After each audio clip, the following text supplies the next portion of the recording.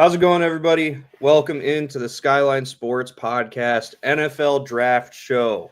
We're doing it live. We are reacting to the first round of the NFL Draft. We'll be on here all night long. Super excited that we get to do this, and we're gonna have a good time. I think the national anthem is going on right now, at least on the NFL Network feed. This is gonna be a lot less like serious and professional feeling. I mean, not that our podcast normally feel that professional, but like this is really what this is it's as if you guys are sitting in the room while Nick and I are watching the draft, sitting in the same room together. We'll be talking, we'll be chatting. Here before it gets started, we're gonna talk through a few things, but yeah, this is really we're just hanging out and enjoying the most exciting day for football fans in April. That is the NFL draft day. So as we sort of are preparing for round one to start and the Titans to be on the clock, which just before we even get going, I think it's so ridiculous that we have to sit there through the whole 10 minutes of the first pick. Like, the Titans are drafting Cam Ward.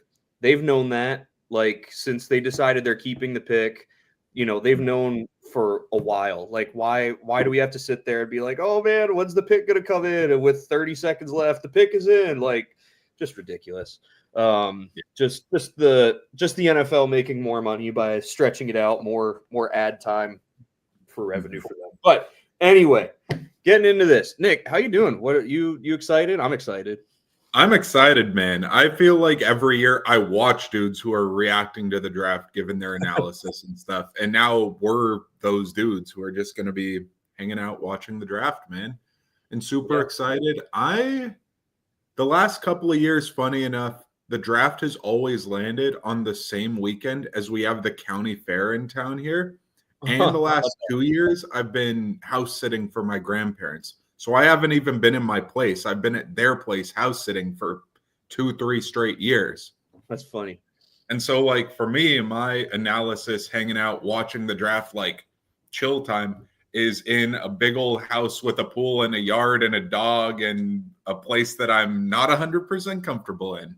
Right now, I'm in my room at my desk, got my Steelers merch on, and just, like, completely settled. And I'm happy about it, man.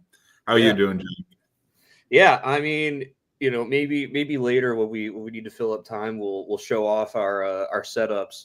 But yeah, no, I'm sitting here at the kitchen table, move the TV over to on the table so that we've got everything in the same place. And my wife has graciously allowed us to do this, or at least allowed me to do this. She's taking care of the baby the whole time, and so this is a dream, man. But yeah, getting into this, I mean, I think let's just kind of go through sort of back and forth, like what are our biggest questions? What are the things we're most looking forward to here in round one? Do you want to hit it off first? Sure. So I'm really excited about any surprise trades where I feel like right now we're starting to hear the reports and the rumblings that we do every year. And there are the thoughts of, like, the Broncos, do they want to trade up? And now there are reports the Broncos are trying to trade down. Oh, the Rams are trying to trade up now. Oh, the Jaguars, they're definitely going Genty. There are reports everywhere the Jaguars are going Genty. And then today it's like, oh, the Jaguars are trying to trade up to get Hunter. And it's like, wait a second, what's going on?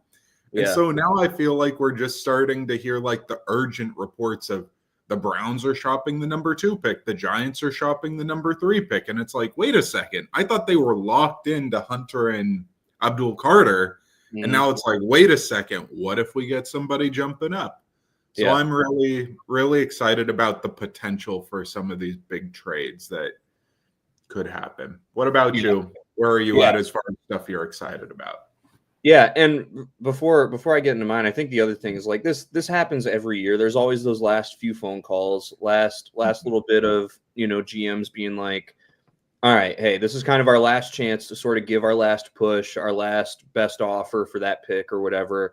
And, they're making that call. They've probably made that call to that team a dozen times leading up to this point. But you know, using this Jaguars Browns example, you know, the Jaguars are like, all right, this is our last chance to see what if what we can offer is good enough to the Browns. Maybe they've heard offers from other teams and ours is actually going to be the best one, you know. And so yeah, so we all like go, oh my goodness, you know, the Jags contacted the Browns about the number 2 pick. They've contacted them, you know, 10 plus times already, probably. So it's definitely something to be mindful of, but also I think it's sort of played up, you know, by ESPN, by NFL Network, like, whoa, be on the lookout, you know, and it's like, okay, you know, this is teams doing their due diligence, right? But that being said, I would be very, very surprised if we don't see some trade involving first round picks tonight.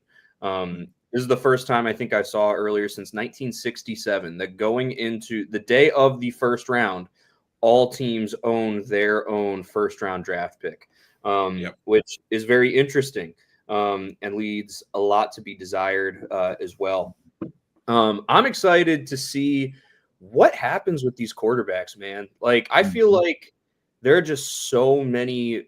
You just keep hearing so many different things about different quarterbacks. This team likes this guy. This team likes this guy, right? You know, basically the only thing that we know for sure is Cam Ward is going number 1.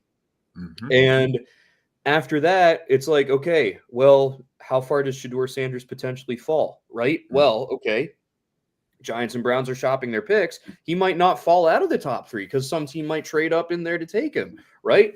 There are talks that he might not even be the second quarterback that goes off the board because you never know, you know, like if some team really, really likes Jackson Dart and they're really concerned about Shedeur Sanders, they might be able to wait. It comes to them. It's like, oh, well, they got to take a quarterback. They take Jackson Dart. And then we're left there like, what are you like? That's crazy, right? And so it'll just be really, really interesting to see what happens. I could see as many as 5 quarterbacks going tonight. I could see as few as 2 quarterbacks going tonight.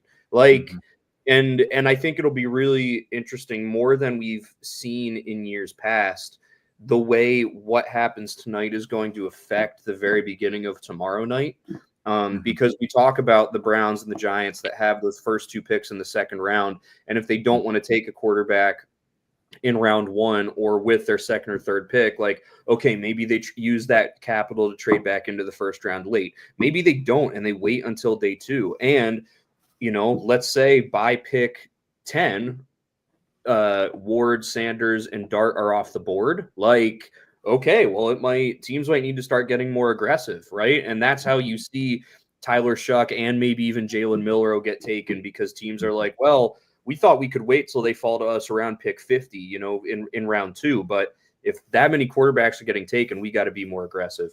And so I think that's what we're all the most interested to see. But just the different nuances, the like so many different possibilities that come with this are going to be really, really interesting. I think the double quarterback trade ups on the table, where I think if Shedeur slips past 9 and the Steelers also don't take him, so post 21 Shedeur being on the board, that's where I could see like a Saints jump up to like 25 or 26 or a pick around there. And you see the Saints jump up there and they pick up Shedeur. And then you have the Browns and the Giants in the second round, and they need a quarterback, but they both do. That's where I could see one of them as well jumping up into the first round as well. So you could see the double quarterback jump up, especially if Shedeur falls out of the Steelers' range or they don't pick up. Yeah. And I think it's also like, it's worth mentioning, obviously there are differences between first round and second round when it comes to, you know, 5th-year option, how much you're going to have to pay these guys and stuff. But outside of the quarterback position, especially this year, outside of the quarterback position, take the Rams, for example. I think maybe if Jackson Dart is there at 26, they take him, but they might be a team that's like, yeah, we'll trade back to 34, because the difference between 26 and 34 for them isn't going to be as drastic as a team that is like, no, we need our quarterback like of the future, right? Not like a few years down the line, our plan after our current guy is gone, but like, no, we need our guy that at some point this season we're putting in and he's starting, right? And for the Rams, they might be like, well, we've got a pretty good squad. Yeah, these are a couple needs, but we can address our needs just as well with pick 34 as we can at 26, you know, depending on how their board kind of shakes out. And so I think that could be really interesting. The teams that are willing to trade back, that you'd be like, what? They're trading back? It's like, well, if we remove the quarterback lens of it, it's like, yeah, okay. I mean, my Lions, for example, like if they picked 34 instead of 28, I'd be disappointed because it means I don't get to see what they do in the first round. But like, Donovan Ezeraku might still be there, and the nuances of that I think are going to be interesting, especially at the back half of that first round. Mm-hmm. Yeah. Back of the first round, I think, is where you get to see a lot of fun, where you get to see like Lamar Jackson, somebody trade up and get him, or you get to see like Bills and Chiefs flip-flop picks for a particular receiver that you want. And so I feel like you see more teams jump or look for specific spots of need or weapons. And those are always really fun picks, I feel like. Or when you saw last year, you saw, what's the Carolina, now with the Panthers receiver? Xavier Leggett accent. Leggett, yeah.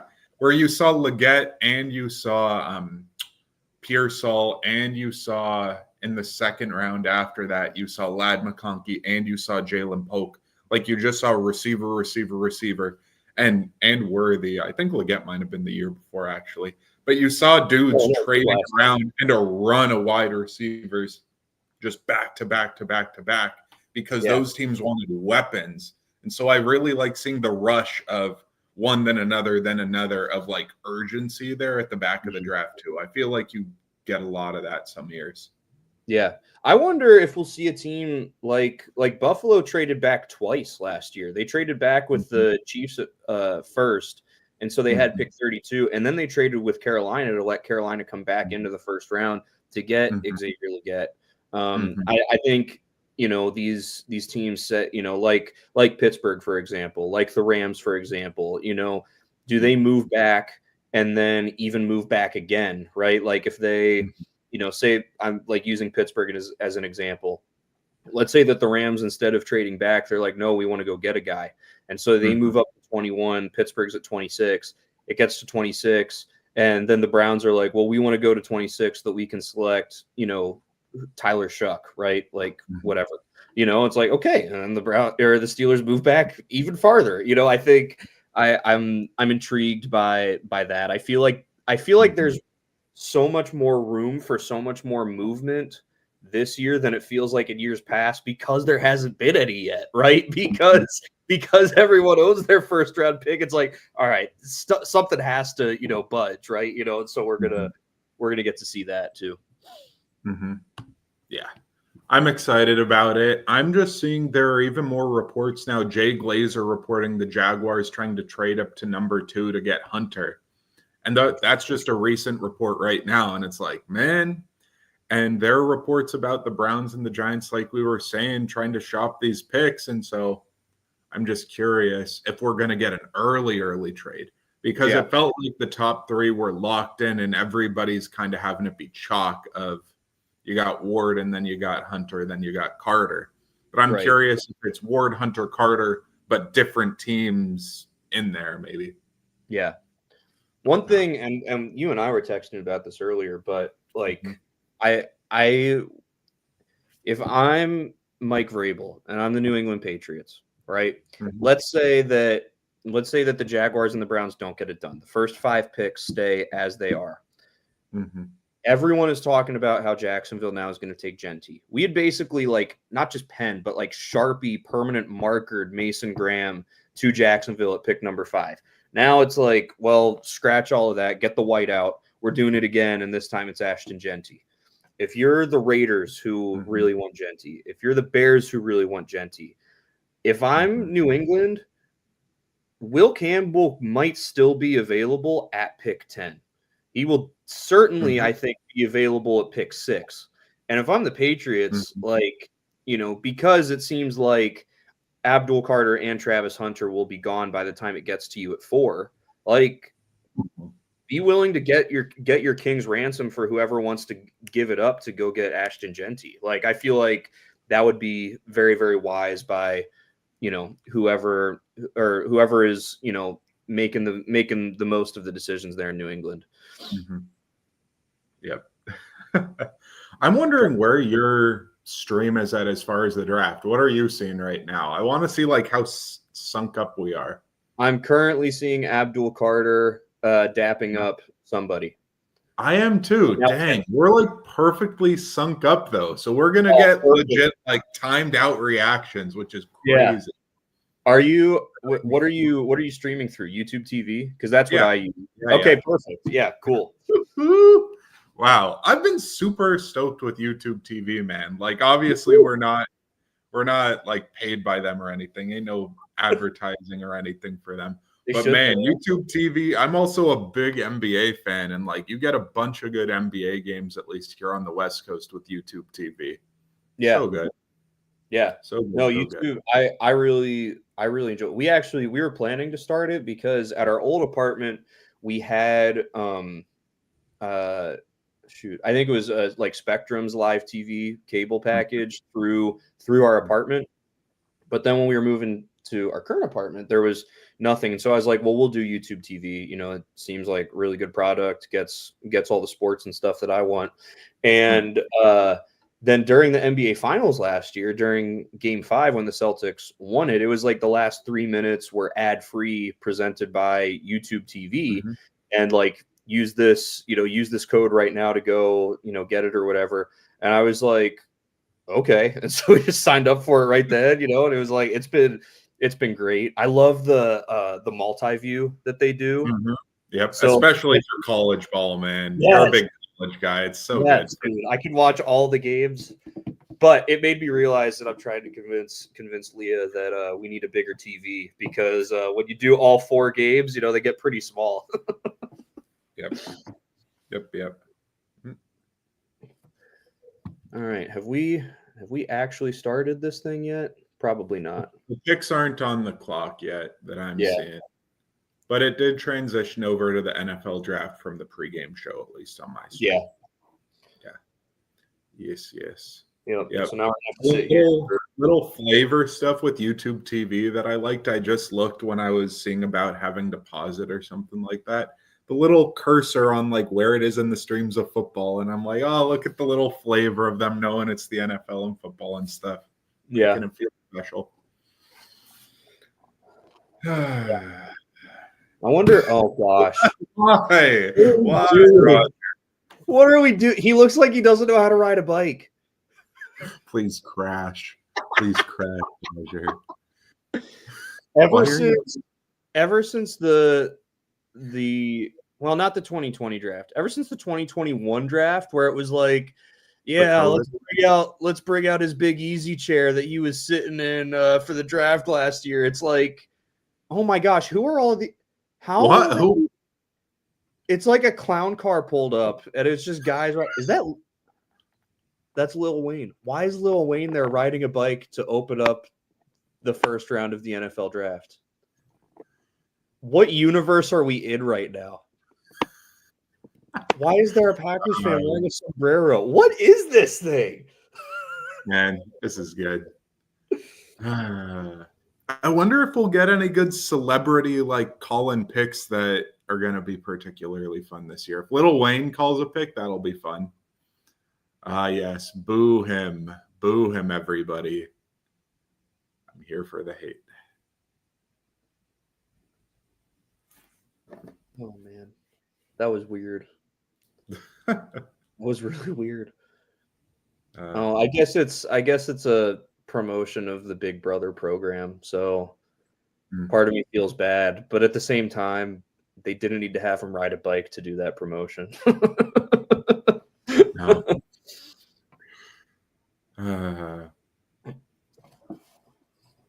So now he's gonna. They should have him do like his speech thing to like open everything right before or right after the national anthem instead of like, hey, we're starting. Let's do this whole thing. Yep.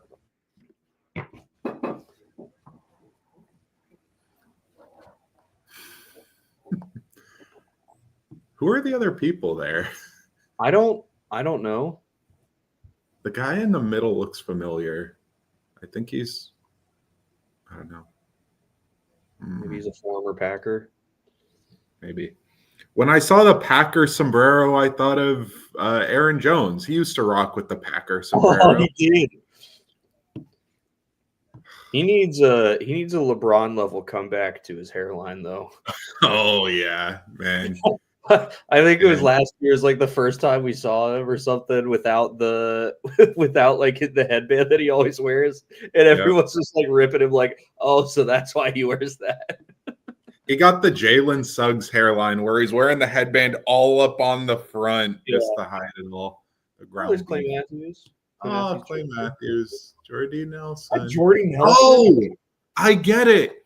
The whole reason why they rode bikes on the stage was because it was Green Bay. That's a Green Bay tradition with the Packers. Like first day of training camp, you ride the bikes to training camp. I know this. I read the Aaron Rodgers biography that came out in the last year, and I found this out in the biography. Gotcha. But it's homage to that. That makes sense, man. I'm kind of dense. They're not just being whacked for no reason. Yeah. I mean, hey, it's one of those things that all of the Packers fans there, they got it. And we're not Packers fans. So how are we supposed to know? It'll be interesting what happens in Pittsburgh next year. Mm-hmm. Yep. I'm excited about it. It should be fun. The one thing that really concerns me is that I've heard like people being like, the Steelers don't want to take a quarterback this year because like they want to take one next year when the draft is in Pittsburgh. And I'm like, that's not how you run a competent organization. Like that's just trying to like pump up the hype, and like hype doesn't make for a good football team. Yeah. Clay Matthews Jr. does not get enough love. I mean, he was a menace for those Packer teams of like the early 2010s. Yeah, he was good. And he also slotted into that role where it was Aaron Donald on the Rams and then rotate in a random edge rusher, defensive tackle that just gets 10 sacks automatically with Aaron Donald getting doubled. Yeah. He had like 10.5 sacks as a Ram for the one random year he was there. Same thing with Leonard Floyd. Same thing with what's his name, who's back in Dallas, the edge rusher who was drafted by the Jaguars. What's his name? I'm blanking.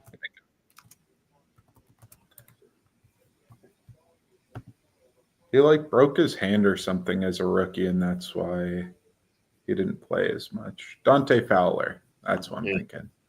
Dante Fowler was another one of the edge rushers with the Rams that just like showed up and walked into like 7-8 sacks just because he was playing with Aaron Donald. But he's turned into a good player. He had like 10 sacks this last year, something like that. I am intrigued by Daniel Jeremiah's top available. He keeps popping up. It's got Jalen Walker at number 5. No, sir, man. That's crazy. At number 5? He's 6'1" as an edge rusher. I prefer Mykel Williams over him out of the two Georgia guys. Like, wow, that's his body's better, but maybe. I don't know. I feel like we're in a draft where it's like it doesn't matter what their stats were like. Just look at their measurables. That's why Shamar Stewart is as popular as he is. Mm-hmm. I saw a pretty funny take earlier being like, the NFL is moving towards these athletic freaks who project well, like Trayvon Walker when he was drafted by the Jaguars. And I'm hey, thank God for the Jaguars drafting Trayvon Walker, all right? But the thing is, though, that I'm just like, okay, yes, teams are trying to draft more athletic dudes that project better because, like, you got to be bigger, faster, stronger to be in the NFL where there are bigger, faster, stronger dudes. But why is it you're using the example of the dude who was clearly the worst player and worse picked than the dude picked directly after him? That was crazy. Like, I was shocked, dude. Like, and I feel like we haven't gotten any drafts like that necessarily, where Trayvon Walker was picked number 1, and right before that, nobody had any idea 100% who will be the number 1 pick. Some people thought it'd be Hutchinson, some people thought Walker, some people thought offensive tackle. Like, people didn't know 100% who the number 1 pick was going to be that year. Right. But I feel like so many other years, it's like, this year it's Cam Ward. Baker Mayfield, Caleb Williams, Kyler Murray, Joe Burrow. Like, I feel Myles Garrett. I feel like so many years it's locked in before the draft even starts, before anything. And yet that year, that 2022 draft, we just had no idea. And it messed up my mocks. But I nailed my mock besides that, actually. I had Hutchinson going to the Lions naturally. Hometown kid. What pick, if you're the Steelers, are you willing to give up to get your boy Will Levis off the Titans? 6th. Maybe a 5th. All right. The Titans are clearly calling Cam Ward right now. As they should. So they've made that decision 4 minutes into their first round pick, or into their pick time. So we'll see how long until we get the little the pick is in.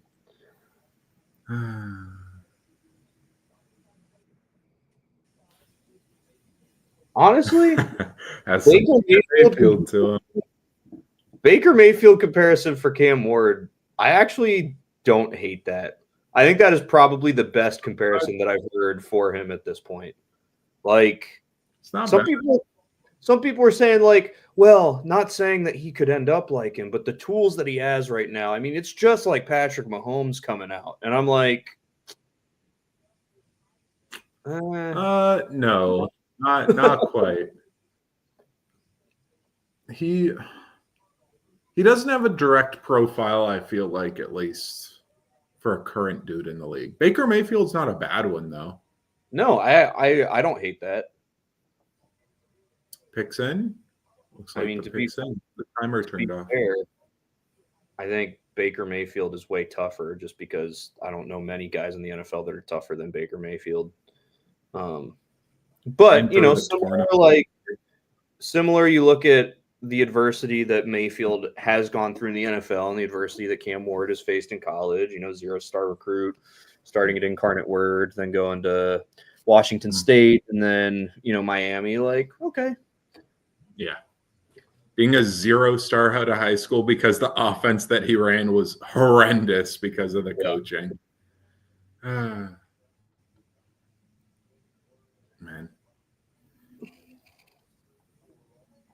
What did we say were the – I should have gotten my notebook. What did we say were the biggest needs for the Titans? Do you remember?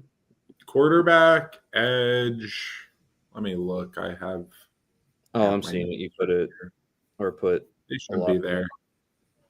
I just said Cam Ward is the pick. Yeah. That's all the notes that you need for this one. Yeah. Like, it's not a – yeah. We probably said wide receiver. Wide receiver. Oh, and then edge maybe because of the edge. Landry. Yeah. Harold Landry's good. Where did Harold Landry land? Was it the Giants? Might have been the Giants. Not 100% sure. Let's look. Harold Landry.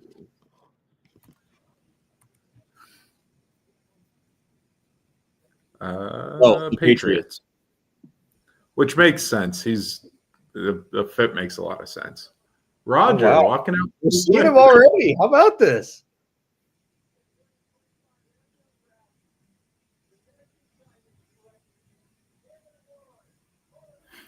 Called him by the legal government name, Cameron.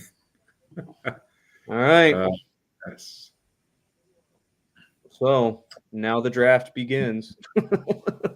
Did you see the funny stuff that was coming out about him doing? He was like live streaming playing Fortnite or something like that. He was asked like who his top 5 receivers are in the league.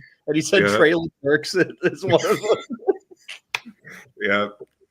He's like, Calvin Jay Ridley, Jennings, one. Jay Calvin Jennings, Ridley. Jamar Chase, Traylon Burks, and probably CD Lamb. Yeah. Who's your dream weapons group? Chigakonkwo. Who I like. He's an athletic tight end. I like him. Still, it's funny. You know who's a forgotten tight end that was like sneaky good, never got the praise? Delaney Walker. Oh yeah. Yeah. I always had him on my fantasy team.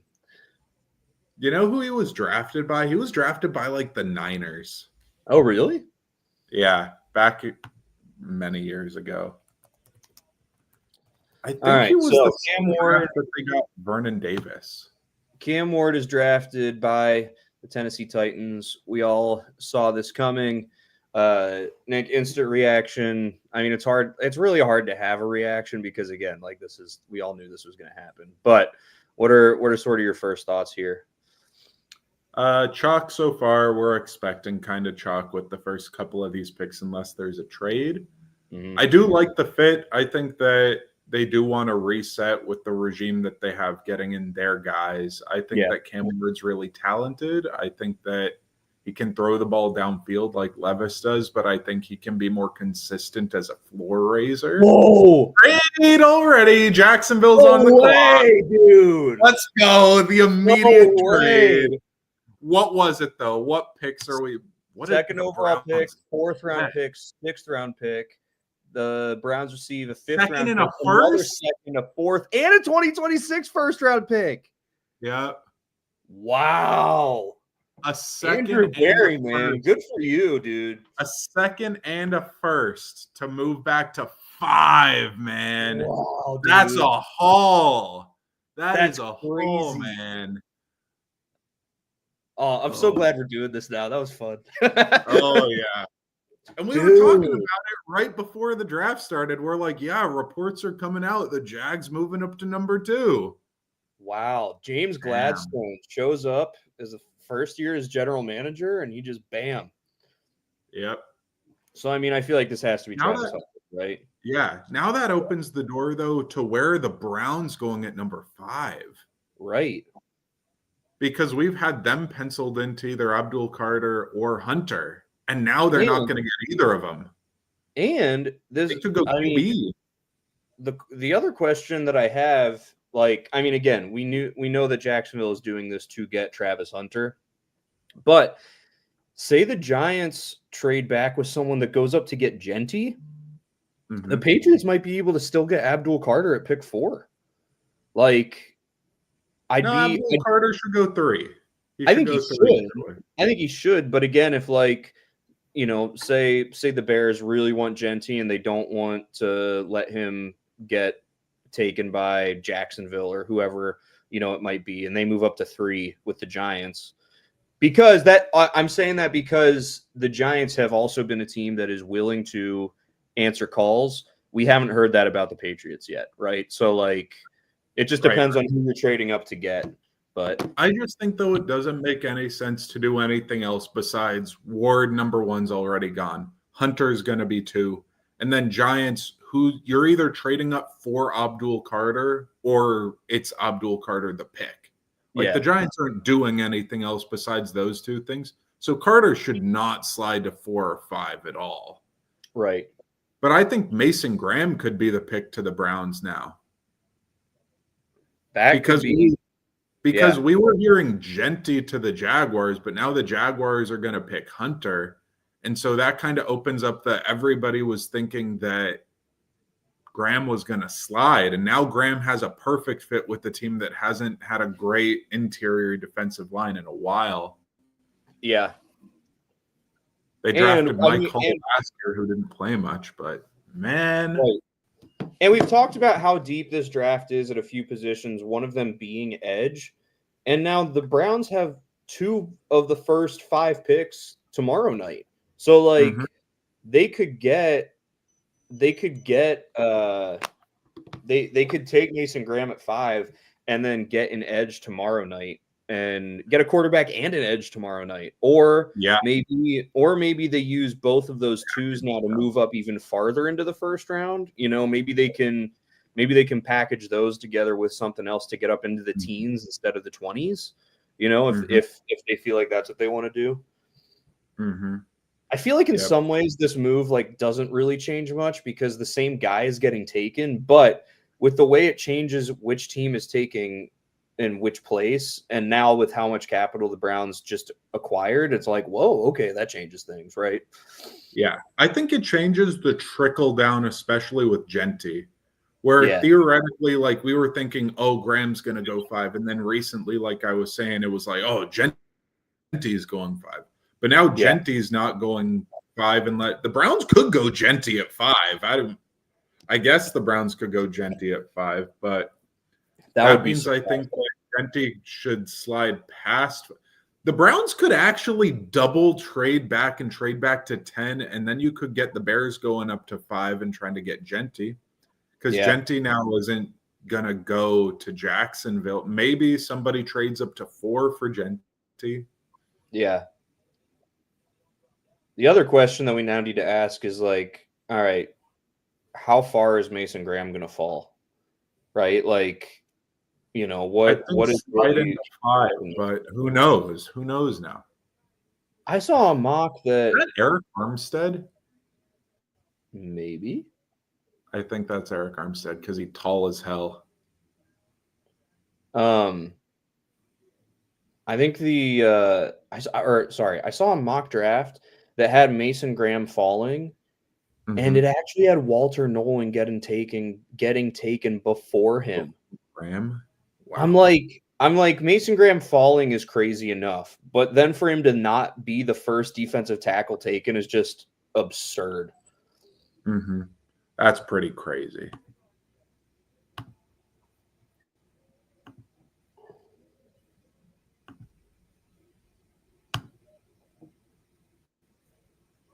Look how far Eric Armstead has to hunch over to reach the microphone.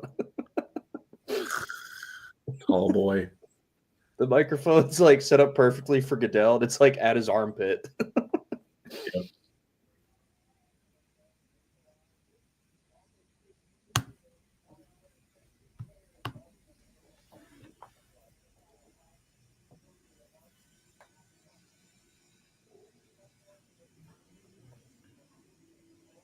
It would have been really cool if they had done this in Green Bay and done it inside Lambeau Field instead of outside.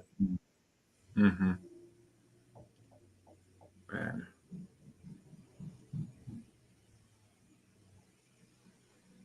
All right. Come on, say the pick. We think we know it. Come on, Eric.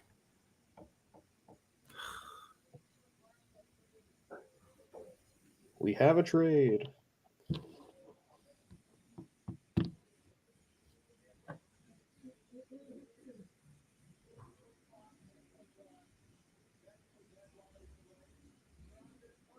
Yep. And now it goes out the window that the other fun theory that we were hearing earlier was if Hunter gets taken by the Browns, then Browns could trade up for Shedeur from the second, and then you get Hunter and you get Shedeur back on the same team on the Browns, but no luck. But he should be really cool to pair with the Jags' number 1 receiver and should be a good number 2 corner for them. Potentially. Yeah. No, I like it for Jacksonville. I like new regime. Feel like using more offense, defense. What was that? You think they're going to use him more offense or defense as far as Hunter? I don't know which one they will do. I know which one I think they should do. I think they should use more for defense.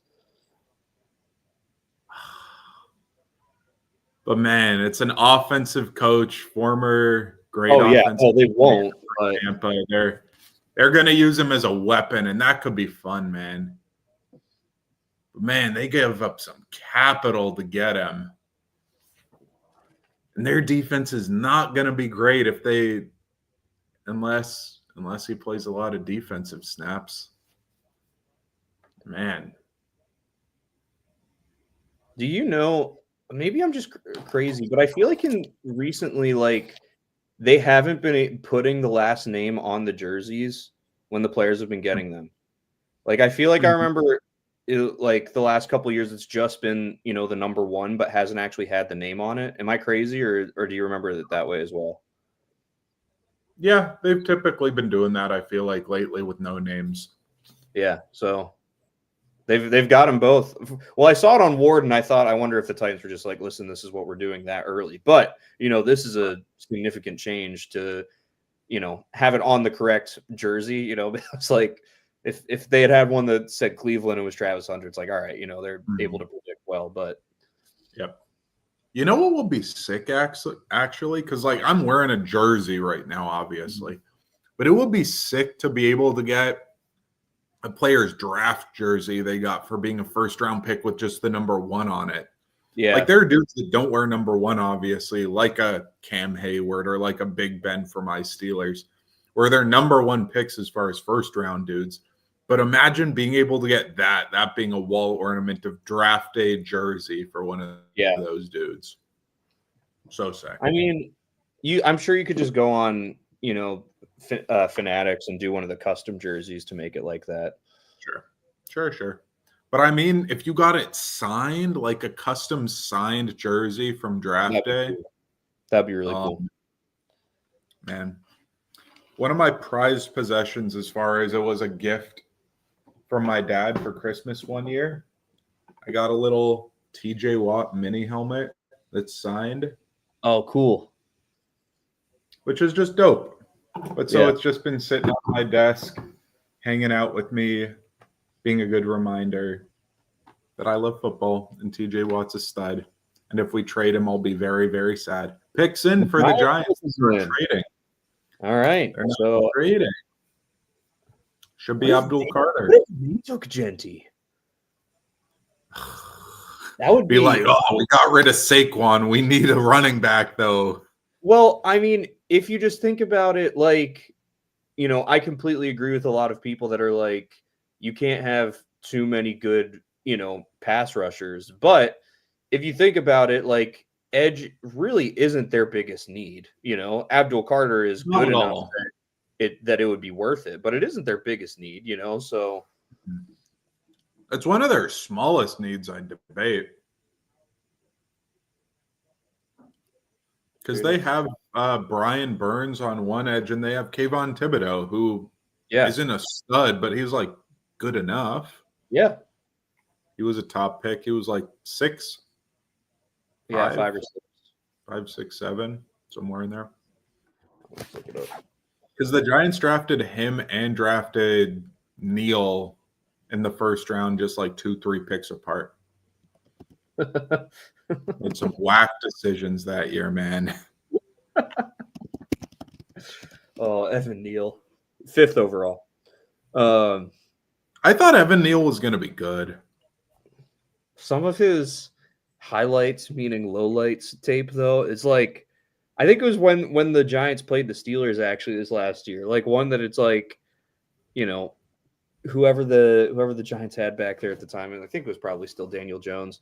He's like looking around, like trying to save his life, and Evan Neal's just kind of standing there, like, or the one where he's blocking his own guy, like,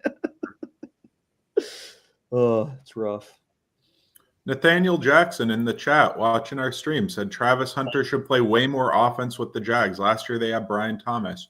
I think their offense could be really dynamic. I think Trevor could be good, but like their defense was not particularly good last year. Hopefully their offensive line's better at protecting him. But I think definitely as a weapon to use on offense, Hunter is a great weapon. I think he's super. Absolutely. No, what he could do on offense is just, especially across from Brian Thomas. Giants select Abdul Carter. Got it. Mm-hmm. Will be interesting. Like we just talked about with all of their edge rushers. Will be interesting to see how they kind of rotate all those guys in. Though Carter could be a guy that plays more outside linebacker than true edge rusher. So that could be a way that they make that work. But bro, Nathaniel again in the chat. Giants GM has no idea what they're doing. No, sir, bro. What do you mean? They just took the best available dude and could be the best player in the whole draft. At least that's Jack's opinion. Jack's been I think Abdul Carter is the best player in the draft. But I do agree if you just look at the optics of like what does this team need and what did they do. We were just saying Edge is not near the top for them. Oh my gosh, he's got did you see the opinions? Well, no, Carter's got a handshake with Goodell. Yeah. Damn. Oh, they got his name back on it. Thibodeau, though, hasn't lived up to being top 5.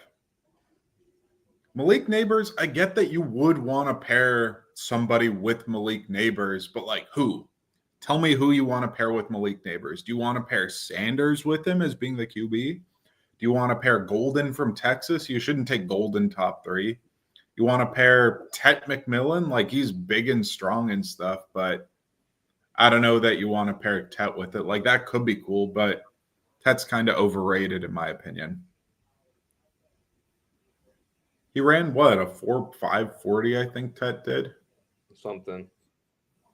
Depends on, So far, top 3 picks have been chalk, but there was a trade, so that's exciting.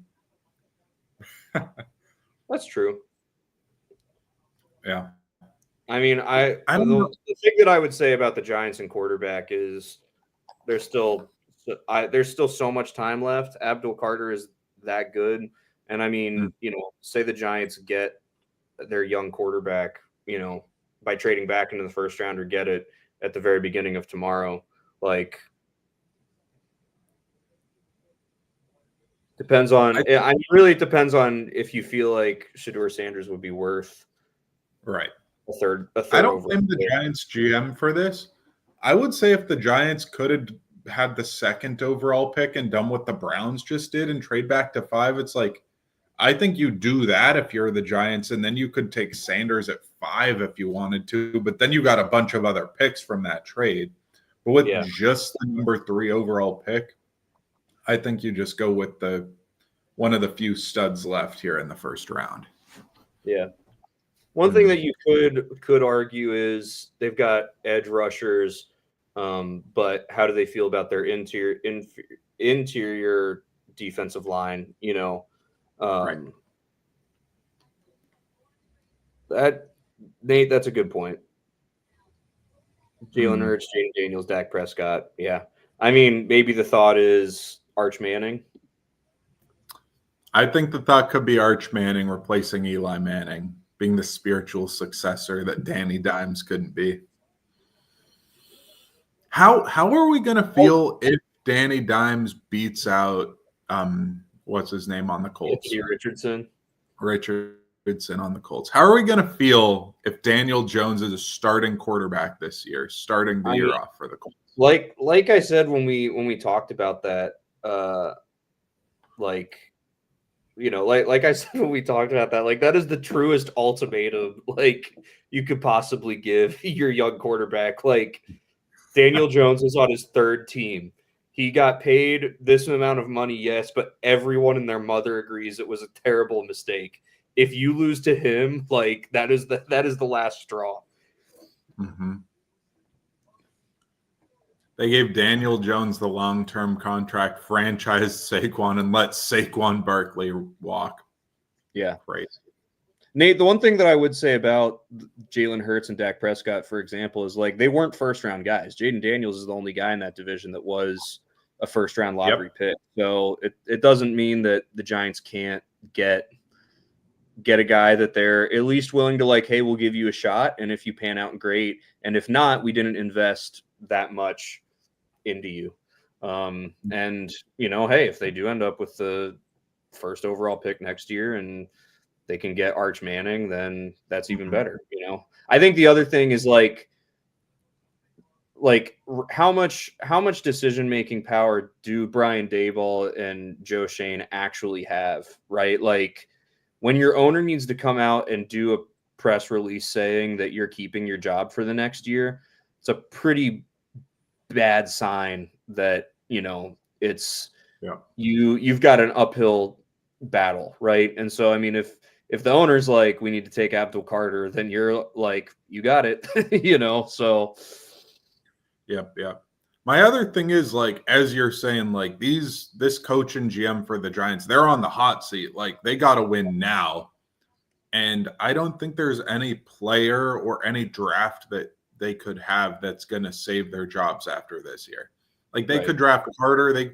Basically anybody outside of Cam Ward. I think Cam Ward theoretically is the only guy that, like, could save their job if they could have gotten him, but there was no chance for them to get him. But like Shedeur Sanders, if they had drafted him right there at 3, would he have saved their job this year? No. Is Abdul Carter going to save their job? No. But could Abdul Carter and take a quarterback in the second and, like, just try and build up the team? Like, could you maybe squeeze out 7, 8, 9 wins? Maybe. But just trying to drop Shedeur Sanders onto this team and be like Neighbors and Shedeur, I don't know that that's doing anything good. Yeah.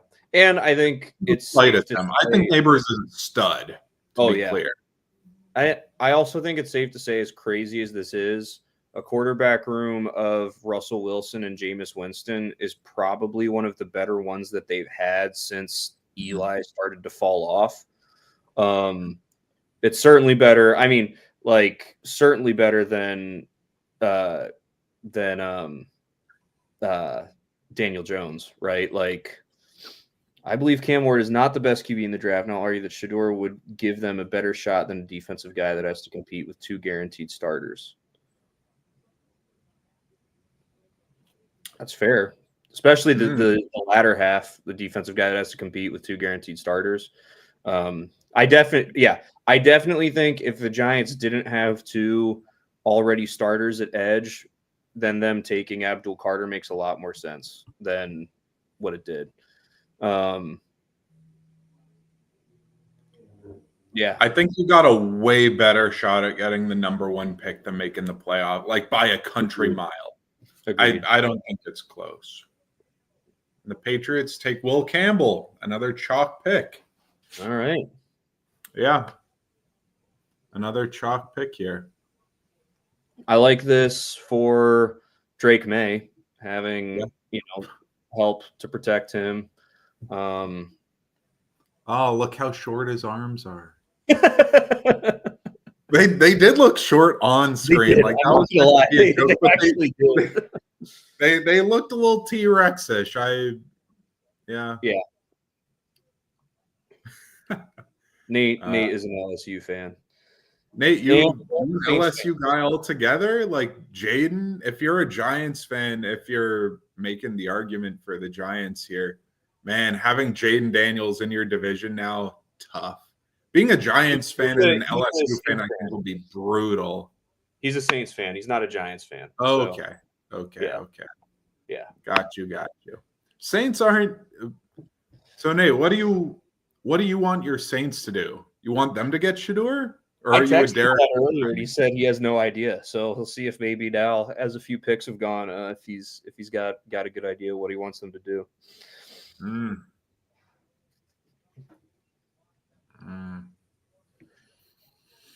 I'll be really intrigued to see his live reaction once they do whatever it is that they do. I also think it's interesting, the jerseys this year, they have the sleeves so that they could, like, they are the typical, like, over, like, could fit over your shoulder pads. Which Georgia guy? There are 2 Georgia guys. Williams or Walker? I think Pry Williams is a better fit for what the Saints like to do, will be my guess. Because they like the bigger guys. They like the bigger, longer arm guys. That is a dude who has watched the Eagles draft recently. Yeah. And just got a Georgia defensive player. Whereas my Steelers, as you can see, they go Georgia offensive player, which isn't a big problem. Jones and our tight end and Pickens, like, but they don't use them. We do. Darnell Washington is an offensive tackle with the ability to catch passes, and they never throw it to him. He had like 100 yards this year, which was a big like bump up from his rookie year. He had like 40 yards. It's baby steps. It's baby steps. I heard one GM say that it doesn't, like, if they get a call from the 215 area number, they're not even answering it. They're not letting the Eagles trade with them whatsoever. Yeah, it'll be really tough if we need to watch the Eagles. I think Brown should go with Graham. I think Browns should go Graham. As you're saying, I think running back's interesting. I think it's I mean, to be fair, if you're the Browns and you were able to get all of that capital and take a guy like Ashton Genty, like that is that's a great start of the draft for Andrew Berry and the Cleveland Browns. Well, Genty's the only Genty and sort of Graham are the only studs left. Oh man, those dudes look so New England. Bros. They look like guys we went to college with. Exactly, man. Picks in for the Browns already? Quick.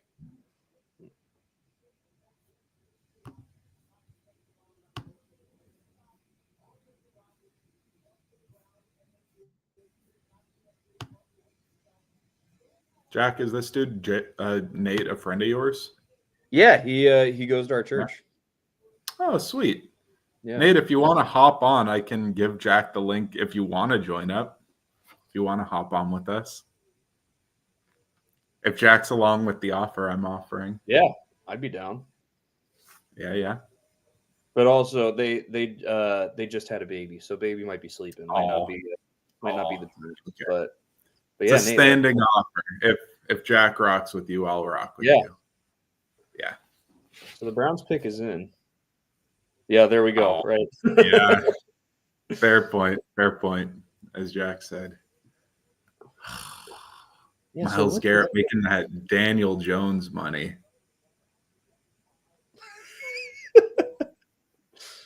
He is. I don't know. Maybe they take Armand Membo. Jedrick Wills didn't work. They got rid of him. Yeah, we don't really live stream, Nate. We do record videos, but we don't normally live stream. But here comes Roger. Nick, what do you think about that? Jedrick Wills didn't work. They didn't re-sign him. Armand Membo? I don't think so. They like bigger, stronger offensive tackles, I feel like, than the athletic guys. And Membo's a more athletic dude. Yep, Mason Graham. Yep. All right. Good. We're still chalk as far as the picks. Like Mason Graham was the chalky pick before. It's just there was a trade, but it's still. Hey, I like that for Mason Graham because I was really not okay with the idea of him falling, like people were saying. So, plus, the dude. I mean, if you look at his stats and you're like, well, I don't think he's worth it, then that's just very clear. Like your ball knowledge needs to be increased.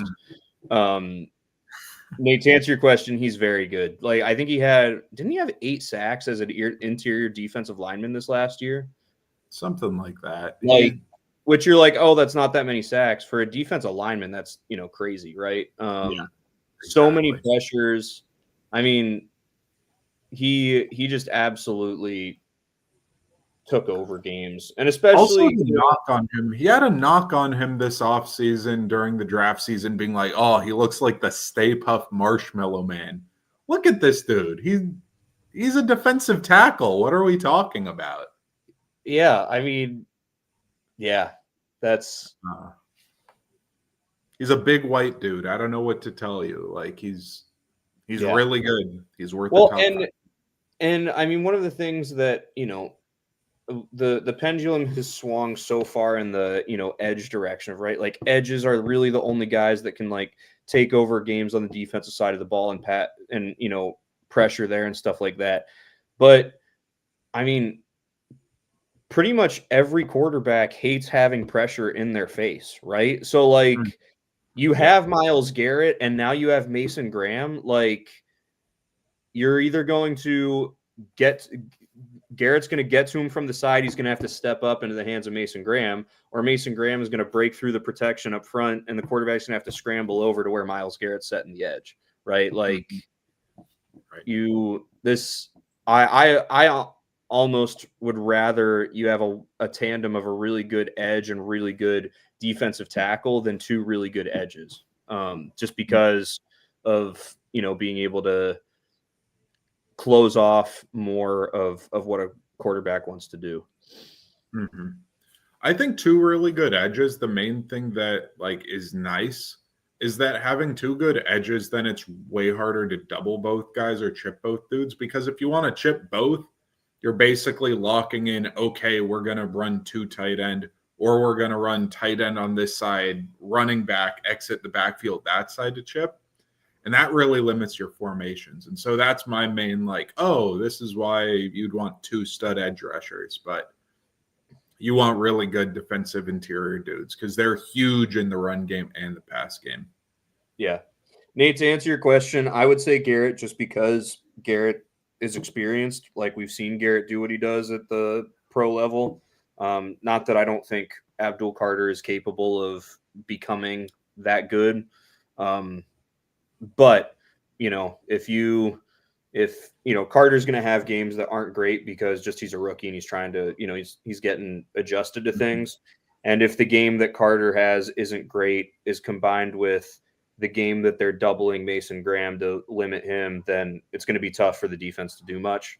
As opposed he was saying he actually meant who would you rather pair Garrett with, Carter or Graham? What he meant, to be clear. Oh. The pairings Carter, I think, because he's better as a player. That will be what I would nail it down to. Raiders pick is in. Genty fell right into their lap if they want him. You think Genty's the pick, falling right into the Raiders' lap? I think so. I mean, maybe it's Membo, but I'd be very surprised if it isn't. If it isn't Genty, then it's got to be Membo, and if it's not either of them, then it would just be very classic Raiders. Right. I get what you're saying, Nate, where it's like, oh, you're chasing Lamar and Burrow, and it's like, yeah, but you also have to deal with like Derrick Henry and that kind of BS. And Derrick Henry's a pain in the butt to bring down, as my Steelers were trying to figure out. Ashton Genty, still chalk. We were thinking Genty. I like the picks thus far. They're all good picks, but not a bunch of surprises. Yeah. Hey, good thing we had that Jacksonville-Cleveland trade. Otherwise, this would be much more boring so far. Exactly. All right. Genty to the Raiders. I mean, this makes a lot of sense. It's what we all pretty much expected. Pete Carroll has been more than willing to draft running backs in the first round in the past. So that makes sense. Their running game, I mean, it basically didn't exist, the Raiders' run game last year. So this is a good move there. Yeah, I mean, he's the best running back in the draft. He's my Heisman Trophy winner, personally. So yeah, it's hard to talk about because all of this is so chalk, right? It's hard to but yeah. I don't think Geno Smith is the only reason why he'd have a good rookie year. I think that Brock Bowers is really good. I think that what's the name of their Jacoby Myers is good as well. I think he's a third. Him being the third weapon with Geno Smith is nice. I think if that offensive line plays well, then you're going to have a fun offense.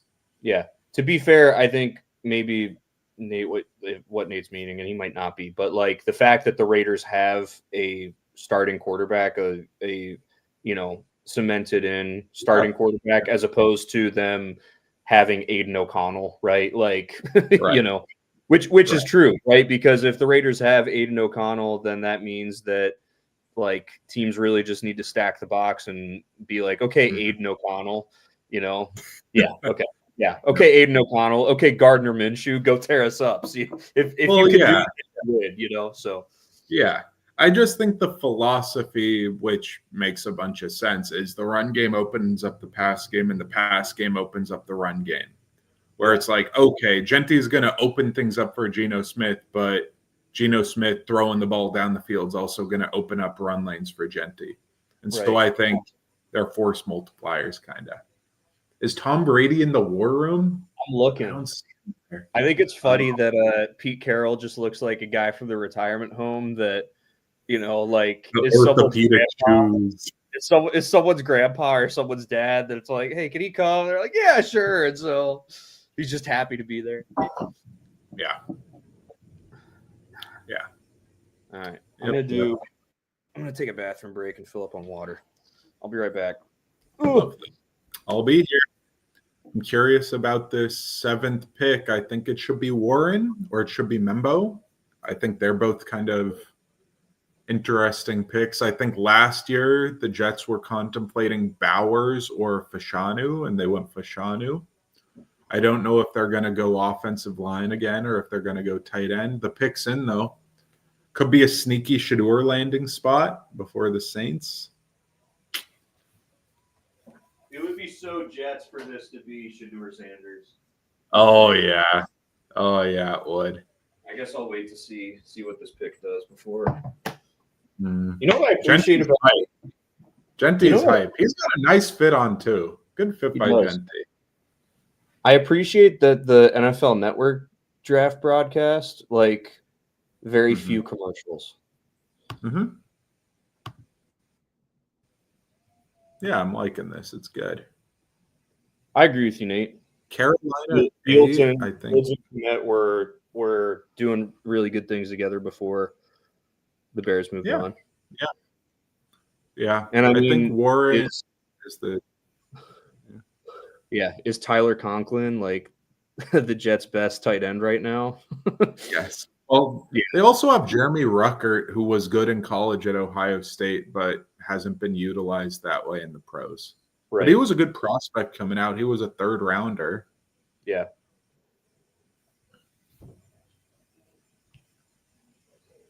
I'm curious, though. Jets should go either Membo or Warren. Not should as far as what I would do, but what I think they would do. But I'm curious after that when we get to Carolina, because I think Carolina probably will go with the defender. But then that drops into the Saints, and I feel like the Saints is where this really opens up.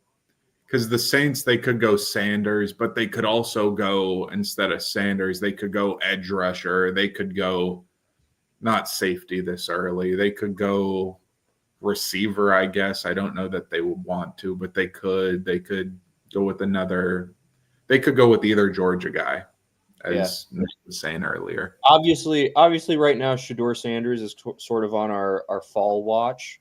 But also Will Johnson. I think after the Saints, it's going to be a really interesting fall watch. Yeah, I think Will Johnson also needs to be on fall watch.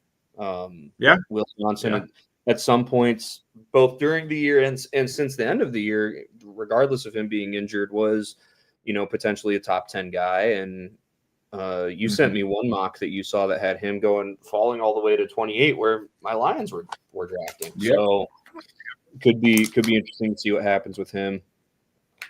Mm-hmm. Yeah. And it was so funny seeing people in the comment section complain, being like, he's a zone corner and we run a man scheme. It's like, wait a second. He fell here to you to draft him. I mean, to be fair, Lions fans are still hurting over what happened with Terrion Arnold this last year. So yeah. Yep. How far did y'all trade up to get him last year? We didn't trade up at all. Did you not? I thought they all did. No. Wow. No, it was the year before that the Lions moved around a lot. The year that they got Jahmyr Gibbs and Jack Campbell and Sam Laporta. Yep. All right. Jack really asked me. Let's see this pick. For me, I feel like both Membo and Warren. I think regardless of which way you go, it's the right move for the Jets. And I also think that they're both they're both Aaron Glenn guys. Like they're hardworking, just playing every down balls to the wall type guys. Mm-hmm. Let's see what they do.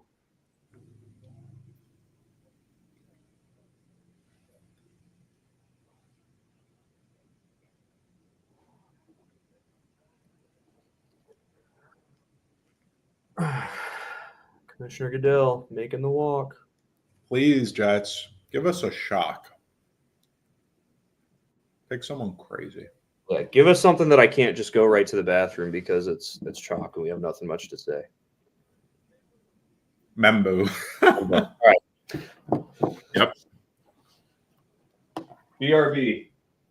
Yep. Membo going there. I think the really fun thing about Membo going there is that now Warren's available, and Warren could go Saints. He could go 49. He could fall a little while. Warren could, because the Colts were looking at Warren for a long while. People are projecting Loveland there, but if they have Warren higher, that could be fun.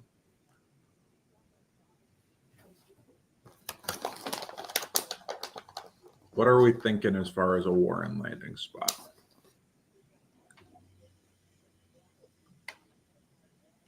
Man.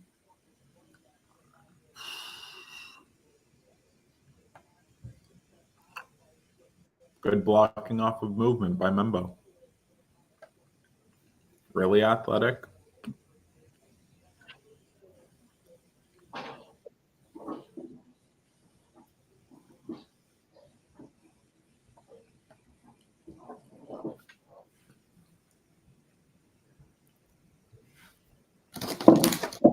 This is also a deep tight end draft as well. Where are you thinking the Warren lands now that he's not picked there? I think he could fall all the way into the Colts spot at 14. I mean, even if you remember when we did our back and forth mock draft, I had him going to the Saints when I picked for the Saints there. Now, I would be surprised even if he's available there if the Saints did that, but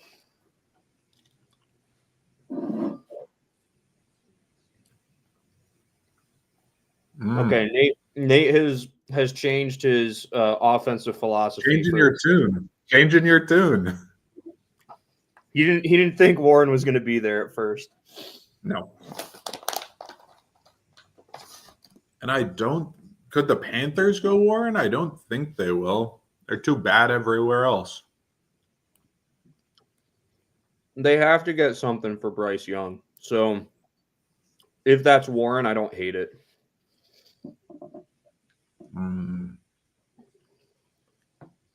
I think this could be a place where we see Tet McMillan get drafted and we're all like, I mean, yes, you need a wide receiver for your young quarterback, but not sure that was the move. Nate, you're a Saints fan. Do your Saints have any particular units on your team that you just wouldn't draft because they're already set in the first? Not because of like who's there. Imagine if you had like a really good player there. Is there any position where it's like, no, I don't want a wide receiver. Our core is too good. No, I don't need a no lineman. Could it be O tackle with Penning and with what's his name? The Oregon's Fuaga. Because I feel like it's different for you, Jack, with your Lions, where your Lions are really good. You want to leave the DBs alone? I guess because safety, like, even though safety is not 100% set, it's not like there's a great one there to be had. But even like a Will Johnson, if Will Johnson's rated highly on your board, people who don't get hurt, that's rich. That's fair. I wonder who he's adding. Chris Olave or Marcus Davenport or Ryan Ramczyk. Could be many dudes. Sadly, hearing Ryan Ramczyk just got retired. Shaheed, that's true. He was having a great year, and then Shaheed and Olave are cool. Yeah. oh no, the Panthers lost Johnny Hecker.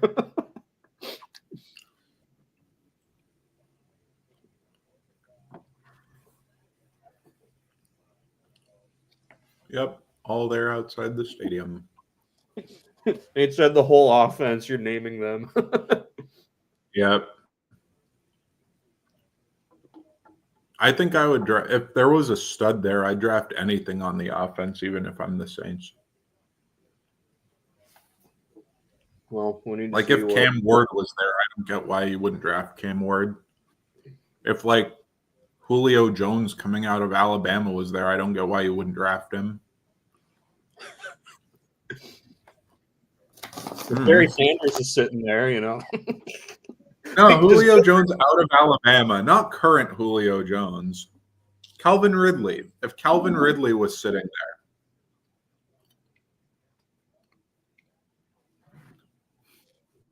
there.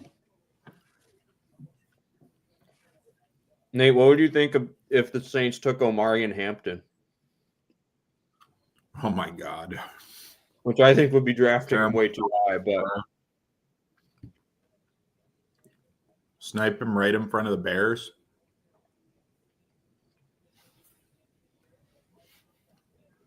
I think the Bears are going to take Loveland. Even though they do have Cole Kmet. I would think they are dumb. Yeah, you are correct. That's what we would think too.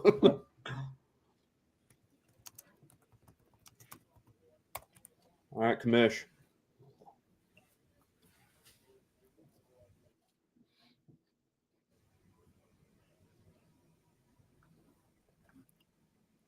Walker? I think it was Walker.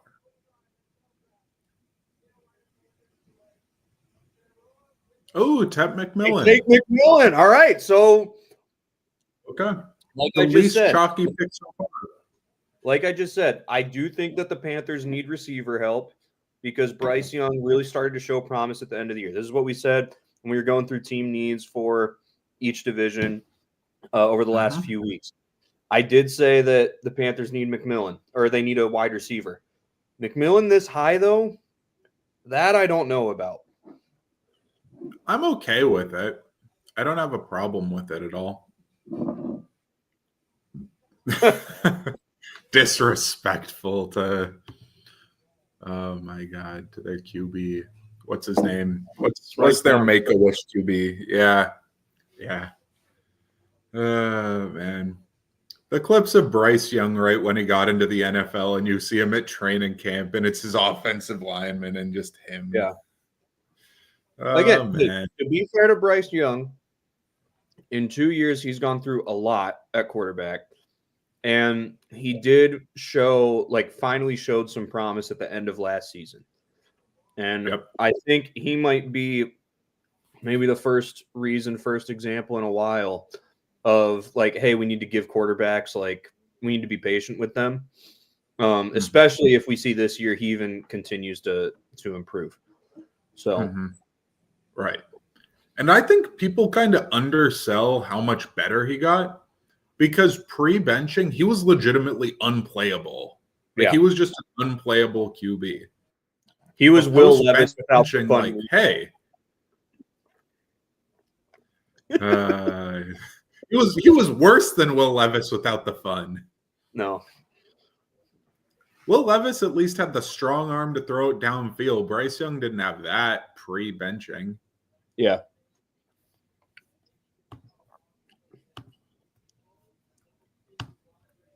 All right. Nate, I know you want the Saints to take Shedeur. I just don't think that they will. It's going to be a long night for Shador if he doesn't get drafted by the Saints here, because it's going to be like an hour until the Steelers pick, unless there's a trade. Shador's just sitting.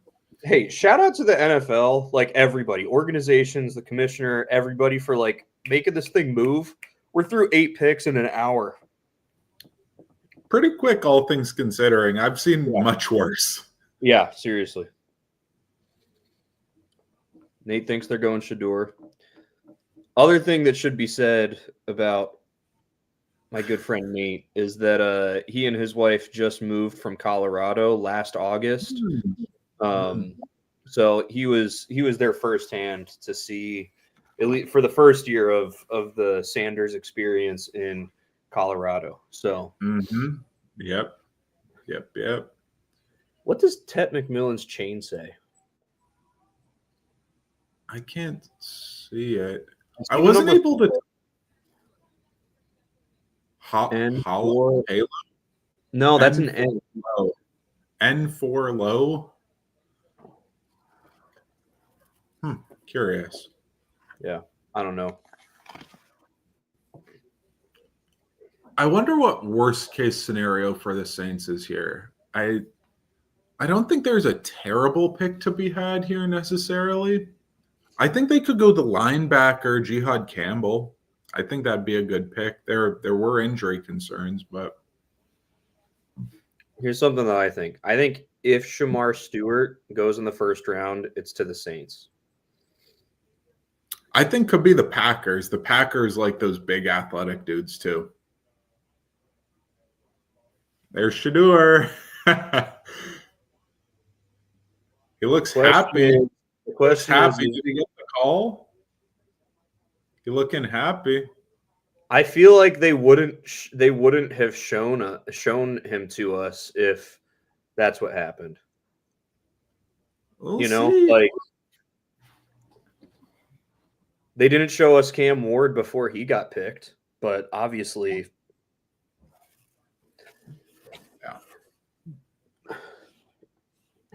Jack, could you see your Lions doing a shocking thing and being like, we're in a Super Bowl window, but there's a sneaky Jared Goff injury or something like that, and they trade up like a couple picks and take Shador or something like that? I would not be a fan. Well, you wouldn't be a fan, but I'm saying I would be really. I think you could get the quarterback that fits that mold much later. They don't. They look decently happy. They're shaking hands and stuff. Kellen Moore and his punchable face, in my opinion. All right, Roger, come on. Is it Shador? This pick feels like it'll be a shock no matter what.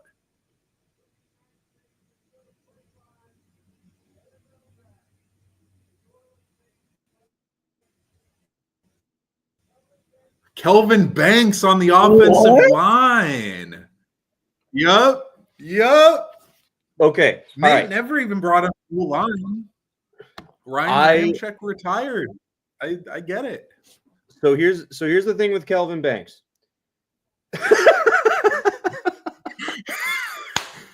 Yes.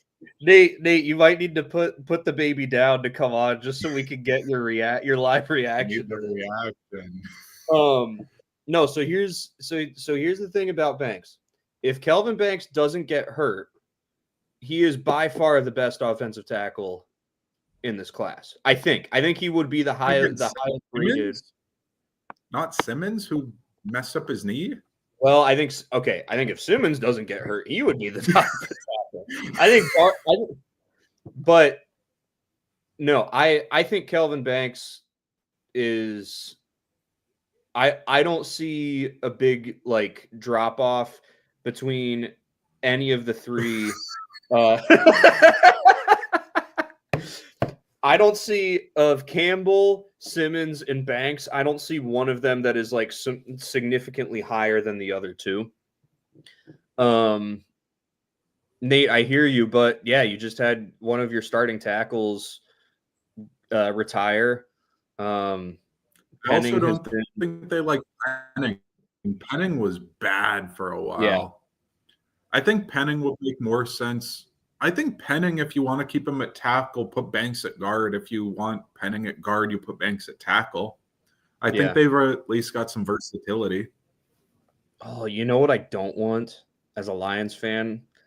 I don't Mm, want the Bears to draft Tyler Warren. I do not want Ben Johnson to be able yes. to I do not want Ben Johnson to be able to utilize a guy like Tyler Warren. He'd be the perfect coach to utilize Warren, man. That'd be I so know. fun. Man, I think Hampton or Warren because Membo's been picked. The Bears pick is in. Yep, it's quick. Moving, We're moving moving. Right. I'm happy. It's cold in Green Bay. They're like, let's just get this over with. They're giving the pick these two ladies who I don't know who they are. Laura Rutledge. Am I supposed to know you? Aren't you a news person or something? Why didn't they walk to the podium? I guess They they're got both the wearing mic on. Yeah, they're both mic'd up. to talk about the schedule release. Why? I need the schedule release because I'm trying to go to the Ireland game for the Steelers. I think next year, Nick, it'll be in my backwoods. The draft in Pittsburgh might need to be a Skyline Sports in-person experience. Mm-hmm. I was just watching. There's a fan experience thing in Pittsburgh that happens every year for the draft, even when the draft wasn't there. And I want to see about getting us tickets to be able to go to this live draft event that happens there every year. I think it will be. Yeah. If we did that, we would be there for all 3 days for sure. Like not just first round. Go back to the hotel room, record, and or go live to talk about it. Oh, May 14th is the schedule release. That's what, like 3 weeks away. 3 weeks. 3.5 weeks, maybe. Oh.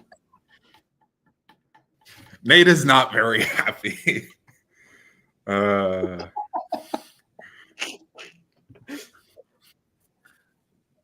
They said, here's some pretty women and they're hype.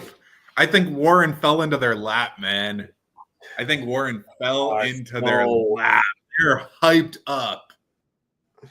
Hey, all I'm going to say is I haven't seen a single draft room as hyped as when the Lions drafted Jahmyr Gibbs, though, a couple of years ago. Do you remember that? Brad Holmes was going crazy. Man. Oh, dude, those were some really good throwback Bears jerseys. Urlacher and Hester.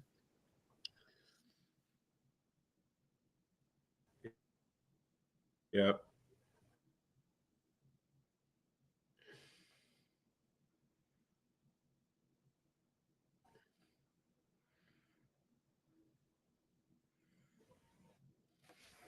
You back? Oh, do we have a connection issue?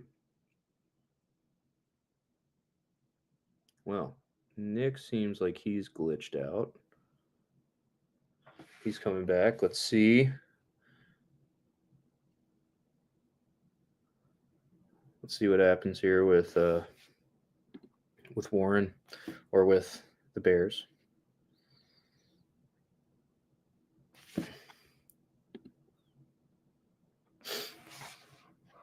Let's see if we can get Nick back.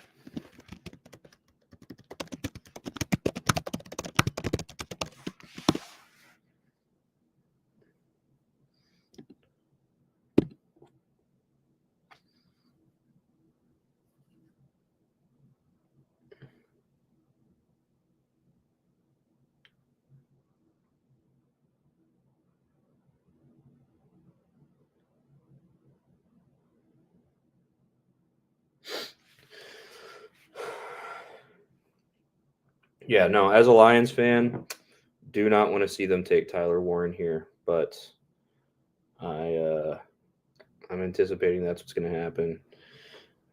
Internet crash. Nick just texted me. He'll be back soon. Doing a tribute here to Walter Payton. 10 pick, 24-5 NFL draft. They took Colston Loveland. Wow. This will be interesting to talk about when Nick gets back on here. Them taking tight end made a lot of sense, but the surprise is that Tyler Warren is available and they didn't go with him. Nate, I completely agree. I really like Colston Loveland. I think he's a great tight end. I think we really saw what he was capable of during their Michigan's national championship run with J.J. McCarthy as the quarterback. And people sleep on his year last year without J.J. McCarthy. Like, he had a decent season before getting injured. So I agree that he's a good tight end as well. I am just very surprised that with Tyler Warren sitting there available, Michigan went with Loveland. Must mean that they rated Loveland a little better on their big board. That is interesting. That is very interesting. I think in some ways that pick is chalk because it's a tight end, but in other ways it's like not chalk at all because Okay. because it wasn't Warren. All right, Nick's back. So Bears take the Bears take Colston Loveland, which I feel like that pick isn't chalk in some ways because, but in other ways it is.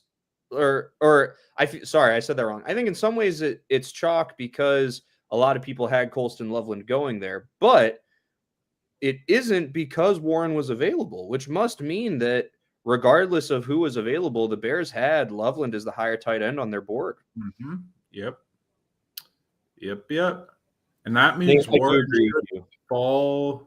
should fall right into the Colts' lap, and they've been wanting Warren. All the reports are they wanted a tight end.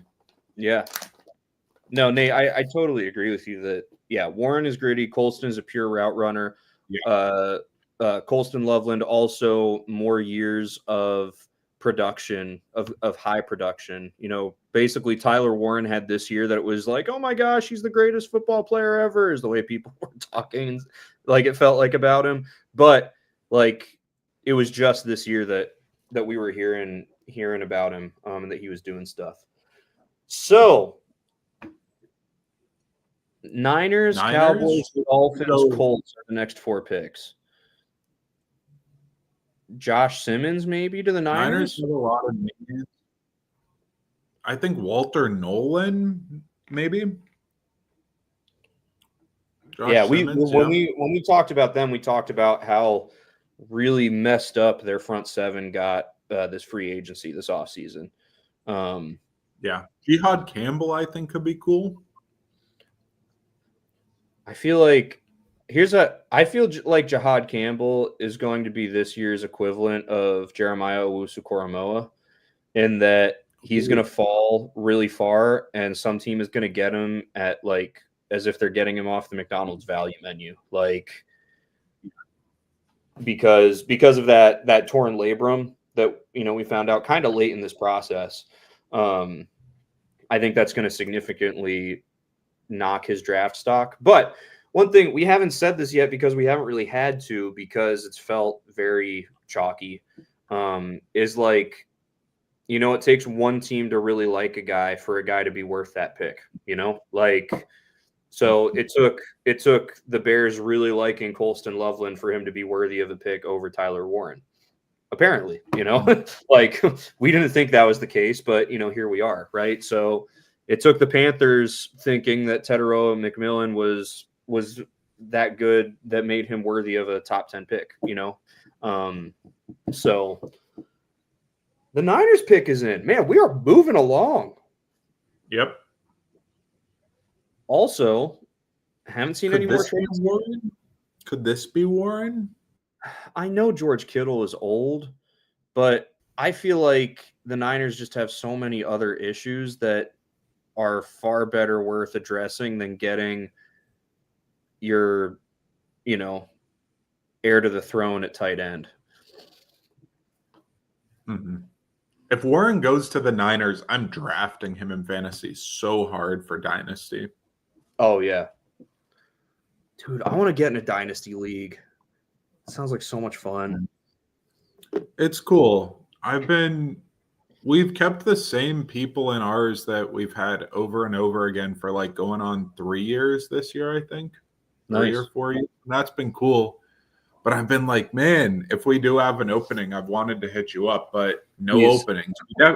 The annoying thing is we have some people in the league who are like inactive, who just won't do much as far as trades or anything, but they also don't want to give up their teams. Yeah. I'm like, yep. There's a person in our league and they're a Vikings fan. And so they draft like every Vikings player. It's like, okay, they have Justin Jefferson as their main guy, but it's like, oh, Jordan Addison, oh, Hawkinson. And it's just the whole Vikings offense. And it's like, there's nothing wrong with that.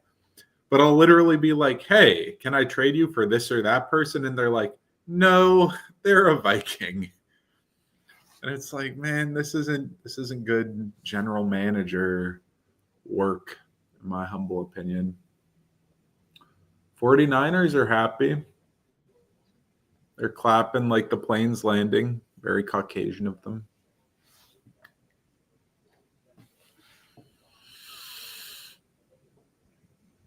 They lost 2 offensive linemen, yeah, but Banks just went right before them. I don't know. 3 offensive linemen have gone, right? Yeah. Memo and Banks and Campbell. Yeah, and Campbell. I think we're at the beginning of Josh Simmons territory. If a team is willing to be patient. At the beginning, yeah.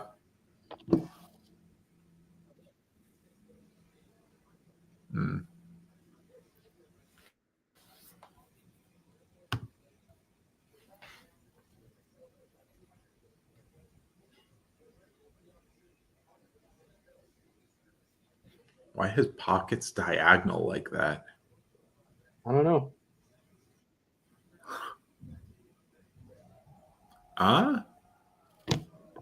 Oh, I thought he was announcing the pick, but they just said back to Green Bay, the pick. And I'm like, oh. Boo. Boo, Roger.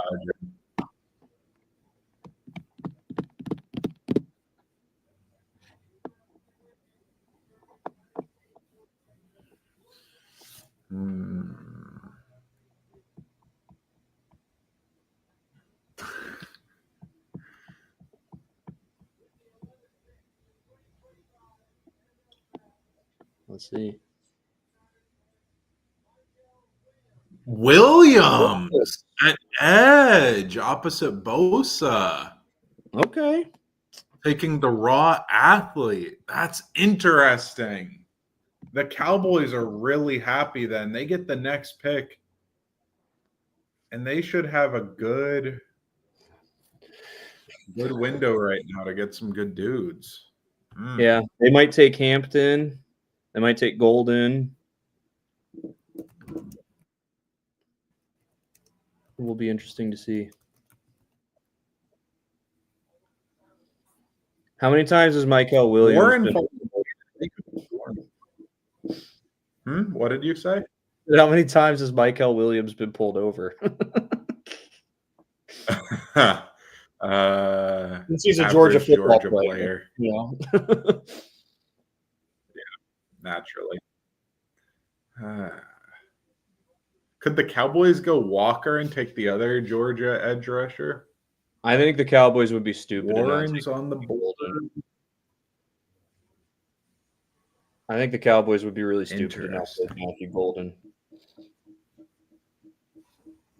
Maybe. I don't know. Tet's gone, but you have all the other receivers there.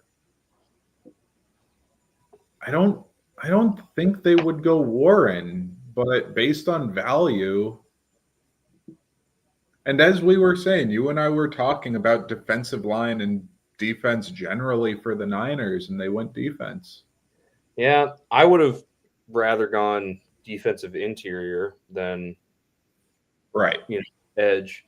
Cowboys pick is in already too. Dang. Jerry's happy. They're clapping. Is it Walker? Could it be Booker the guard? I don't think this is Simmons. I think Jalen Walker. Maybe Hampton. This could be a Hampton spot, actually. Yeah. Oh, the crazy Cowboys fans.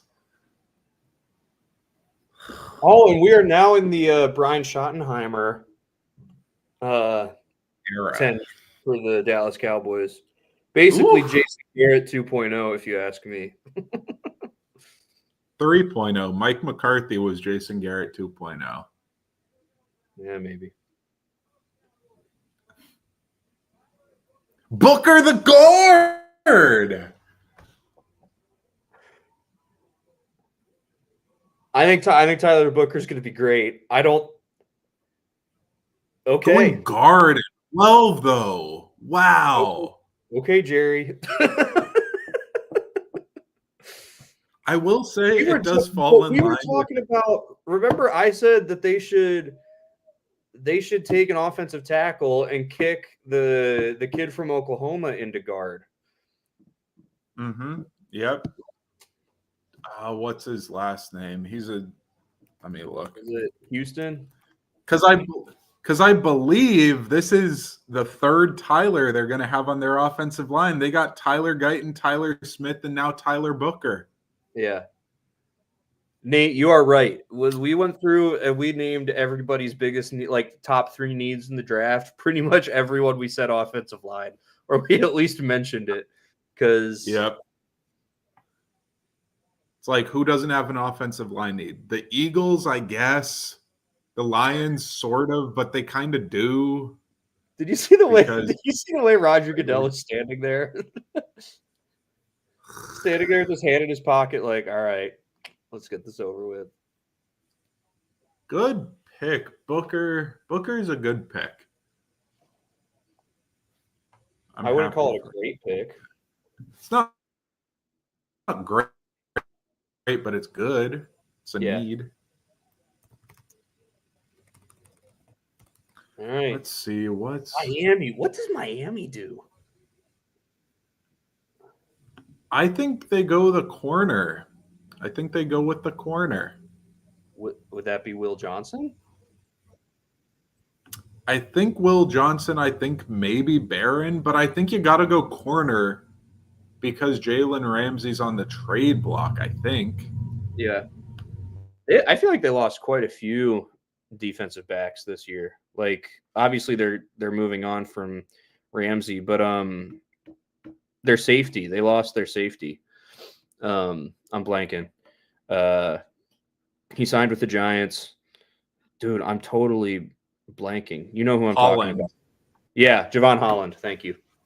Holland. Yeah. So I was just muting myself because the train was going by. Maybe Starks. The train was going right by them. Oh, gotcha. No, this is early for Starks. Eamon Worry? Not safety this early. I think you take the first corner off the board here if you're Miami. If there was a dude with a bunch of speed, like Golden was fast, I don't think they go Warren to this offense. That would be shocking. Warren will be so fun. Snipe the Colts from getting Warren. The 3 Tylers on the offensive line for Dallas. Let's go. No, Booker's good, dude. He's a machine. He's good. I mean, they're showing highlights of Jalen Milroe running because of his him ability to run block, but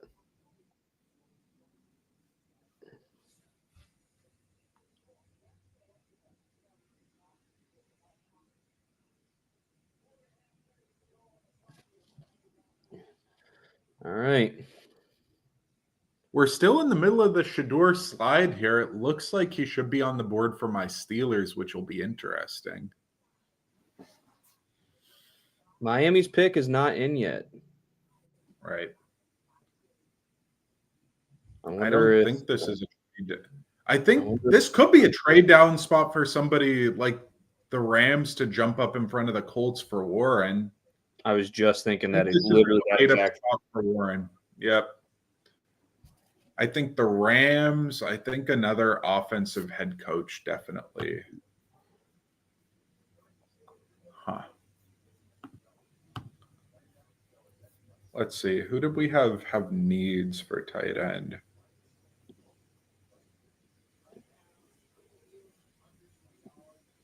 And this is falling into, so Jack, you and I obviously pre-stream we're talking about, I gave a couple of trade-up situations and I kind of broke it down into studs, position group runs, situations with a QB falling this year, and then like offensive weapons. And so studs will be like Carter, Hunter, Genty, Graham. And we already had one of those. We had somebody trading up for Hunter. We haven't had the wide receiver run yet. We haven't had a defensive tackle run yet. We do have Shedeur falling, so there's trade-up potential there. We do have, though, need for an offensive weapon in Warren and Hampton, both of them available. Loveland's obviously gone. But I think that we definitely could see, okay, the pick's in from Miami. Okay. If they go Warren and snipe the Colts, that'd be so funny. That would be crazy. Oh, man. I'd love it. And they're also offensive line needy because Teron Armstead retired. Armstead and Ramczyk retiring, both former Saints teammates.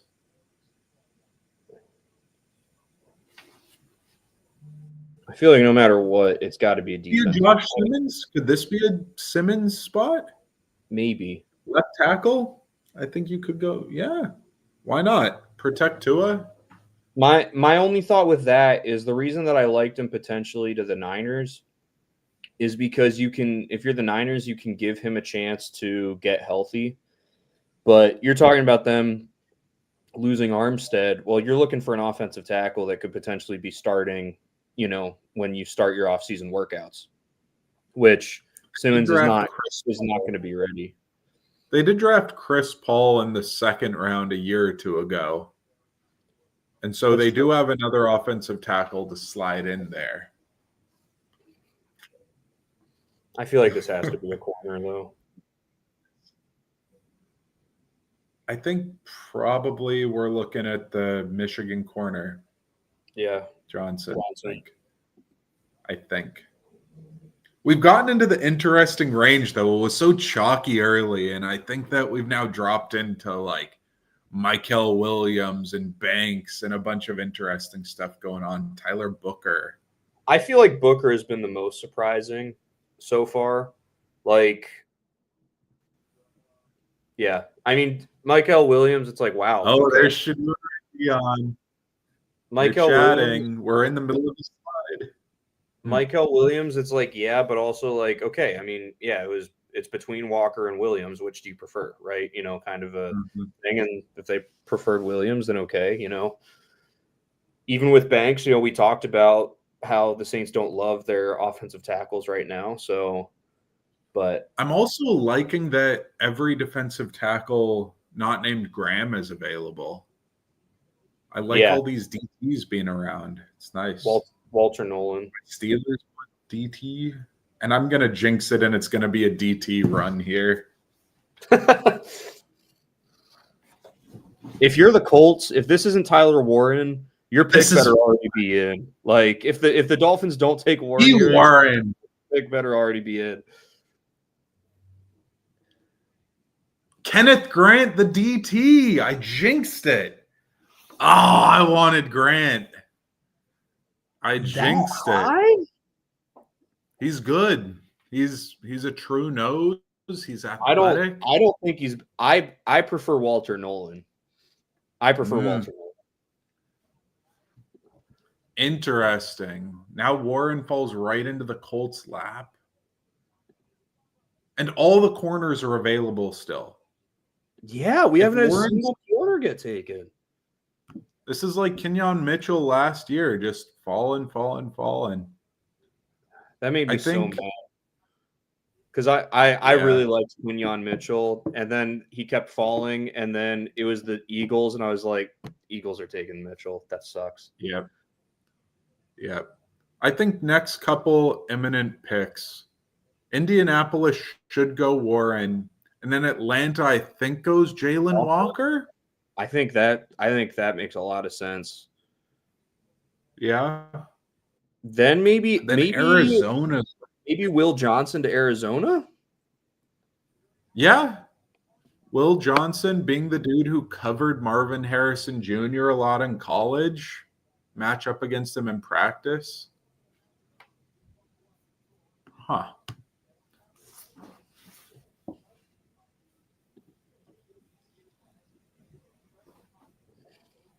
Every corner is available. Okay, picks in for the Colts. Every corner is available. Every wide receiver not named Tet's available. Shadur's available. Omarion Hampton's available. Omarion Hampton's falling a decent bit because a lot of people thought he'd be top 10, top 12. Yeah. Mm. And so here's the thing. Right now, it's like, oh man, only one quarterback's been taken so far, but we still need to prepare ourselves for that run of quarterbacks, that flurry of quarterbacks in the late teens and in the 20s when teams are like, all right, time to move up. I didn't realize Anthony Richardson's completion percentage was that bad. They just flashed it. Take a wild guess if you didn't see it. Did you see the percentage? No, I've got closed captioning on the TV and it was behind it. I'm guessing in the 40s. Mm-hmm. Oh, dude. 47%, man. That's why I said the In the 40s is insane. I've the never ultimate heard of ultimatum. starting The quarterback. ultimate ultimatum is if you lose your job to Daniel Jones, then, and that's why I'm afraid of taking Jalen Milroe super high. Like, Tyler Warren, the eminent pick. yeah, He fell right to him. Good for the Colts, printed man. that up. I love Good that he for wears them. number 44, just like Dallas Clark. Yep. Classic. talking- tight end. When we were going through our teams, we were talking about the Colts and tight end, and I was like, literally since Dallas Clark, I couldn't, like, the Colts haven't had. They had Eric Ebron maybe for like a couple seasons. Yep. But like other than that, it's like, Mo Alley Cox Oh, was it's true. nice. yeah, What about no, this who was is the other? that's a great pick for the Colts. Yeah, I mean, I think perfect so. for them. Like the Colts getting Tyler Warren without having to move up at all, I think like that puts them as a solid winner so far in the draft tonight. I think the winner of all winners is Cleveland right now, just because of being able to get Great Kenneth Grant, Mason Graham, and all of the other stuff that they got with that. But yeah, I mean, if you're the Colts, you're able to get a tight end, which you needed. You're able to get the tight end you liked, probably. You were probably thinking, well, we'll probably end up with Loveland because Warren will go early. Instead, Loveland goes first. You're able to get Warren, and without having to move up at all, just staying right where you're at. Really, really big for them. Yep. The other tight end for the Colts I forgot about was Jack Doyle. He was good for a number of years. He was That's solid. true. Will Johnson, though, falling right into the mid-teens right now. Okay, so here's an interesting Atlanta's question. Who do you think will get drafted first, Will Johnson or Shador Sanders? should be Will Johnson. Should be.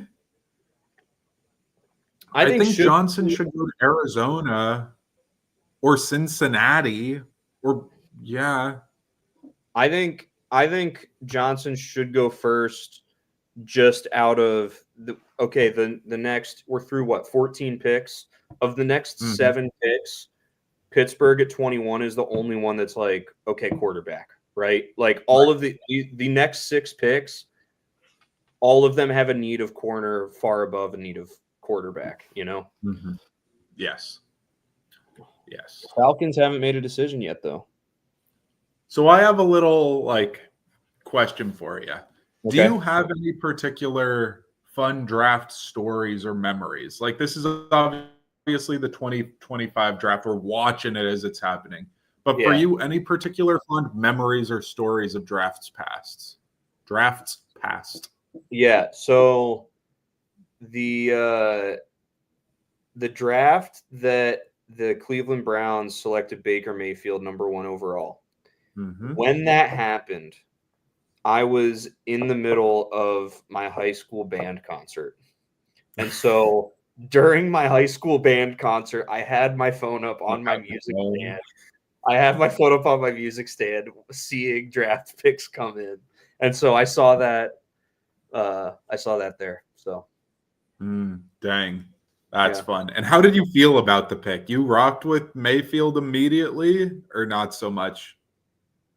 I was like, okay, I wasn't like, losing my mind excited about it, but I wasn't like, dang it, like I wish they had gotten Sam Darnold, right? Like I wasn't thinking that way at the time.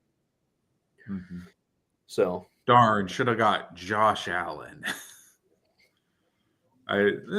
Yeah, that's a good one. I have very fond memories that aren't very fond retrospectively of the 2019 draft when we traded up. Steelers' first round pick in the top 10 since Plaxico Burress in like 2000 I think it was. yeah. 2019, we trade up to number 10. It's the first trade of that whole draft. We trade up to draft Devin Bush, who's the eminent number 10 pick that the Broncos were going to pick. We trade up. We need linebacker because Ryan Shazier's injury, which was terribly sad. Still feel bad for Ryan Shazier and miss him as a player. But so we want to draft a linebacker. I'm hyped. Devin Bush is a great pick. He's a top 10 player on everybody's board. And we trade up, and I'm hype. I find out we give up our second round pick that year and our third round pick the year after. I'm like, okay, that's fine, whatever. But I want to stay up because I'm an NFL nerd and I want to watch the draft. And this draft on the East Coast just goes and goes and goes. It's late. It's the East Coast. I'm on the West Coast now, 3 hours ahead. And it's the night before one of my first finals, or I have like a midterm or something like that. And I'm trying to study, trying to watch the draft, and just absolutely gassed myself watching the draft late. It was like past midnight by the end of that first round, man. And all that for Devin. I think I did okay. I was a freshman. Freshman year, I did completely You're still fine, working hard. I was still working hard. Yeah. And so I just feel, is that Miller? Oh, that's Maxwell Hairston. I forgot that he was there attending the draft physically. Falcons still haven't made a selection. Yeah. I had fond memories, though, in the moment of Devin Bush, but in retrospect, sadly, didn't work out due to injury. Yeah. So for a team that hasn't made it, they're not really discussing a lot in there. I wonder if they've traded this pick away, and we just haven't found out about it yet. Maybe.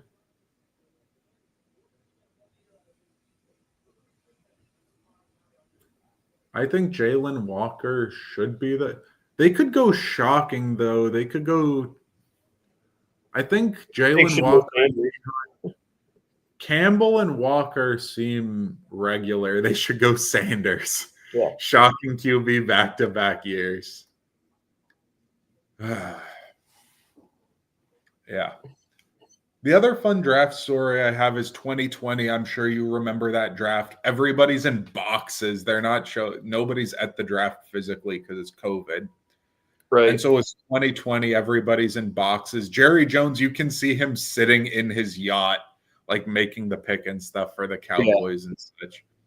And so I'm like, oh, that's cool, whatever, watching the draft and stuff. A week or two later, I find out, oh, yeah, you know that yacht that was out, like outside the harbor in town? Oh, yeah, that was Jerry Jones' yacht in my town that I live in now.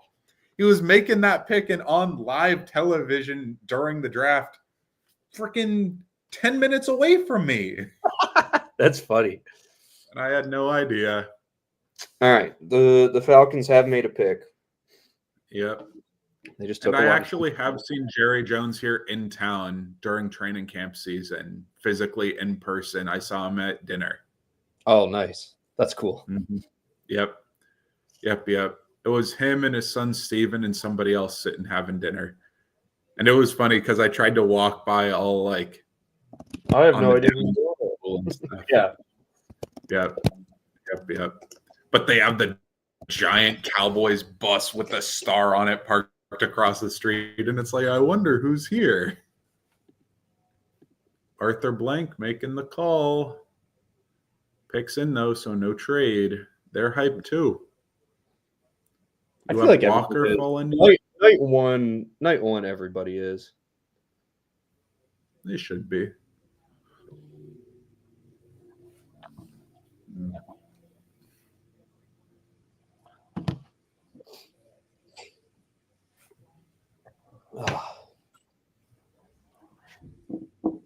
Their pick 15, right? So we're almost halfway. Yeah. Yep. I think Jihad Campbell or I think Jalen Walker. I think Jalen Walker. Maybe they went with corner, but I feel like Jalen Walker has to be. He's certainly the best available, and Jalen Walker. Good. Jalen Chalker.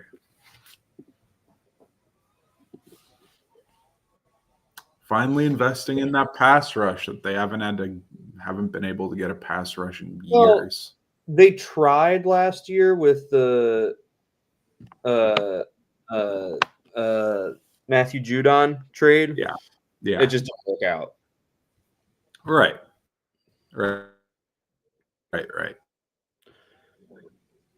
So now Arizona, I think this is where you got to go Will Johnson.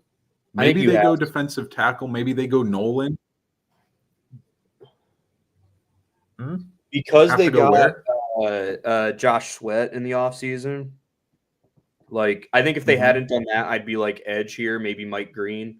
But because they did that, it's like, Mike Green's still being on the board too. Mike Green's really good. You and I are really high on Mike Green. Yeah, I'm high on him on the field. Some of the off the field stuff. Yeah. Not great. We're high on his play that he's shown. Yes. Right.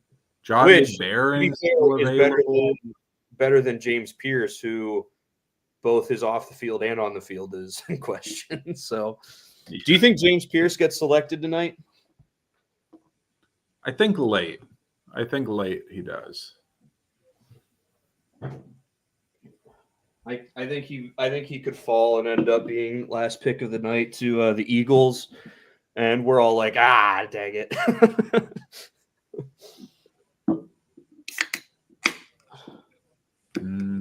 Starting to feel sleepy. Need the energy drink. Yep. What's the energy drink of choice? This is a new one. Alani Nu. Huh. I had been for a long time a Celsius guy, and I do still like Celsius, but tried this for the first time, and I like their flavors a little bit more. Like this flavor, what do they call it? Blue slush, and it basically tastes like a like wild raspberry like slushy. It's nice. Nice. Looks like Cardinals are calling in the pick or calling a trade.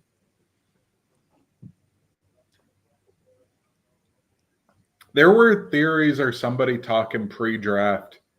If your Lions have such a big need on the defense between corner and edge rusher, would you have been cool if the Lions traded their first-round pick this year, first-round pick next year, first-round pick the year after to get up to like 3 for Abdul Carter? I'm gonna say no. No? Yeah, I would have. I would have said no, because here's the thing. In some ways, I'm like, yes, go all in this year. But in other ways, I'm like, I do still think that they're absolutely contenders in the NFC, but I don't think that 15-2 is going to be reasonable, just because you're going to have to step back with changes to your coordinators. And so, depending on how big of a fall that is, I'd rather have draft capital to invest, because maybe not this year, but the year after is really the year that it's like, this is the put it all together year. This is the absolutely all in year. For the 2026 season. I don't know about that right now. So especially with how deep of a edge draft this is, yeah. So that's my thoughts. Yeah. All right. I get you. A report just came out, by the way, was just posted. Giants picked up Kayvon Thibodeau's 5th-year option. That just came down the pipe. That they picked it up. It's not nothing, but it's something. Means they're sticking with Abdul Carter and Thibodeau for at least another 2 years with Thibodeau. Is that the best edge rush rotation in the league right now, with Carter, Thibodeau, and Brian Burns, you think? Pure edge, not whole D-line, just edge. I would think so. I'm not sure. Yeah, especially with the guys that the Eagles have lost this offseason. Like, yeah, I don't know who I would put up against that. Again, this is also speculative because we haven't seen Abdul Carter play a down of professional football. But I think he's the best player of the draft. So Right. I think that if you look at like Max Crosby with the Raiders, Malcolm Kuntz played well before tearing his ACL in the last year or two, and Tyree Wilson was drafted in the top 7. He's had injury issues too. If all those dudes are healthy and going full go, I think that's a really good edge rush room too. True. I think Crosby's better than anybody as of now that the Giants have, although Carter could be better theoretically.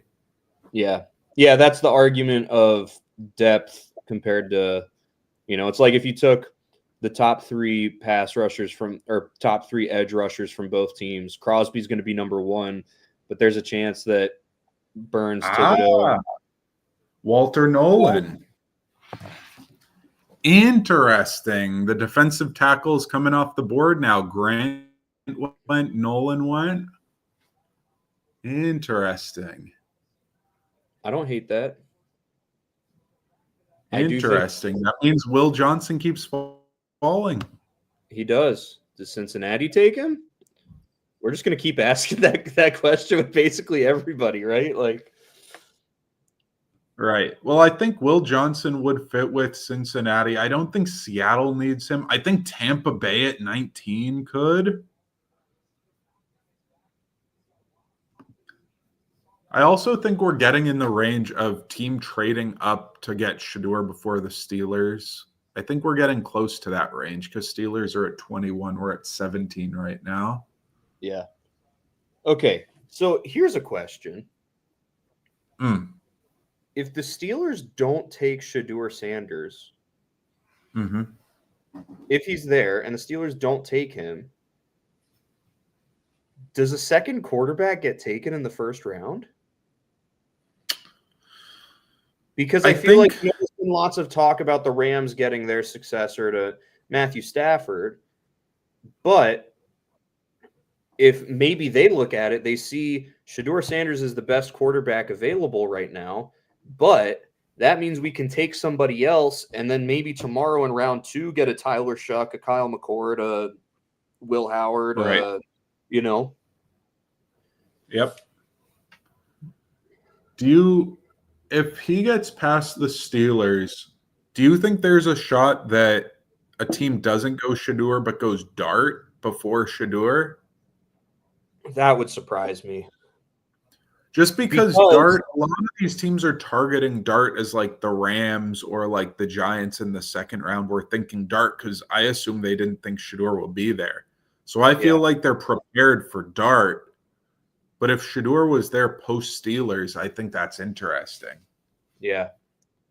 Could you imagine a world where the Browns or the Giants end up getting Shador Sanders without having to move up? Like, we're not going to take him at 2 or 3, but at 33 or 34, like, he's there. That would just be crazy. I don't think they can because they're fighting over a quarter. And unless no quarterbacks go in the rest of the first round and both Dart and Shador are available at the start of the second round, then maybe. Yeah. Sure. This is very, yeah. The funniest thing that could happen here would be the Bengals going offense. That would be the funniest thing. I think if Tyler Booker was still available, that would be the one pick that if they made offensively, Simmons? I would allow them. Simmons? Maybe. I would let them. Guard. I'm okay. Yeah, so maybe Gray Zabel. I'm okay with Cincinnati using one pick in this draft on an offensive guard. Everything else has to be on the defense, though. Like, yeah. Oh, hey, another shout out to YouTube TV. When you get to skip through the ads and just get like this, I'm looking at a peaceful lighthouse right now. Like, look at that. I don't have the skip button right now, and that's fine. I'm fine with. Yeah, you don't get it every time, but the times that you do get it, it's like, oh, Yeah. that's nice. Yeah, nice little lighthouse. All right.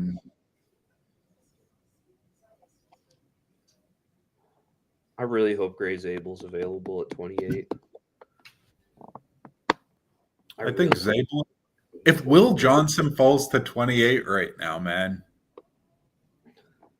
I mean, I think the best case scenario for the Lions is Johnson, Zabel, and Ezeraku are all available when they pick at 28. Would you rather have all those dudes available or have Shador available for the trade back?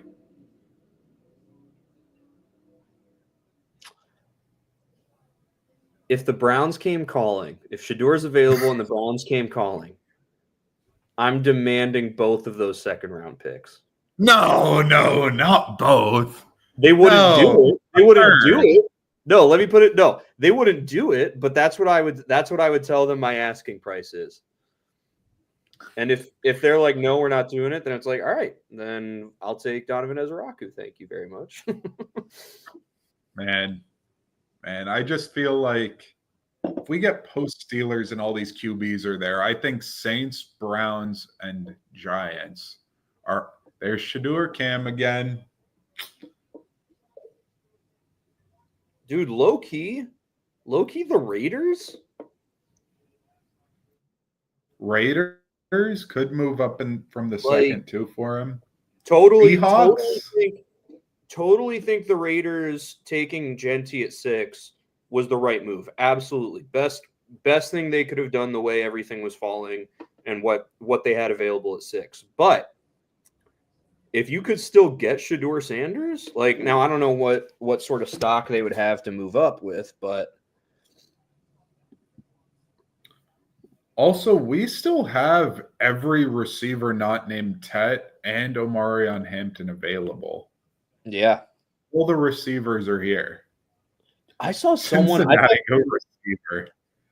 I thought this was crazy, but I saw someone's like draft hot take that 4 running backs were going to go in the first round.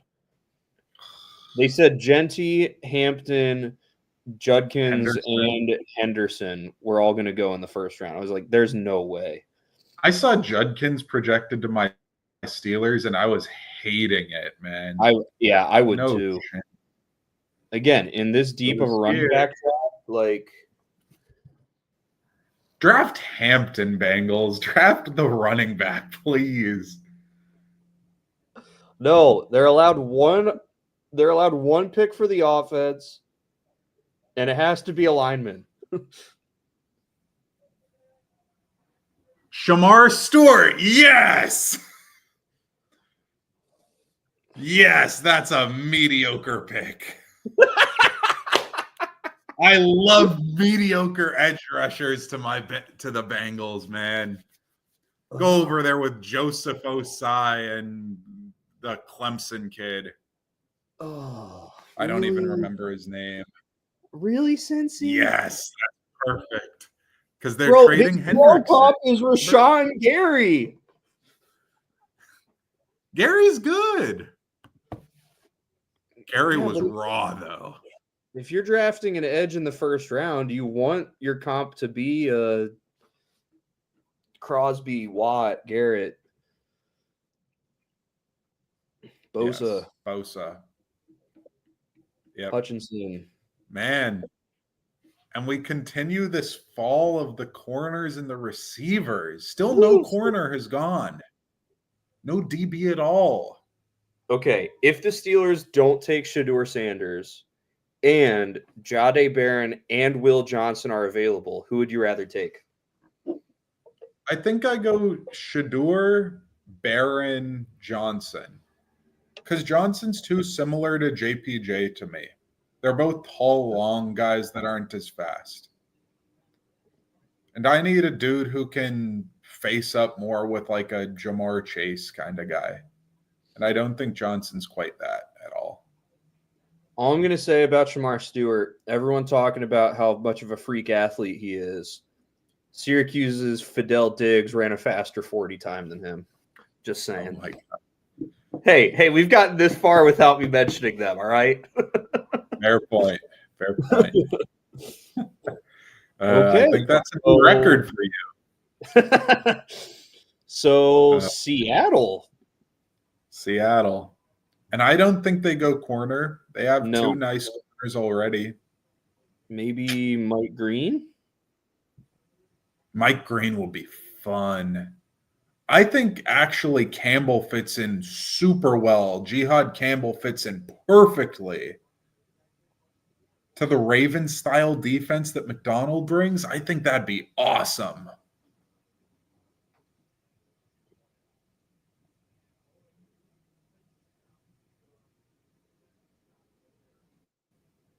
Derek Harmon's the last defensive tackle on the board with a pretty high grade. There are a lot of people mocking him to the Lions, and I really don't want them to do that. Well, because you don't want a DT for your Lions very much, do you? Edge, corner, and guard are like my top. If Mike Green falls to your Lions, that will be fun for you guys. That would be so. He's so this not a Lions pick is the thing. If that happened, then I'm looking at it like, yes, he's the best edge available. But man, I'm just so in love with Donovan Ezeraku. So if you have Ezeraku and Green on your board, you go Ezeraku? I don't know. This is why I couldn't do it, because I'm like, I'm too emotional about it. You know, like I'm like, oh no, I love Donovan Ezeraku. Ezeraku is good, but Green's a different kind of athlete, man. He's explosive. And unlike Shamar Stewart, he actually produced at the college level. Yep. He had the same number of sacks in his game against Ohio State that Shamar Stewart had all season this year. Oh, man. The Shamar Stewart disrespect. Both you and I are just clowning on him. Seattle's picks in. The SEC bias, like, well, he played at Texas A&M. Like, well, you know, Mike Green got 1.5 sacks against the national champions. So, yep. Right. Where do you think Seattle goes here? Where would be your top Seattle landing spots? I think Mike Green, maybe Matthew Golden. Oh yeah, they need receiver pretty bad because they have the double slot receiver thing going right now. Yeah, they have Smith and Jigba and Simmons. Could they go Josh Simmons? Maybe. They need more interior offensive line than they do tackle. Yeah, they might be a great Simmons Zabel. is falling. Feels like Zabel here. It is Zabel. It is Zabel. It felt like Zabel. Zabel felt like a Seattle pick there. Yeah. I have a buddy I need to send a text to real quick. He's a Seahawks fan. I told him we were doing this. Hold on. Let me read this to you. The fact that we were on it too, we were both like, I think this could be Zabel, and then it drops immediately. I told him we were doing this, and he texted me, he said, "Can't wait for the part of the pod that goes, oh man, my NFL insider who's a huge Seahawks fan says he's going to kill himself after they draft Jackson Dart at 18. Oh man, it's not that bad. Not that bad. If they drafted Jackson Dart at 18, oh my god. So now we're on to Tampa Bay at 19. Tampa Bay's got every corner available here. My buddy texted me. He said, we didn't overthink it. It's a miracle. Thank God. Pick 19. We're 2 picks away from my Steelers. And there are a bunch of studs available. There are a bunch of good players. Mike Green. What if Mike Green's available? What if Green's available? The Steelers take him to pair him with TJ Watt? No, you don't like it. The thing is, we have TJ Watt and Herbig and Highsmith. Yeah. I don't think you draft a 4th edge rusher in the first round, unless you're like, well, we're drafting Mike Green in the first round and we're trading TJ Watt for 3 first-round picks. I'm like, well, okay, I guess. Like, okay, I guess. Wish you would have done that before this draft happened, but something else to mention, not tonight, I don't think, but over the next couple days, Kirk Cousins, if the Falcons were to move him. Yep. Now we're really tight up against the Shedeur trade-up area, 19 and 20 here. Yeah. The Broncos were fielding trade back requests earlier. So I think Tampa Bay should go corner here. They could go Jihad Campbell too. Campbell, corner, or Green here. And then Broncos could get a trade back. Realistically, the Broncos trade up rumors could have just been a smokescreen from a couple of days ago.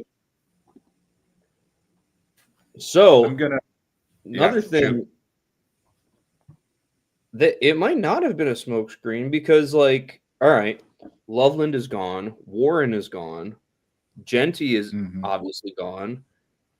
Would the Broncos take Omari and Hampton at 20, or would they trade back and be able to take him potentially tomorrow night, like early tomorrow night? Right. Or do they take a receiver? Do they take a Matthew Golden maybe? Hampton should be the pick for the Broncos probably. I think if they could, he's the pick, yeah.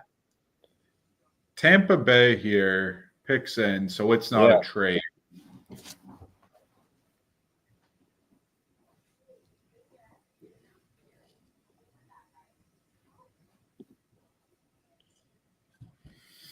The Shedeur slide, he fell out of the fell out of the teens into the 20s. If Will Johnson is not picked here, I think I would change my I think I would change it to like Sanders is going to get picked before Johnson then.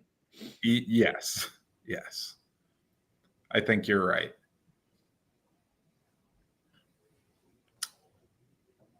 I also think that there's a strong chance if the Steelers select Shedeur Sanders, then Aaron Rodgers is not signing with them. I think there's a shot that Shedeur gets drafted and Aaron Rodgers signs with them. man, that would be a lot of ego and outside noise in one quarterback room. Aaron Rodgers, Shador, George Pickens, DK Metcalf in a room together. Whoa. Tell me that's not television, man. Tell me that's not TV. If they do that, then in-season Hard Knocks has to be Pittsburgh, dude. Has to be Pittsburgh. Oh, man. Crazy. I saw memes when Dion just tweeted. Oh, Dion, dude. He said the rejected. Oh will no, be that's his brother. That's Shador's brother. Dion That's Sanders Jr. Oh, Dion. I'm telling you though, Other Dion. I saw this hilarious meme. It was like after Colorado announced they were retiring Travis Hunter and Shador Sanders' number. It was like Dion telling Shiloh, and Shiloh being like, "Yeah, mine too, right?" And Dion being like, "No, sorry." Yeah, mine too, right? Let's go. Yeah, we came in here. Shiloh. We changed this program around. Dion's like, "No, sorry, Shiloh, no." There are a bunch of good players on this board, man. I'm happy. Bunch of studs. My Steelers have been good at drafting. I think they should get a hit here in the next couple picks.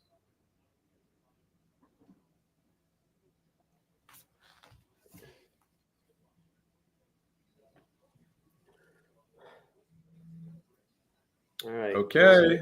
Good. Campbell or Johnson? And then the interesting thing with the Broncos is they could take Hampton, but they could trade back and still be able to get him. Emeka Egbuka. They take the receiver. So I like Egbuka. I really like Egbuka. Mike Evans is old. I don't like him to Tampa Bay though. Like, why? Well, so I don't like him to Tampa Bay right now. Like Mike Evans and Chris Godwin, yes, they're old, they've been hurt, but I feel like there are just more pressing matters to keep them competitive right now than planning for the future. Mm-hmm. That is interesting. He's a fun player, but he's going to be your third receiver this year. They got a bunch of receivers on that team, man.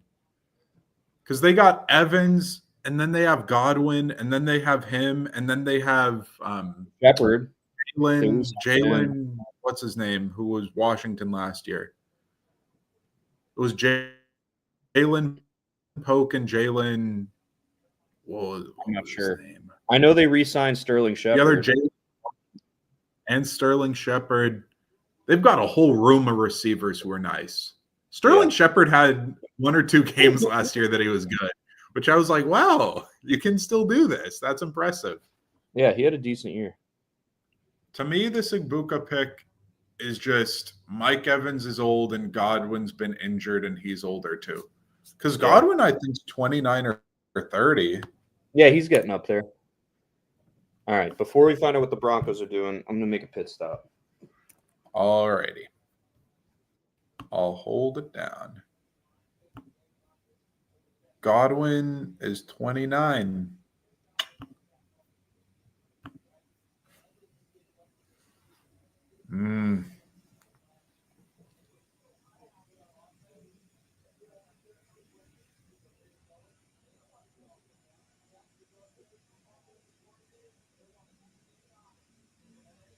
Oof.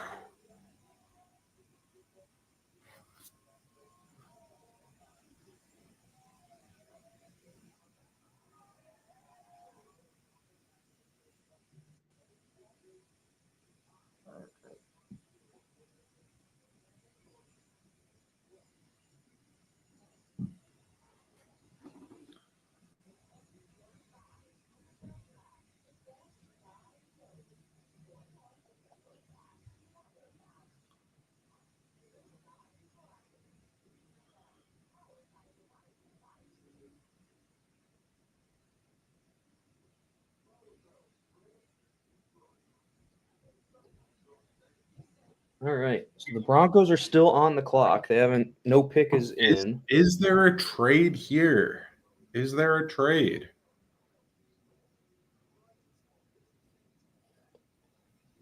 I will be very interested. Let's say the Broncos do make a selection here. And then the Steelers don't take Shedeur Sanders. I'll be very interested to see what Shedeur Sanders looks like, his face looks like in that room.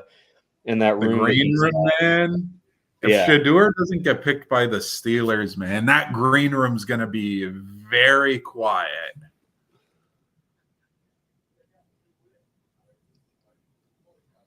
I wonder, the reporting made it sound like Tomlin really liked Shedeur, and Shedeur and Dion really like the Steelers. But I'm just curious if the grade lines up.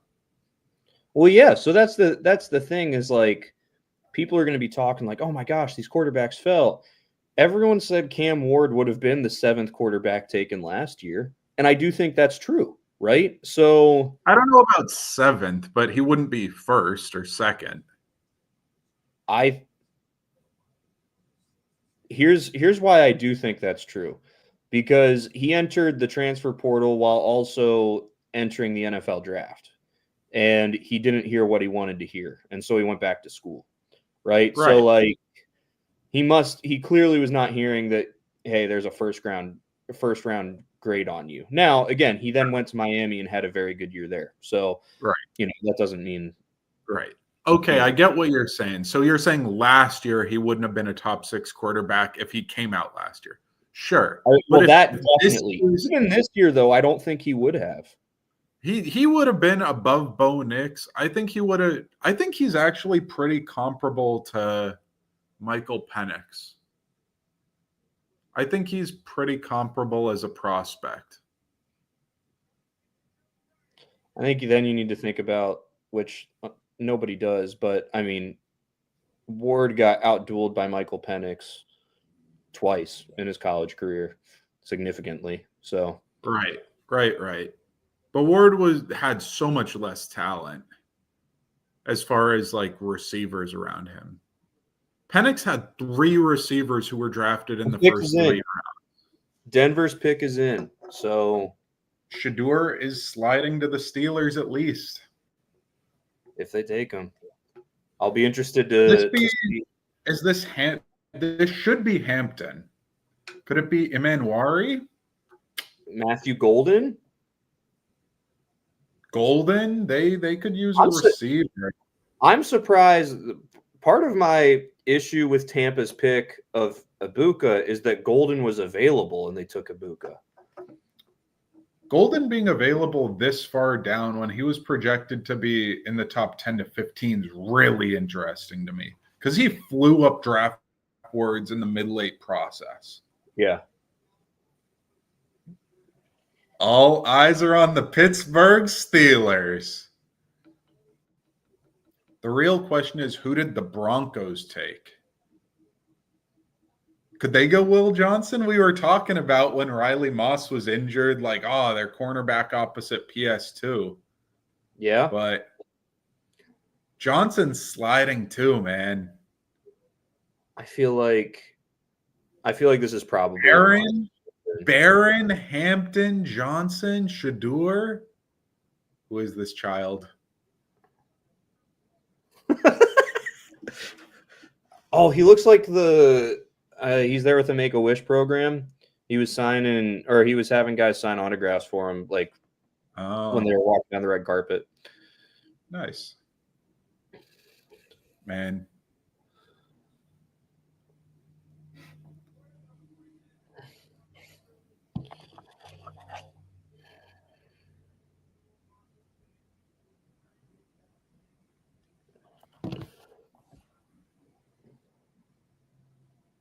I think it's Hampton. Should be. Sadly, though, if they go Hampton, then I don't think your running back from Syracuse would be taken by them. Yeah, LaQuint Allen. He had a workout in Philadelphia, and the Eagles liked him. Okay, interesting.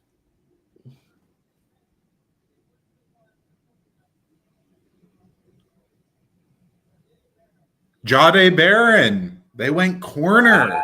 Oh, Before Johnson, too. First corner off the board. dude.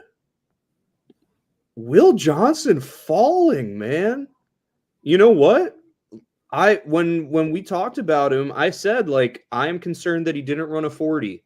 Not just because we don't know how fast he's going to be, but also because, like, I don't want my corner that's supposed to instill fear in opposing wide receivers to be scared of a moment like that, right? You know, I wonder if other teams are thinking that a little bit.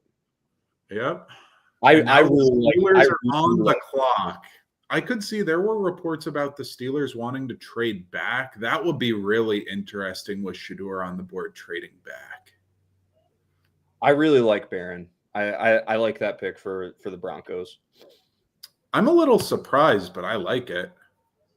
Yeah, I agree. I'm surprised by it. He's not who I would have thought. Looking at the board before their pick, no, he probably would have been fifth. If I had to name 5 guys that I thought they would have taken, he probably would have been like the 5th guy. But I think it's a solid move for them. Yeah.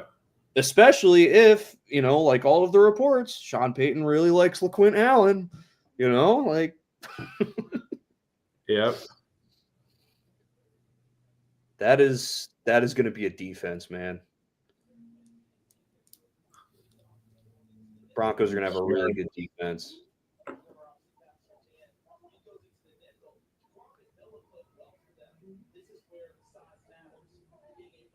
We were talking about corner, about Moss being injured. Look at us know what we're talking about.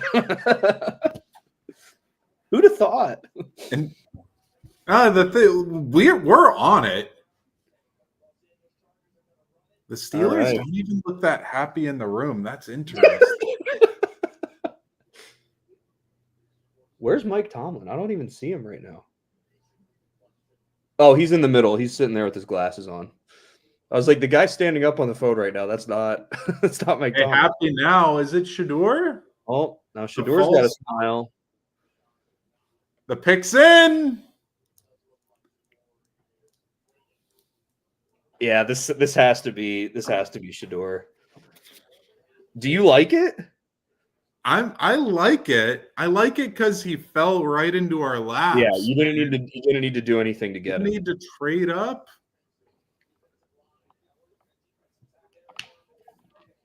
If it's not Shedeur, that's crazy. Jihad Campbell, Hampton available, Golden available, Johnson available, Green available. So many good players available, man.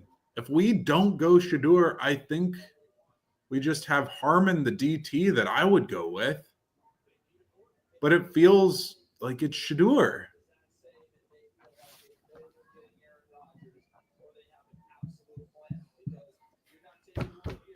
Come on. You're like, just get on with it already.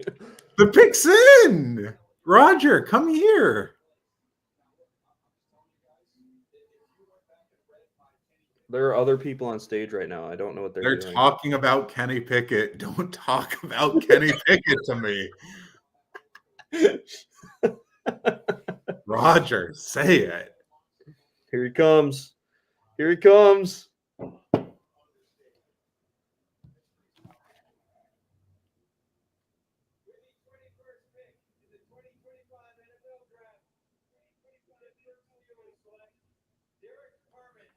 Wow!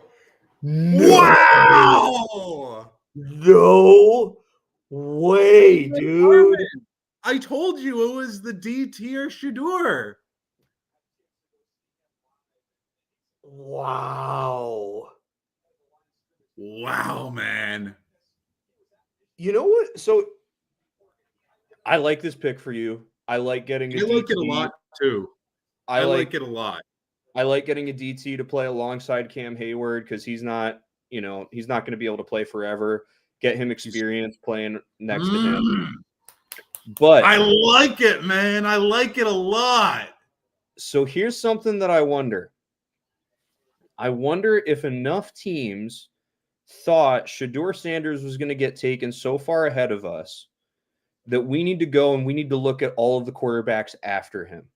And I wonder if in doing so, they aim to really, really like some of those guys after him, that they gave them like potentially equal, like pretty even grades on him, right? Let's say the Steelers, like they're like, you know what?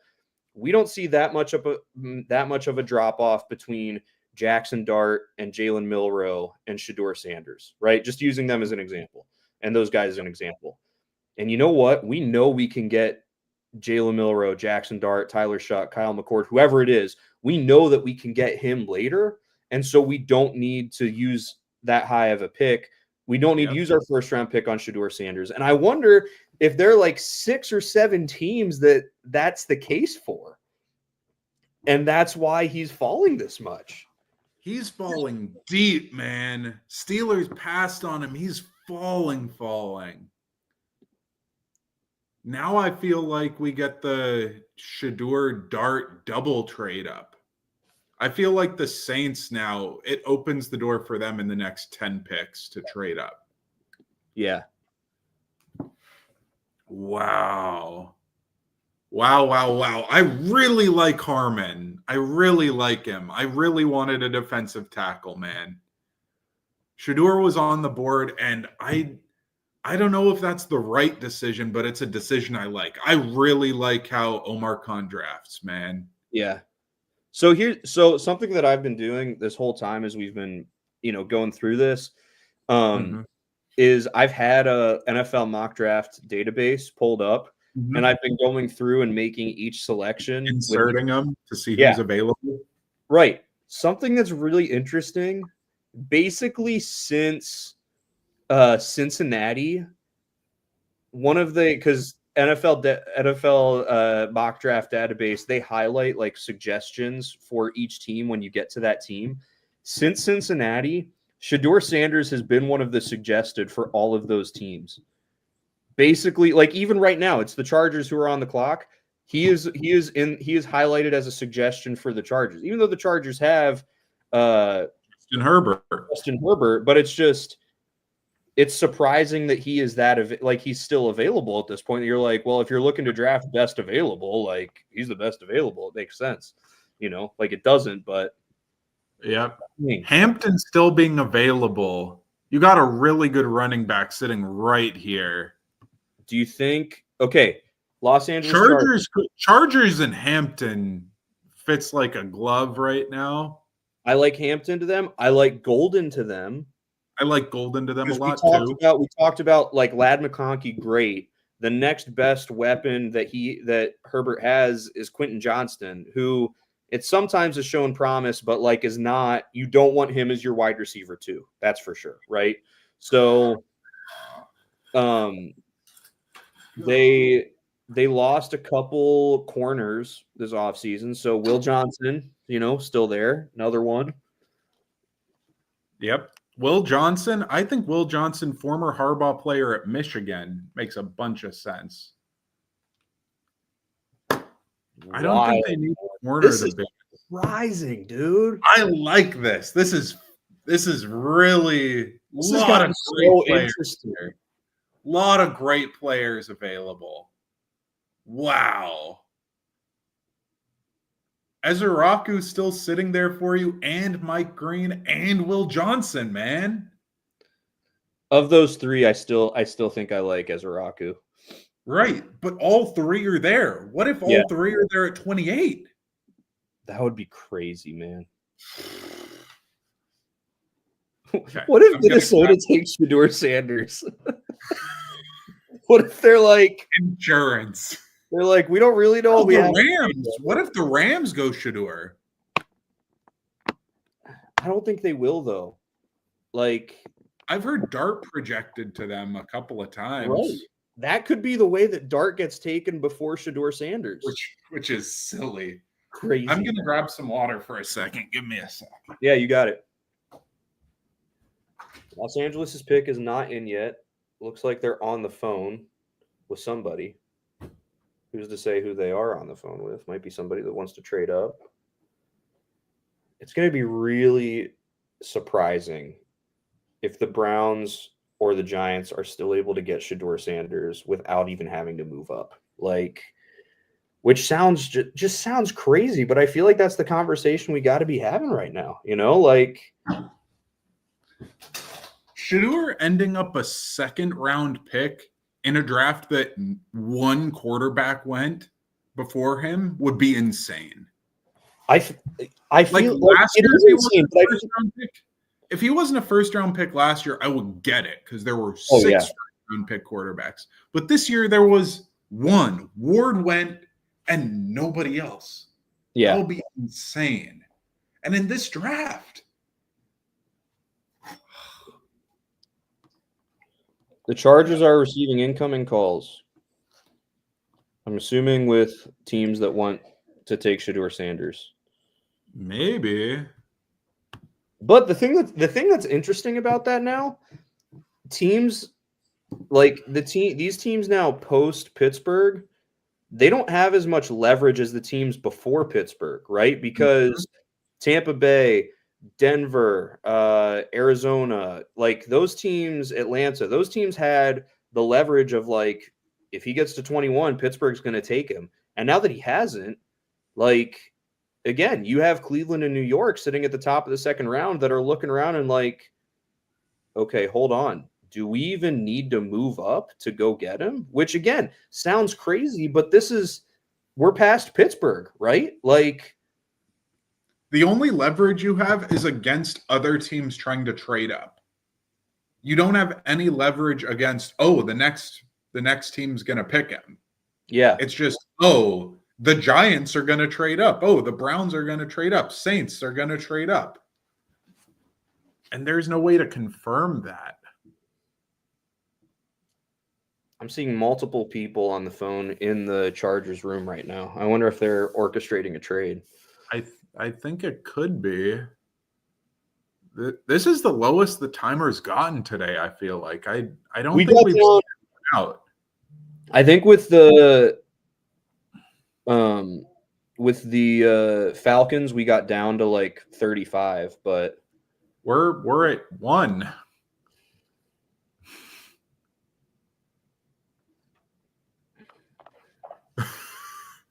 The Chargers fans and their fits, man. Chargers fans aren't real. Pick is in. Okay, so they made a pick. Where's that lady Chargers fan who just wasn't real, who was a government client, man? Where is she? I need more of her in my life. She was so funny, man. What did we say the Chargers needed? We said why they should go Hampton here. They should go Hampton. I agree. Hampton, Campbell, Golden, Johnson, 4 dudes. They need tight end. Do they overdraft Mason Taylor out of LSU? Mason Taylor's really good.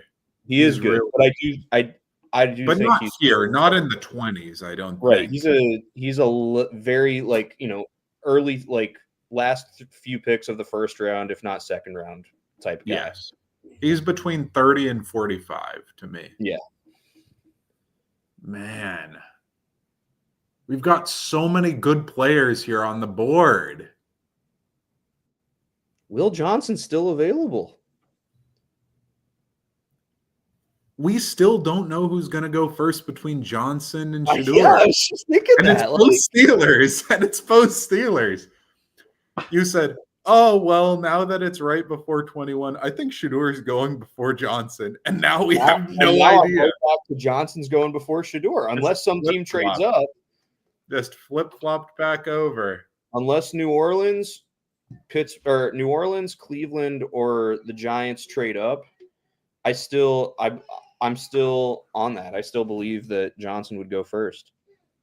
Do you think that the Steelers would trade next year's first-round pick just to get Shedeur at like 32 or something? I don't think they would. I think they would rather give up less and move into the second round to get a quarterback than Chargers? Omarion Hampton. Pick. Yep. Told you. Chargers pick, man. Really good fit. Yeah, he's I like going to be lot. He's going to be a crazy fantasy player, man.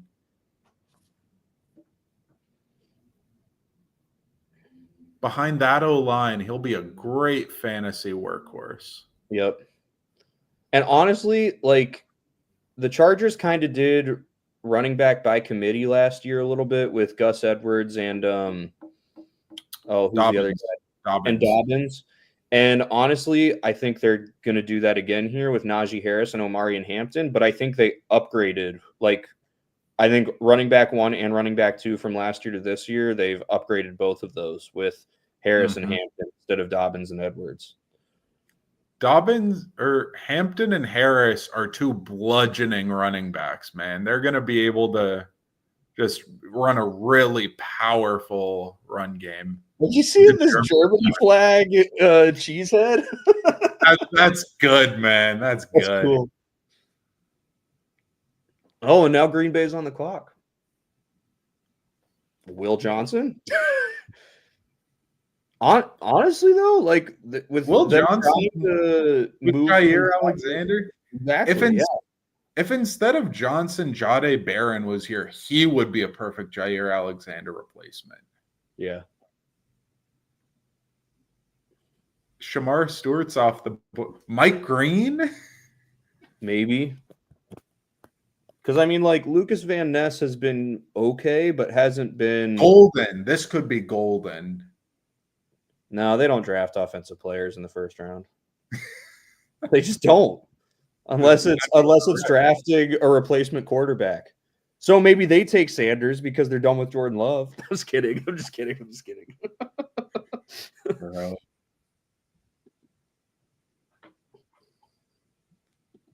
Oh, it's because it's the Packers home crowd. They're giving out free shirts and stuff. How nice. Who knows? If we go to the draft in Pittsburgh next year, you might get a free shirt. I'm wearing the Hayward jersey, and we just got our Hayward replacement, our heir to him, man. His comp as a player, his comp body style is Cam Hayward. Which is so awesome. Pittsburgh. It's really good, man. Oh, that's interesting. The Steelers are on there. Yep. The last time the Steelers drafted a wide receiver in the first, Santonio Holmes, Super Bowl MVP. And so now they've been getting all of their divas in later rounds. Very big brain of them. Instead of Plaxico Burress and Santonio Holmes, now instead we get Juju Smith-Schuster and George Pickens. It's like, hey, we're going to get massive head cases, but we're going to get them for a good value. We're going to get great value head cases instead of... up. Cue the stomps up, man. We're going to get the Walmart brand head cases instead of the... Or no, we're going to get the name brand head cases for the Walmart brand price. Yep.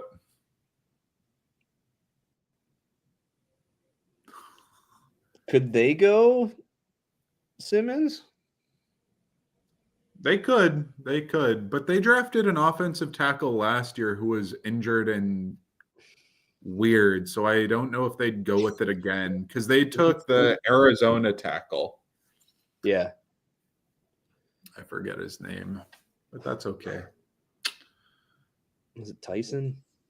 No. I forget what it is, but that's okay. We good. Still a bunch of good players available. Still Emanwari, Golden, Campbell. Campbell could be nice. I don't think they go. No, they don't need Jordan Morgan. That was his name. Morgan. Yeah. Pick's still not in. The Shedeur slide, they're not even showing him anymore. It got post Steelers and they took him off the screen.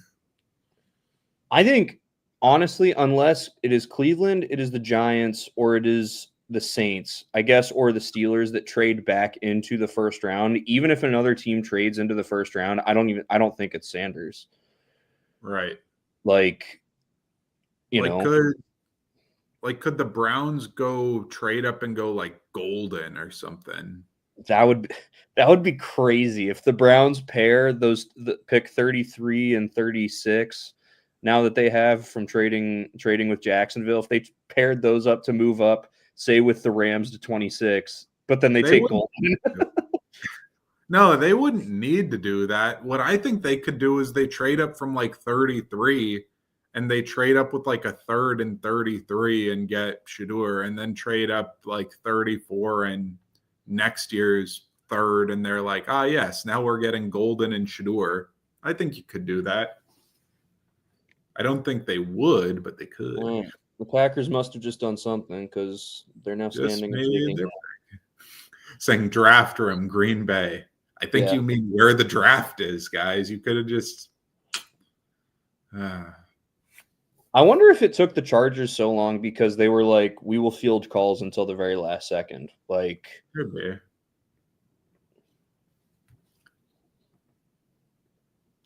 It would suck to be like a fan of the Packers, or let's say your Steelers next year. It would suck to be a fan of the Steelers at the draft in Pittsburgh, like for the first round, and then they trade out of the first round and don't even take a guy in the first round, like in the host city.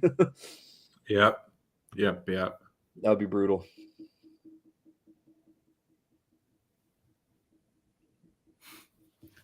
It almost feels like people, like teams are just like, we're not going to be the one to take Shedeur. That the Steelers were like, we're not going to be the ones. And now I feel like the Giants and the Browns could just say, well, we don't want to be that team to take him. Yeah. Because I feel like if the Giants or Browns take him, Dion and Shedeur are going to walk in and be like, why didn't you take us in the first round? And they're like, because you weren't good enough. Man. The other thing is, seriously, whichever team takes Shedeur Sanders, except the Saints, because they just hired Kellen Moore. It's going to be like, if things go bad, like, well, you're going to get fired and Deion Sanders is going to be here next year, which I wonder if there are a lot of teams that are like, we don't want to have to deal with that, you know? We don't want to have to deal with that by giving up a first round pick to do it, you know, like. Yeah. Don't want to sign your own pink slip as a head coach drafting a dude that's going to get you fired. Now, though, we were talking about it earlier being like, when Nate was in here being like, they should have gone Shedeur. If the Giants get Shedeur in the second round and get Abdul Carter in the first round. That would be, they would be like head and shoulders above everybody else when it comes to winning the draft at that point. Like 100%.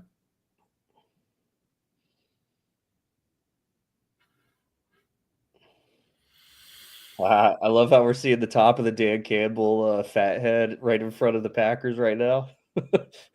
Yes. Yep, I think you're like 2-3 seconds in front of me now. Oh, really? Let us see. Yeah. Who is this guy? Mark Murphy. He's the Packers president. Oh yeah. Yeah.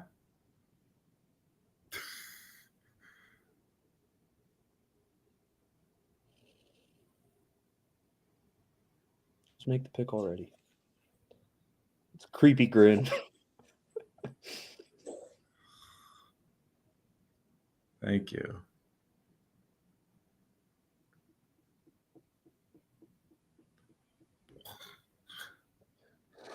Get on with it. Remember back when the draft? Remember back when the draft was classy? It was at Radio City. Everybody was wearing suits. There was none of the charade about it. It was just, this is the draft. Yep. Okay. I do not care. Get on with it.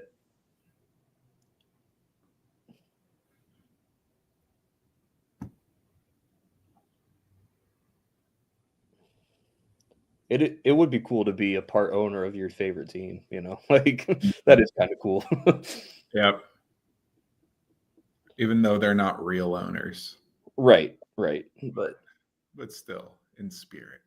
Yeah. We have the best owners in the NFL.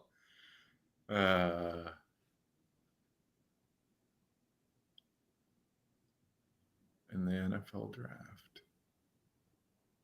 Green Bay. 13-time world champions. They take Golden. Did they? Dang. Yeah. You're still ahead of me. Oh man, I'm sorry. All good. All good. I told you Golden was sneaky a good pick for them. Was on the table. My only hold up with saying yes is because they don't do it, you know. So yeah. I just thought that they really could. Golden's not happy, man. He's wearing a gold suit and a gold chain. He's golden, baby. Is that other guy named Silver? I'm just kidding. So you know what's hilarious? I mean, it's not hilarious. It's kind of sad, but everyone was like, "Oh, Jalen Milroe is going to be attending the draft. Well, he's going to be the top pick for guy that we're just going to watch his face fall as he falls down the draft board." It's like Shedeur Sanders is like, "Nah, hold my beer." So Milroe's 100% not going to be a first-round pick, you think, right? No way. Not with the way this board. But what if he is? What if Browns, Saints, and Giants all trade up for QBs? I think it was. I don't want to count my chickens before they've hatched, but like Milroe, terrible decision to attend this draft in person. Why did he ever think it was a good idea? Oh, Jack is gone.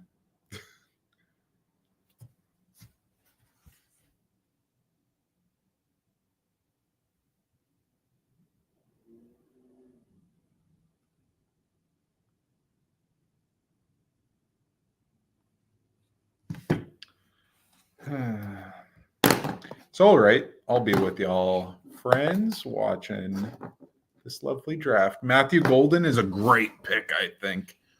Man, they were looking around at receiver. They were looking around for a George Pickens trade, supposedly. And so I really think that they were just desperate because of injuries. Felt like Watson, injury risk. Felt like Reed was good, but he got banged up a little bit. Brandon Cooks comp. I like that comp for Golden. And Jack is back. Hi. Sorry, it was like my laptop like died, but it's been plugged in this whole time. Just like shut off and turned back on. Yep, it happens. Whoa, Matthew Golden, Mike.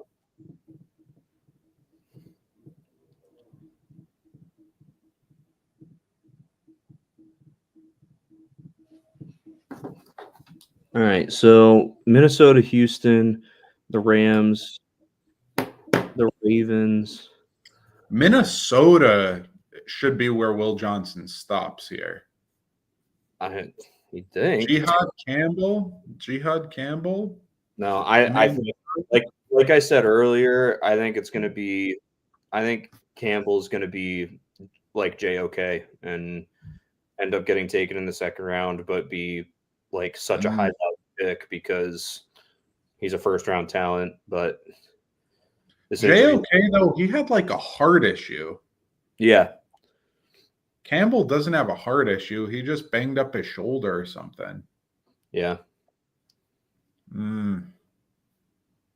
They really doing the names on the back, and it looks good.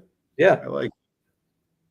They must be printing that fast. That thing must be hot by the time it gets to Commissioner Goodell. Yep. Well, got to show off the chain. Vikings. Is their pick in yet? I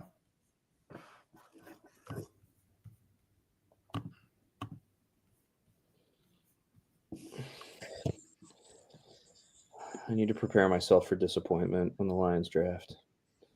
You've got a bunch of studs still here, though. No, I know. 24. Will Johnson's still there. Here's the thing. Looking at sort of like the best available guys, right? You have Shedeur Sanders, Will Johnson, Mike Green, Jihad Campbell, Malachi Starks, Josh Simmons, Nick Eamon-Worry, Donovan Ezeraku, James Pierce. Right. I feel like, one, they won't take Sanders, obviously. I don't think they would take Jahad Campbell because they have Jack Campbell and Alex Anzalone and Malcolm Rodriguez. They really like their linebacker core. They wouldn't take Eamon Worry or Malachi Starks because they have Brian Branch and Kirby Joseph. So it's like it's going to be corner or edge. Really, it's going to be edge. The question is just which edge. Right. Right. Minnesota's pick is in. The Georgia guys went early, man. They're not hanging around at all, except for Starks. But he's not what I was talking about. Starks is gonna freaking fall to the Eagles. I know, it just makes another Georgia defender. Donovan Jackson. Oh, I'm not gonna lie. I really like Donovan Jackson. Yeah. I really like flexibility between guard and tackle. Yep. Protect. He was an All-American guard halfway through the season, moved to tackle, and like low key is the MVP for them, and the reason they were able to make the run to win the national championship because they lost Simmons, who was going to be an All-American tackle. Now, I'm surprised that Jackson is taken before Simmons, but Simmons falls to the Chiefs, man. Who needs a tackle now? Houston. Simmons. It's Houston on the clock, and Simmons is here. Whoa. No, that says the Giants on the – Houston traded their pick? What? Is Shedeur Sanders about to get taken at 25? Shedeur. Dude, imagine. We got to trade up. Imagine the Giants trade up and they don't take him. How crazy would that be? This has to be Shedeur. Who could it be? Who could it be? Will Johnson? No. I mean, if they really like Milroe that much and like him more than Sanders, yuck. Not Mike Green on that roster. No, they just took Carter. I know. Who even? It has to be, right? There's nobody else on the board that makes sense besides like a safety to pair. This got to be Shedeur. Maybe Dart instead of Shedeur. That's it. It's a QB here. That would be nuts. Okay, the clock is still ticking though. They haven't made a pick. They know who they want. I want to see what they traded. That's true. Yeah. They traded with Simmons on the board, and they were on the clock. I mean, maybe they really feel like they can get him, but there's no way because the Chiefs have to take an offensive lineman. What if they traded back up to like 30 right in front of the Chiefs? What were the trade? Are you seeing it? Are you seeing it anywhere? I'm about to look it up.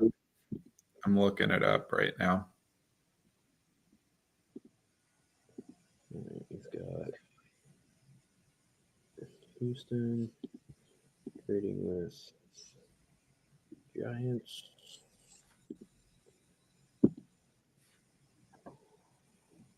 We'll find out what it was.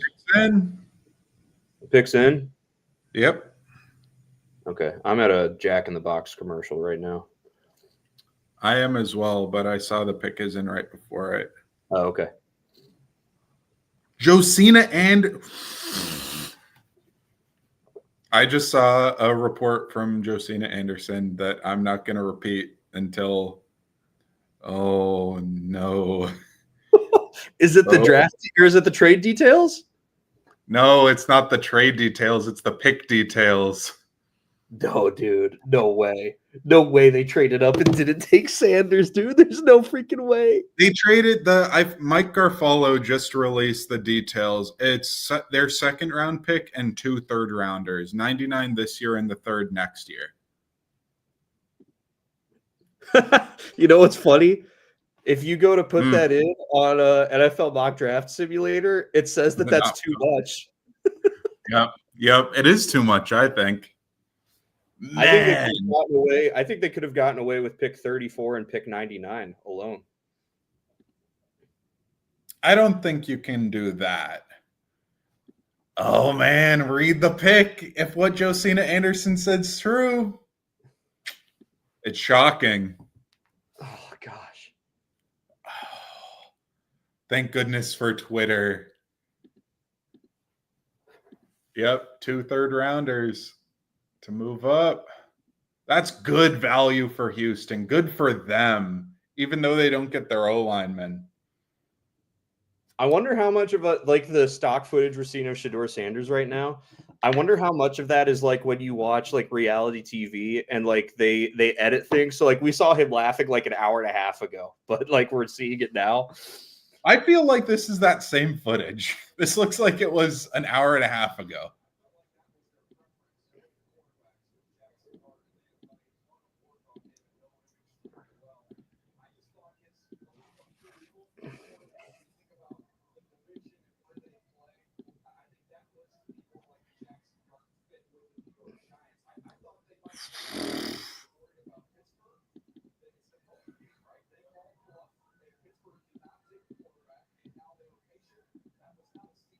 It won't let me send this trade through.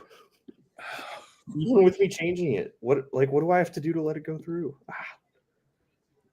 Oh, come on. Oh, this is so annoying. Come on, read the pick, Roger. I'm so anxiously awaiting what this is. Did they move up for Jalen Milroe? Will Johnson's still on the board, man. Will Johnson is still on the board. Oh, come on. Come on. No. I need to get this. It's like it's glitching. It won't let me make this trade. Damn. These Giants fans are psycho. Oh, come on.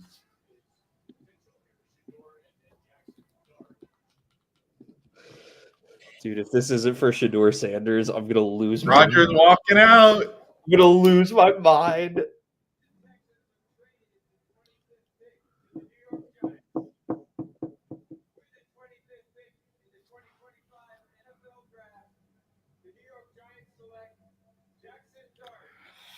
Man! Before Shedeur at 25. No way, dude. No freaking way.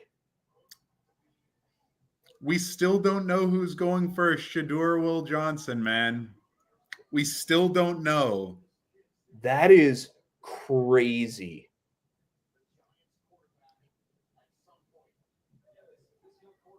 Man. Crazy. So that's the report that you saw? Yep. That is crazy, dude. Yep. Man. And now it's just a matter of, okay, Shedeur's on the board. The Browns have the first or second pick of the second round. Is somebody jumping the Browns or not for Shedeur? If Shedeur falls past the Browns in the second round, that would be insane. And the Saints draft him. My thing is the only teams that need a quarterback now who don't have one are the Saints, the Steelers, and the Browns. And the Steelers don't have a pick until 80-something. Okay, I got to make this trade thing happen. All right, let's just restart. Man, Dart before Shedeur. That is crazy. I can't believe it. Russell Wilson, Jameis Winston. So much capital. You gave up so much capital to go get Jackson Dart 2 third-rounders, man, to move up. and the second rounder. Yep. Dude, what? Man, Joel Klatt, being a Colorado fan, seeing Shedeur fall and fall and fall.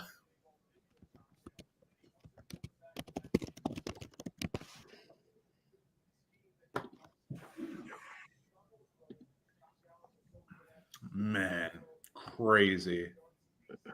All right, this thing's making me start over, which is annoying, but all right. Let's trade. We had the Cleveland and Jacksonville trade. Cleveland gave up 1 and the following year 6th for 1 for 526. Was it 526 and 107 maybe? What did you say? I'm trying to make the Jacksonville Cleveland trade happen on here. Oh, another trade Atlanta for a quarterback for Shedeur. Okay, it was Could they be trading up for Campbell? Giants. I think Campbell or Johnson. Trading next year's first, the Falcons are. What? Rams For get, who? it should be Campbell, I think. A trade up for not a quarterback in this part of the draft is crazy.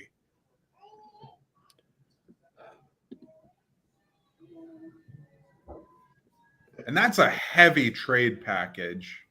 It includes a 1. The Rams and Atlanta. Yep. All right. So the Rams give up pick 26. Atlanta gives up pick 46. Was second and 7th this year? No. This year it was that. I think it was. They're picking Campbell. James Pierce Jr. on a trade up? That's crazy, dude. What is going on in this draft? Before Mike Green, before Jihad Campbell, before Will Johnson.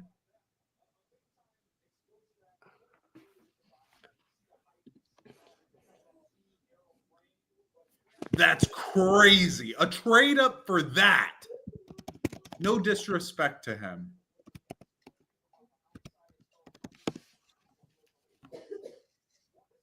Oh, whoops. I texted you. I meant to text somebody else.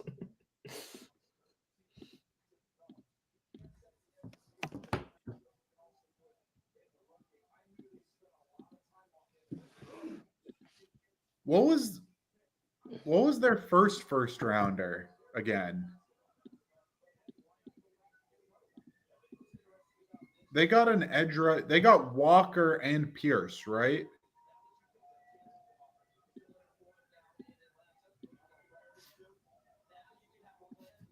They got 2 edge rushers in the first. I mean, hey, like we said, that was a big need for them. We did, but that was I don't like that trade at all for the Falcons. And the Rams team F them picks said we want next year's first and got it.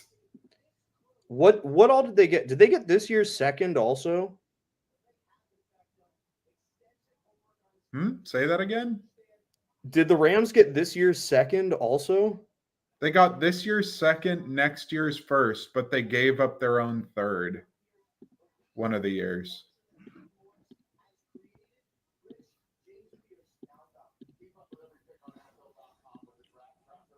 Oh my gosh. That's crazy.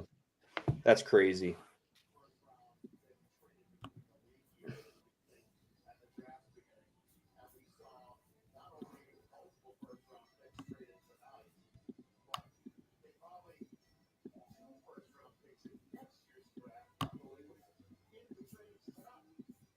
And now the Ravens got a bunch of studs on the board still.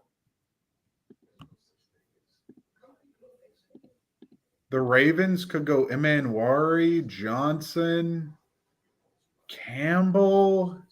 Campbell's really Ravensy. Mike Green. Mike Green would be a really athletic dude to put on that Ravens team. I feel like it's Starks. I feel like it's a secondary dude. Ravens like their secondary dudes.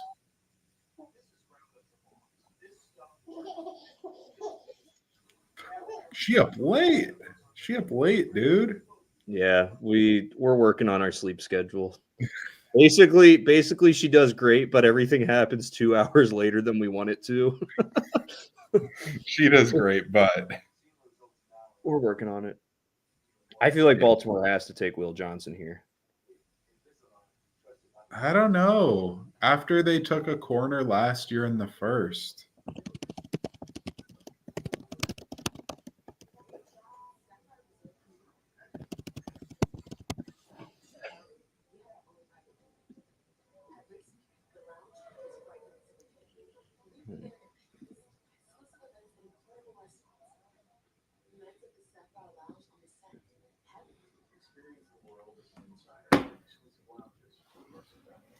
One sec. I'm going to grab something from downstairs. Yeah. Ravens pick is in. Let's see.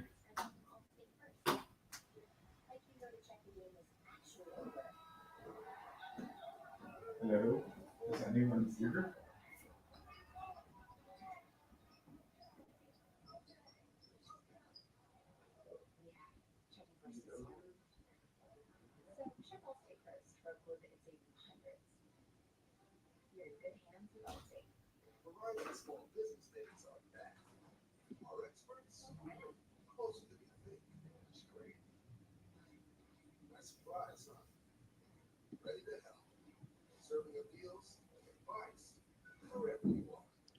Okay.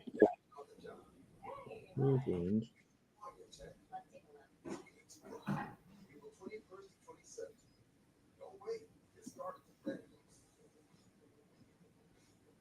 Jacksonville.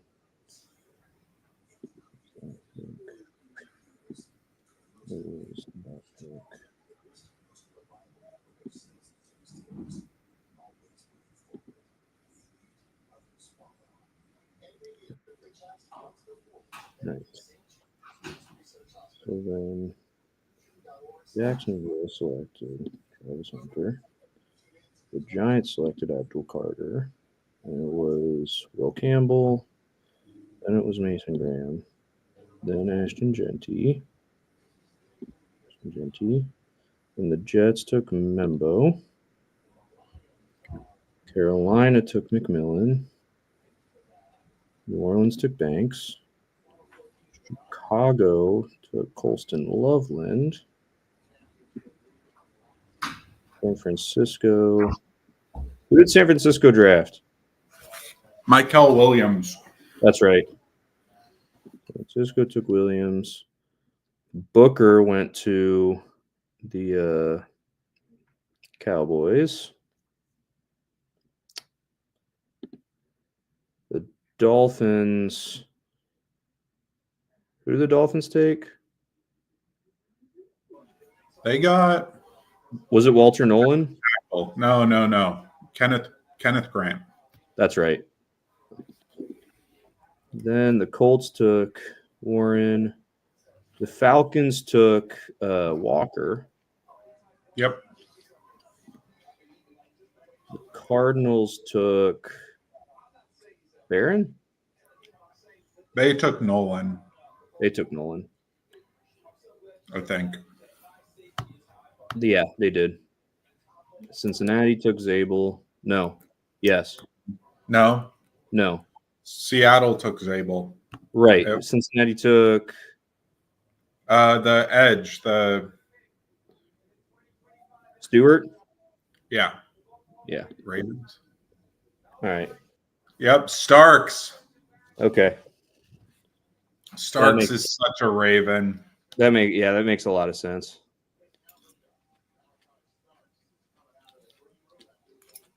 All right, then it was Zabel to Seattle.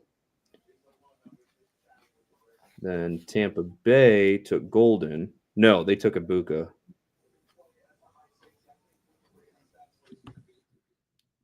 The Broncos took Barron. The Steelers took Harmon. The Packers took Golden. Oh, shoot. Yep. Yeah, but I made a mistake. I accidentally had. Let's see. Can we just hit a back button and shoot. No back button. Got to redo it. Just have to start all over. Select all teams. We're just doing one round. Okay. And then let's go enter draft. All right, make a trade. All right, I'll get there eventually.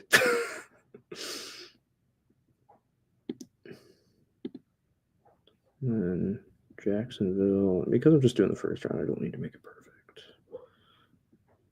Jacksonville.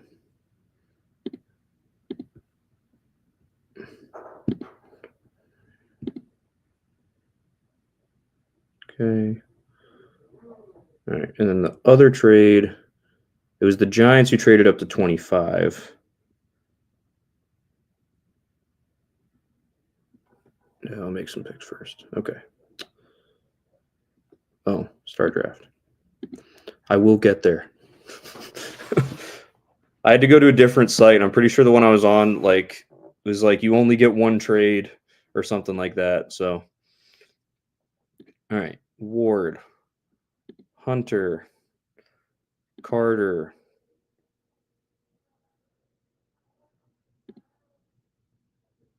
Campbell,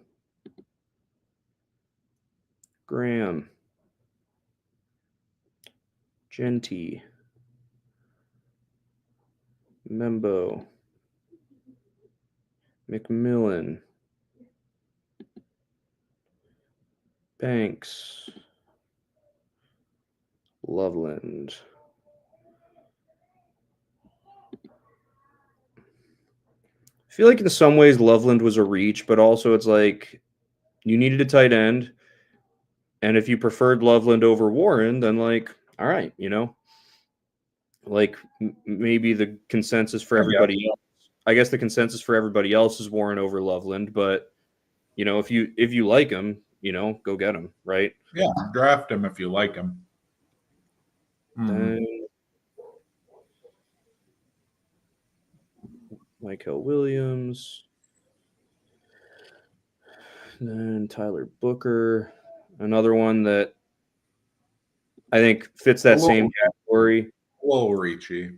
Yeah, reachy, but also like if you wanted a guard, he was the best guard available, Best guard. Yeah. Yeah. Then the Dolphins went with Walker, right? No, they went with Kenneth Grant. That's right. I keep messing that one up because I'm still surprised he was taking that high. Yeah. All right. The Falcons took Johnson, still Will Johnson on the board. Yeah. Cardinals took Walter Nolan. The Bengals took Shamar Stewart. They took Stewart, yep. The Seahawks took Gray Zabel. Yep. Who I really, really liked if he was available there for the Lions. That stinks. Y'all still have so many good players on the board, though. I know, but you guys are up. You guys are up on the clock, and there are Will Johnson's on the board. Ezraku and Green are all on the board. Yeah, all three of them. What pick right now outside of Shedeur do you think will piss you off the most? Pick outside of Shedeur. Yeah.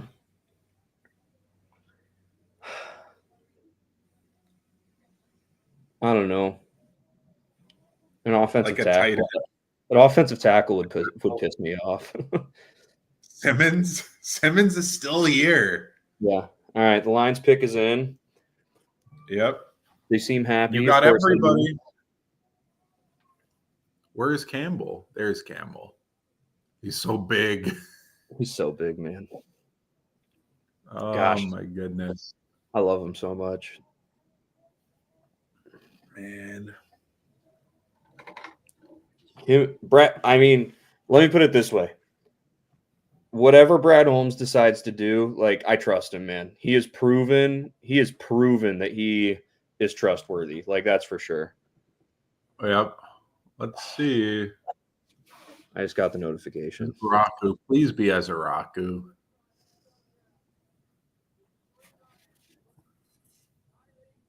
Oh, you don't like that very much. He's good, but Yeah, he's I a really good wanted an player. edge. I really wanted an edge, you know? Like, You had most of them. You had most of them available too. don't get me wrong, like, yes, we haven't really had like, oh, okay, that's our guy at interior defensive lineman, but I feel like we've had a good number of guys to shift in that has been like, we can make that work, but edge opposite Hutch has been. So we'll see. There's still plenty of time. There's still a lot of edges left in this draft, outside of tonight. So I don't hate it. I don't hate it. I would have preferred Ezraku, but I don't hate it, you know? Washington's got, man, they got options. I think they could go green. Oh, man. Who else? All right. The Packers took Golden. The Vikings took Jackson. Yeah. They took Jackson in the mid-20s. Yeah, that's good value. Ezraku's available. Emanwari's available. Will Johnson is still available. Mike Green is still available. This feels like it could be a Will Johnson spot. Will Johnson or Mike Green feel like the picks to me. The Giants. The Giants gave them that and that. We'll go offer trade. Okay. And then the Giants traded back into the first round to take Jackson Dart. It's just crazy, man. Wow. And then the Rams traded with Atlanta. Texans. No, Atlanta, yeah. You're right.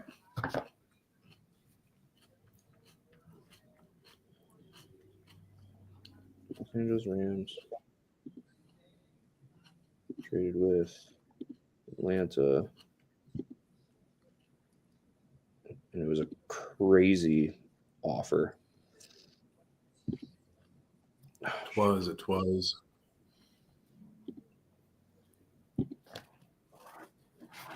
And then the Falcons got back in, and they took James Pierce. Yeah.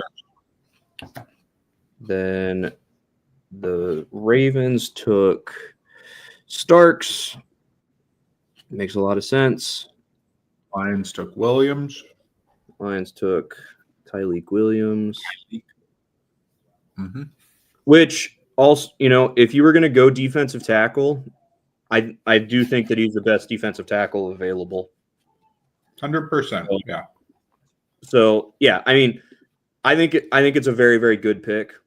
It's not what I would have preferred them to do, but for what they did, I think it was definitely a good pick. Mm-hmm.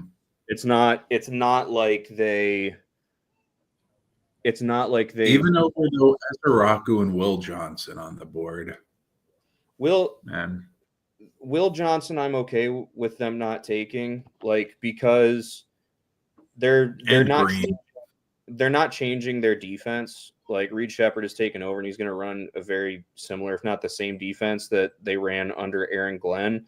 And the issue that we did see with Terrion Arnold this last year is he played a lot of zone in college, and they play press man. And so I'm okay with them passing on Will Johnson in that situation.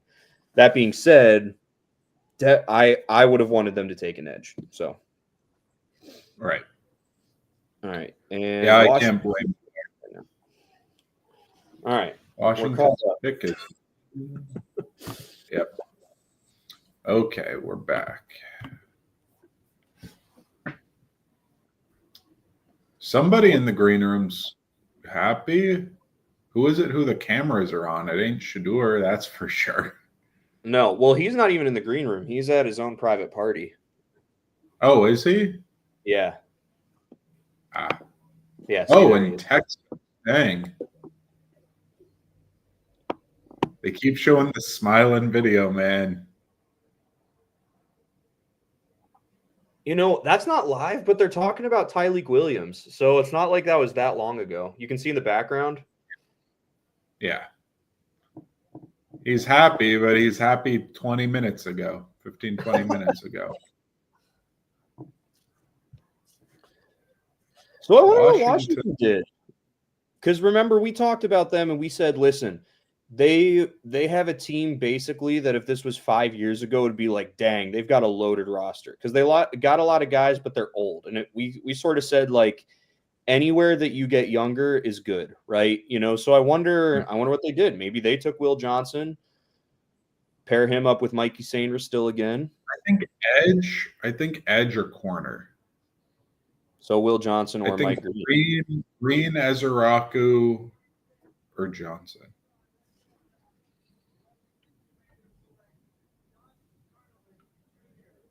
Offensive tackle Josh Connerly when they just traded for Tunsil. Yeah, I mean, again, he's old. We want them to be younger, but right. But Simmons is on the board. Yeah, I don't even view him Simmons as on the board. That's interesting. Unless Simmons' knee is that bad, we're really letting Simmons just drop right to the Chiefs here?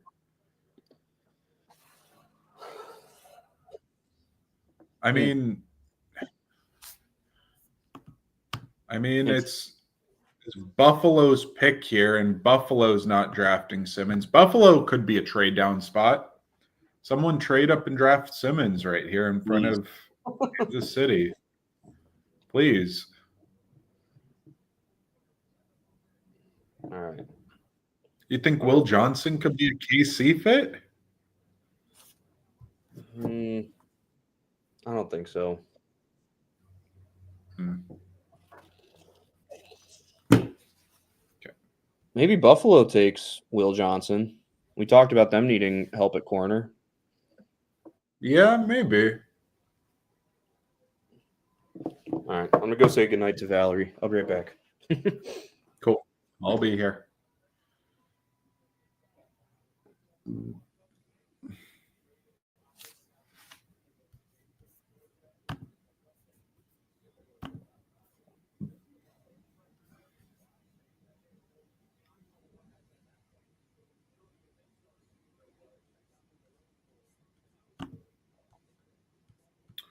Three picks left. Let's see what's happening, everyone. Buffalo, Campbell, Johnson, Green, Ezeraku. Ezeraku feels very Bills-ish. Johnson.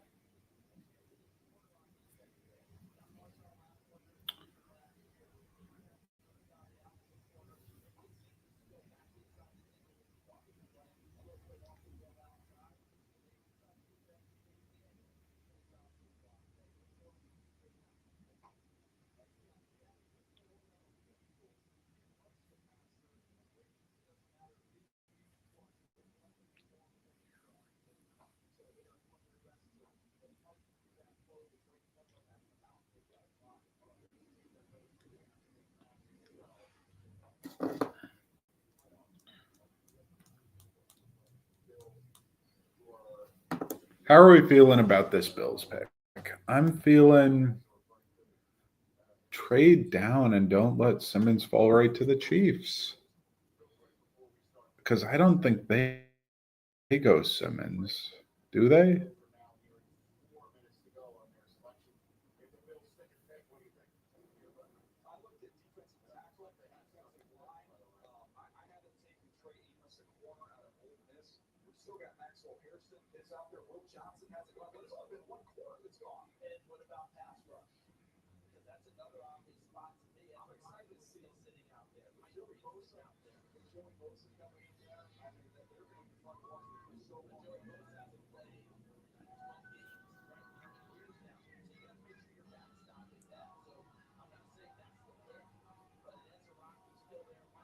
Picks in for the Buffalo Bills, man.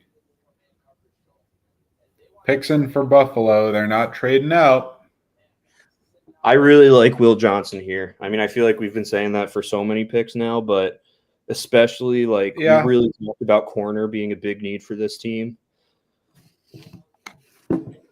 I like it.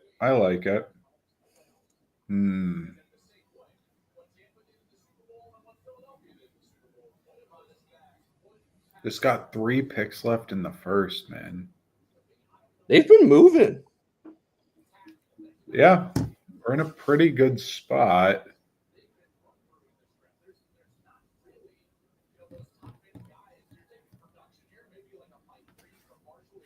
Mike Green's still really good value. Will Johnson's really good value. Azaraku.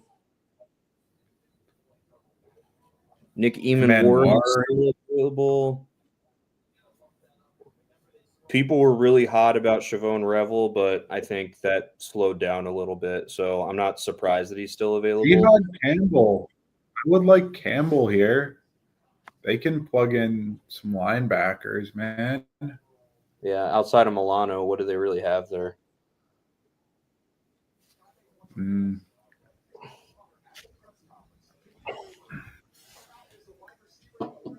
Oh. I don't see them taking a receiver because I do think it's too early to take Luther Bird in the third. Maybe. I don't think you take Burden because you took Coleman last year and they're too similar. That too. Another Make-A-Wish thing. Nice. Tommy is such a Make-A-Wish name. What does that mean? That's not a shot. What but Tommy mean? just no, it's not meant to be a shot whatsoever. I just mean though that like Tommy is such a he's just a kid. It's Tommy. It's such a television character kind of name, you know? You see a lot more Tommy on the internet than you do real life, I feel like. That's true, but I don't know what that means. Like, what that has to do with Make-A-Wish, though.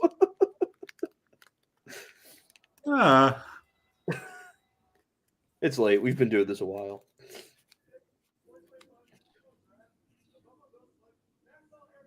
Hairston before Johnson. Wow. I like Hairston a lot. I'm really high on Hairston. Above Johnson, though, in the first. Wow.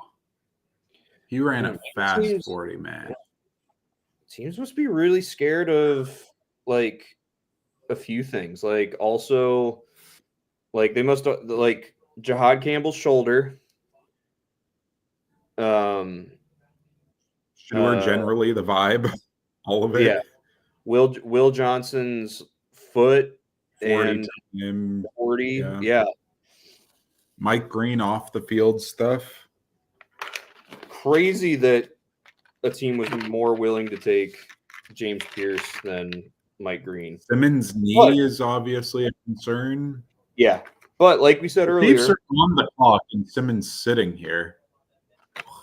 Like we said earlier, you know, it just takes one team to make a guy that high of a pick, you know? Yep, you're right. It just took the Giants to make Jackson Dart a first-round draft pick. Before Shedeur. Sanders. That's crazy. I mean, now I feel like we have to start asking how many other quarterbacks are going to get taken before Shedeur Sanders. You know, like Shock. we just see Jalen Milroe. We just see Jalen Milroe get taken before Shedeur Sanders. If a team trades up and in the next 2 picks and picks Milroe, I will eat my words of saying Milroe's a clown for going to the draft physically. Man, I will eat my words.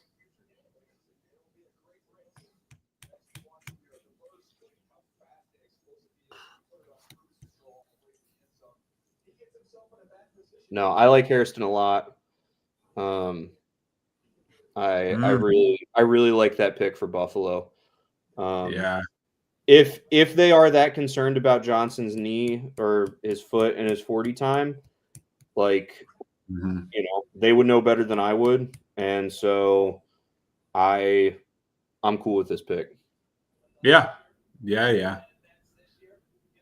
His tape looks really good from what I've seen. Just really fast and really smart. And if you've got speed and intelligence, that gives you a super high floor. Yes. There are so many guys that play like that are defensive backs that are fast, but they don't make good decisions. And it's like, and typically the speed helps them not make good decisions because they think, well, I can afford to bite on this. And if it doesn't work out, I can probably still chase down the guy once he gets past me. It's like, but to be fast and wise, that's big. Yeah, 100%. All right, so has to be Simmons to the Chiefs, right? Eagles, did they just trade up? Eagles just traded up 1 pick. Huh. Why would Philadelphia do that? Mike Green. Please be Mike Green. Well, Simmons is a Lane Johnson replacement. I feel like there's no way that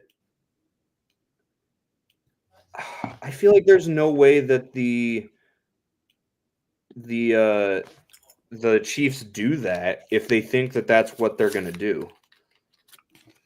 Probably not. The pick's in, though. Let's see what's up.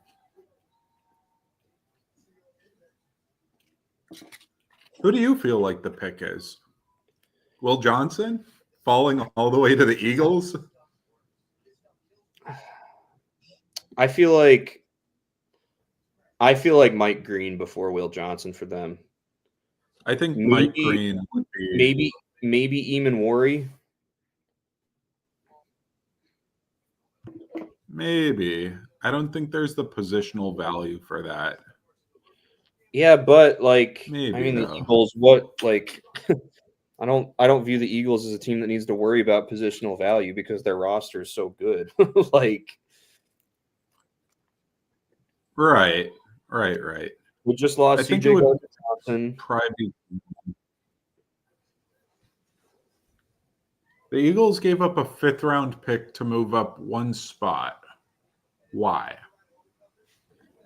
Yeah, that's the question, right? Like, you'd think the Chiefs have to take Josh Simmons, and so they wouldn't trade with the Eagles if they're afraid that the Eagles are going to take Josh Simmons. You'd think that the Eagles wouldn't move up 1 spot unless they're afraid that the Chiefs are going to take the guy that they want. So it's like, which is right, Yeah, this also feels like a Chiefs trade down 1 spot, and they're still going to get Simmons here. And so that guarantees that Shedeur falls out and nobody's able to trade up for him. If the Chiefs don't take Simmons, that'll be shocking. Yeah.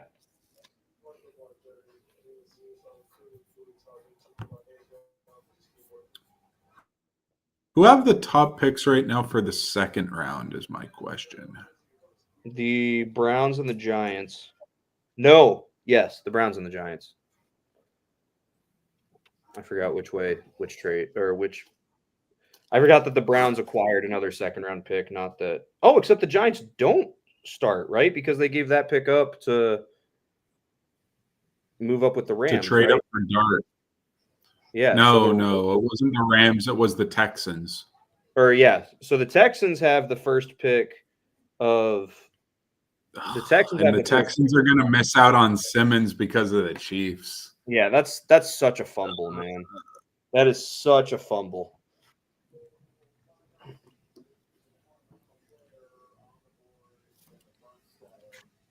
I tell you what, there is no way that the Shador Sanders camp thought he wasn't getting taken in the first round. They He's may not they may going to have be. thought they may have thought it's going to be like pick 21 to the Steelers, Steelers. but there's no way they thought he's not getting taken tonight. No chance.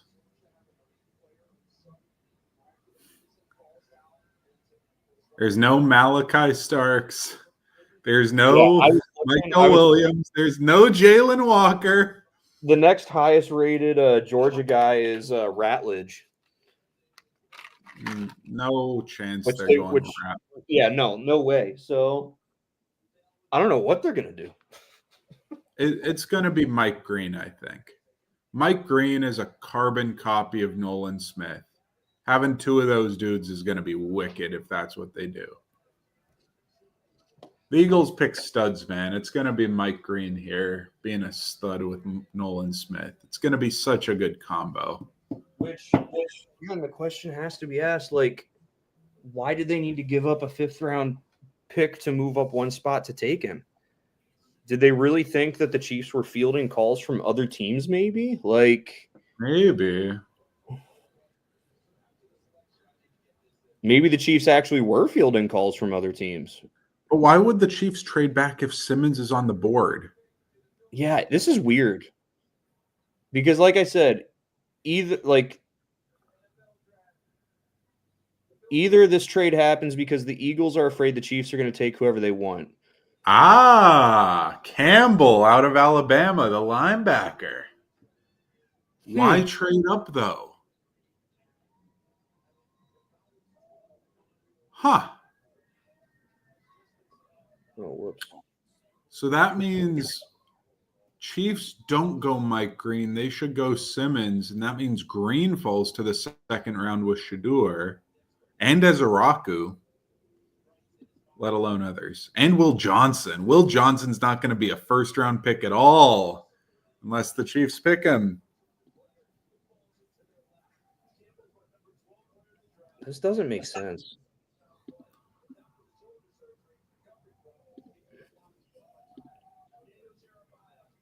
So my other thing is, why would the Eagles be worried about somebody jumping them when if anybody's jumping them, it's for Shador?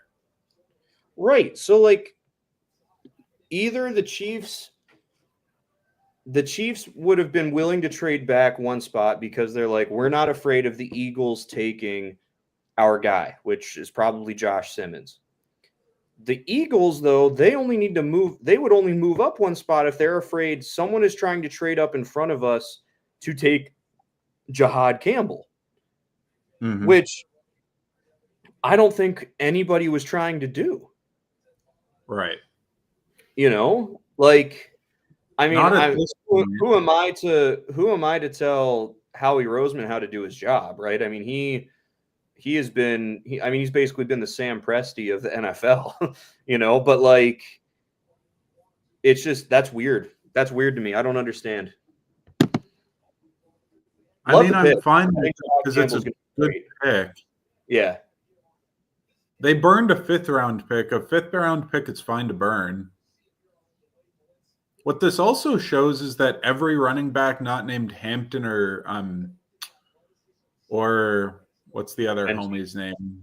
Genty. All of them are available. We got the full stock of running backs, let alone a bunch of other good dudes. Such a talented front seven for the Eagles, man. Crazy. Campbell, Smith, Bond, Davis, Carter. Freaks, dude. And it feels like every year they just draft in the first round a guy that takes place of the guy who is no longer on his rookie contract in front of him, right? Like they're just always young and cheap on the defense. It's crazy.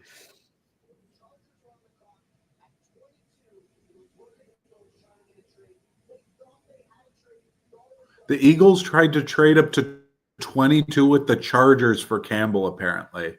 Really? I'm seeing that right now. Yeah. Wow. They tried it at 23, at 24. So that means they were probably going to have to give up a second or a third round pick, but instead only had to give up a fifth round pick. Man. But still, like, it's like, shoot, we wanted to move up at 22, we couldn't. We wanted to move up at 23, we couldn't. We wanted to move up at 24, we couldn't. And then you just let things pass. So then why be like, okay, well, we have to, like, I don't know. I guess they wanted to confirm their kill. They wanted to get their guy, and I don't have a problem with that, but you just gave up a nickel for no reason. It's a nickel, but you might as well keep it, I guess. Right.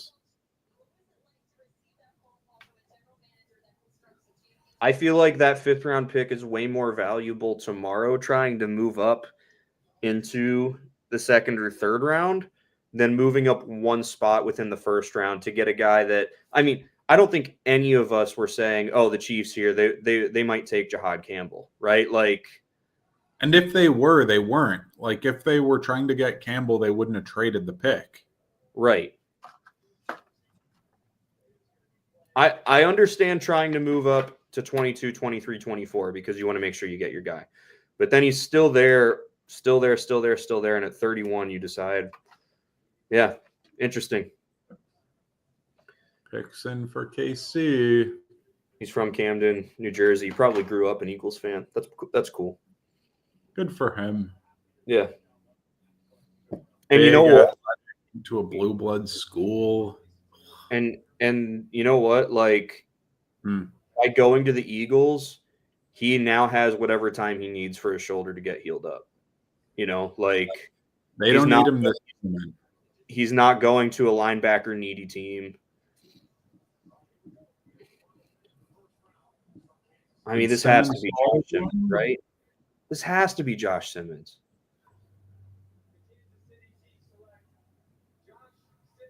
Yep. Fell right to him. Fell straight into their lap.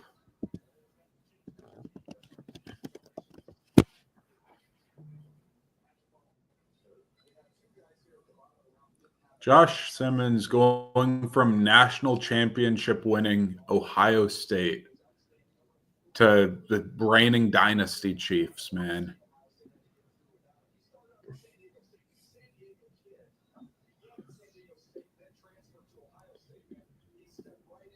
Crazy.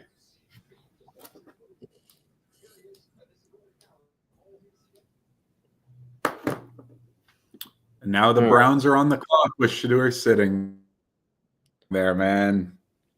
Yep. They're going to be on the clock with Shedeur sitting there. On the clock. And then they're going to have a pick 4 picks later.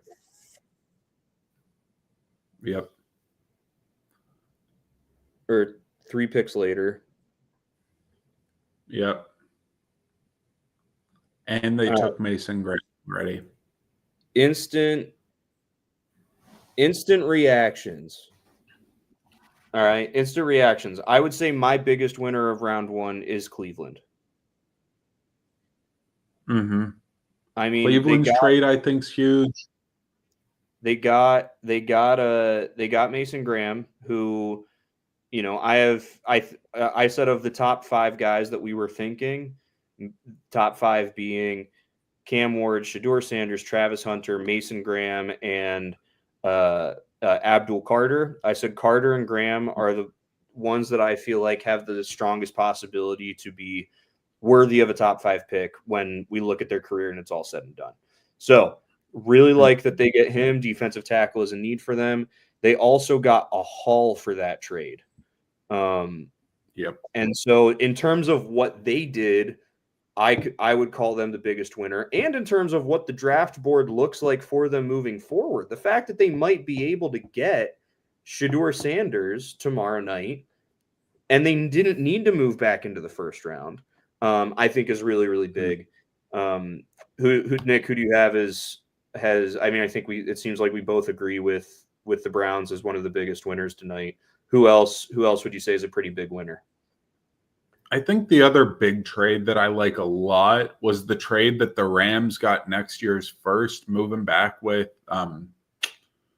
who was it they moved back with? The Falcons.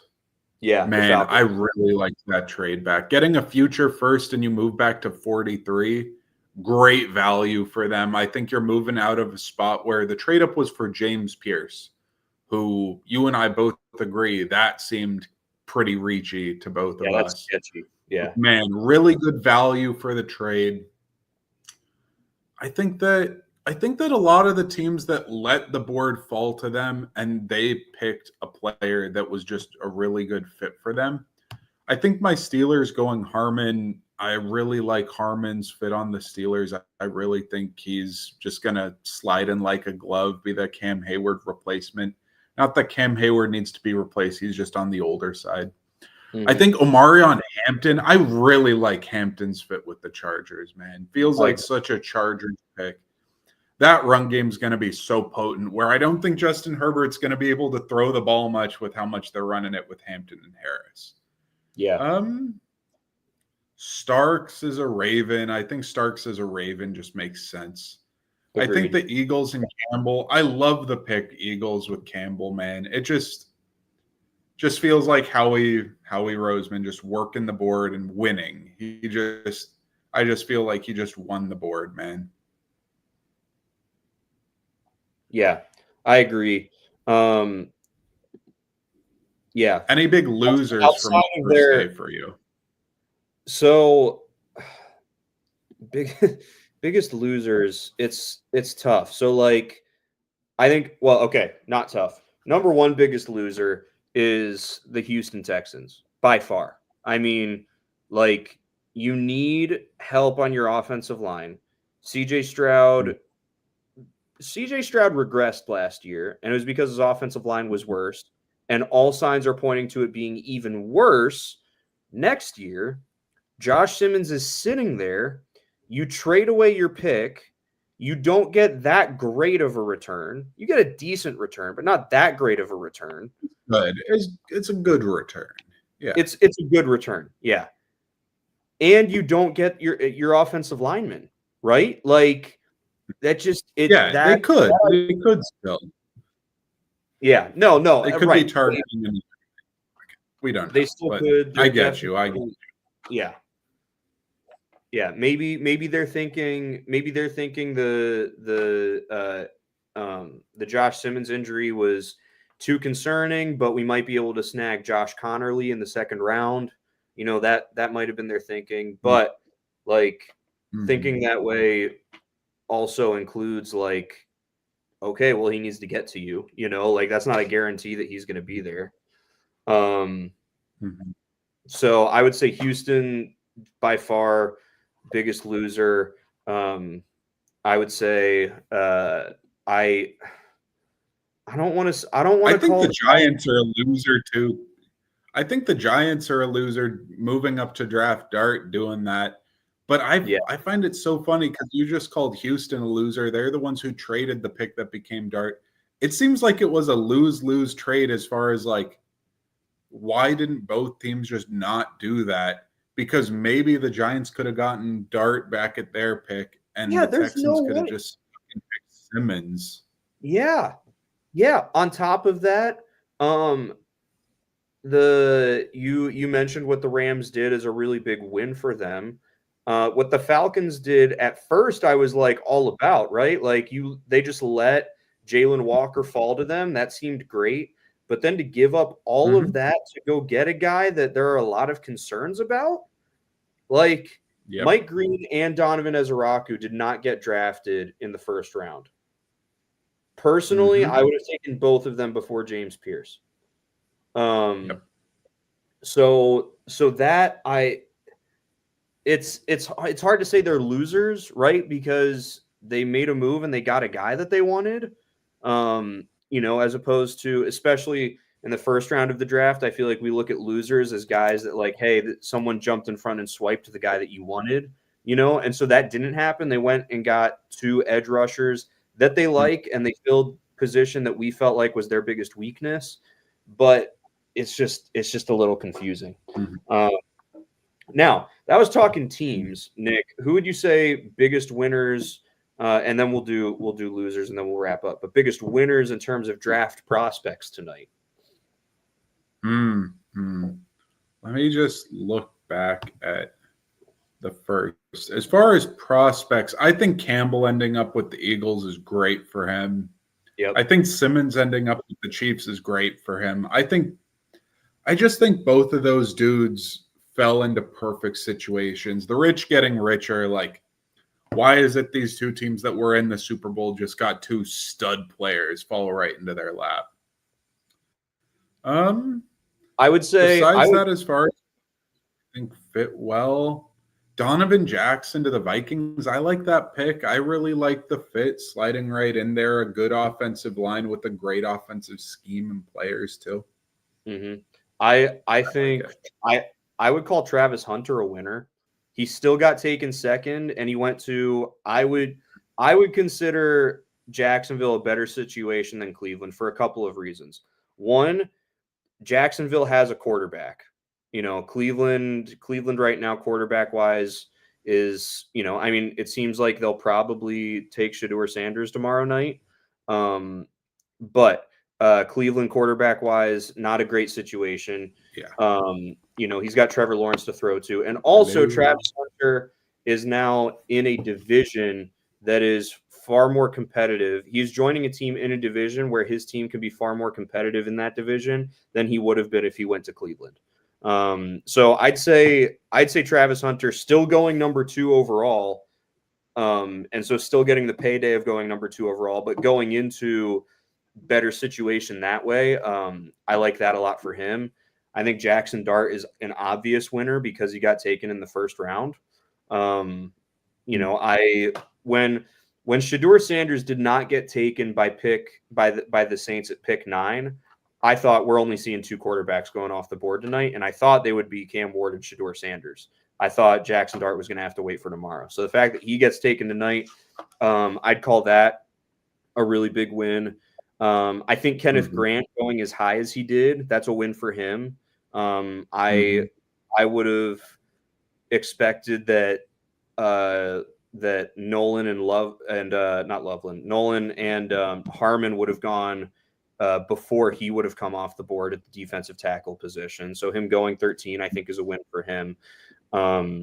Yeah, Nick, you have any other wins, or you want to move on to losers for prospects?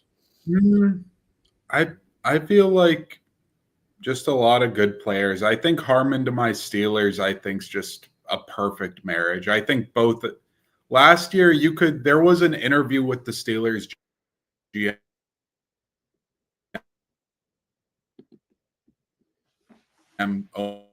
Omar Khan after the draft out of Washington. But he actually, like, when they drafted him, the Steelers, Omar Khan was wanting to trade up, being like, I can't sit still. I need to draft Troy. Like, I want to move up in the draft to get our dude. And he was really nervous about it. Seems like that was probably how it happened this year, where Harmon was their guy, and they were probably feeling nervous to just sit and pick Harmon, and Harmon being able to sit behind just an all-pro stud in Cam Hayward. I really love the fit there for him. Yeah, I agree. I think that's really good for the Steelers. The obvious answer to biggest loser tonight is Shedeur Sanders. He did not go in the first round. Not only did he not go in the first round, he watched another quarterback get taken in front of him in the first round. He went from, when we started this process, who's going to get taken first, Cam Ward or Shedeur Sanders? That got figured out pretty quick. Cam Ward is going to go before Shedeur Sanders. Then it was, okay, well, will he go number 2 to Cleveland or number 3 to the Giants? And then it was like, okay, it looks like he might not go there, but the Saints have an issue with Derek Carr, so he'll probably go 9. Okay, well, we found out today or yesterday, the Saints said, we're not taking quarterback. We're not taking Shedeur Sanders at 9 if he's available. It's like, all right, well, Pittsburgh, man. I mean, talk about great situation to go into as a rookie quarterback. Going to be awesome. Going to be great. Steelers don't take him. Like, okay, well, maybe the Giants or Browns trade back into the end of the first round to take him. Giants trade back in. It's like, all right, Giants are traded back in to get Shedeur Sanders. They take Jackson Dart, right? So, like, I mean, I don't know. Yeah, I mean it's rough. It is rough for Shedeur Sanders. I guess we won't know until tomorrow night. The question: who's going to get taken first, Will Johnson or Shedeur Sanders? So Will Johnson, another guy that early mock drafts had him as a top 10 pick. Early mock drafts had Will Johnson as a top 10 pick. He falls all the way out of the first round. That's brutal for him. We talked about how Jackson Dart, it's a win, but also at the same time, he's showing up probably as quarterback 3, right? Like, I mean, he may earn higher on the depth chart than that, but if you're the Giants, you're paying Russell Wilson as if he's going to be your starter, and you're paying Jameis Winston as if he's going to be your backup. And so it's really hard if you're the Giants to be like, we're shelling out all of this money, but actually Jackson Dart's going to be our starter. So he just has an uphill battle for this first year. But yeah, I mean, Nick, anybody else to add? I think Matthew Golden, we just saw him looking miserable, and he's walking into a room where there are a bunch of other receivers whose mouths are there to feed. And I actually feel like he comes pretty similarly to Jayden Reed. And so I feel like it's not a bad thing for him, but I just don't feel like he's going to get utilized being a wide receiver 1 in Green Bay. I don't think it's the worst fit, but I think clearly he fell down the board some and wasn't happy about it. Besides that, I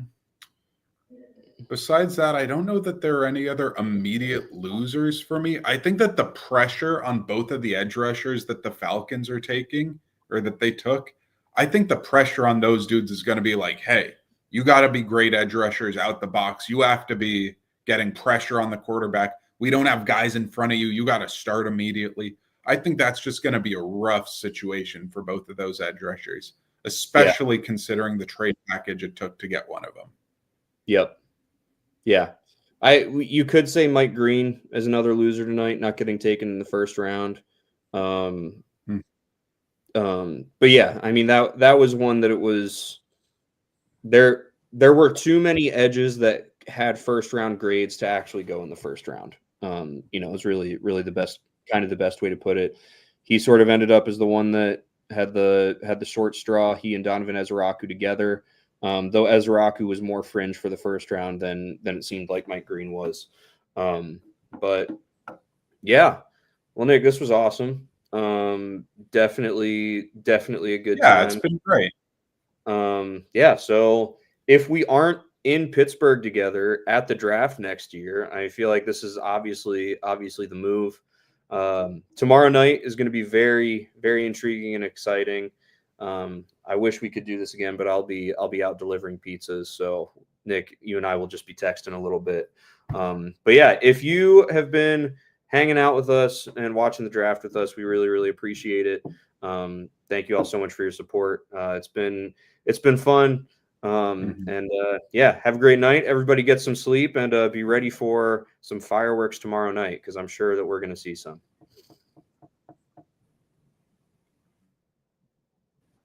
We can just film a reaction. You're cutting out all the way. Trying to get out of here. Trying to wrap up. You there, Jack? Yeah. Can you hear me? Yeah. Okay, you cut out all the way. and so I couldn't hear you at all for a good while, and you were cutting up. Oh well. Yes, we should definitely film a follow-up video, just some reactions for the whole draft after 7th round wraps up. I'm sure in the next week or two we'll film something. Won't be a live stream. We'll post a video or something like that. It'll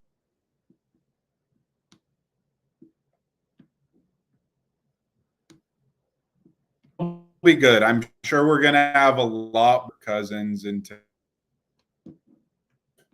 Aaron Rodgers.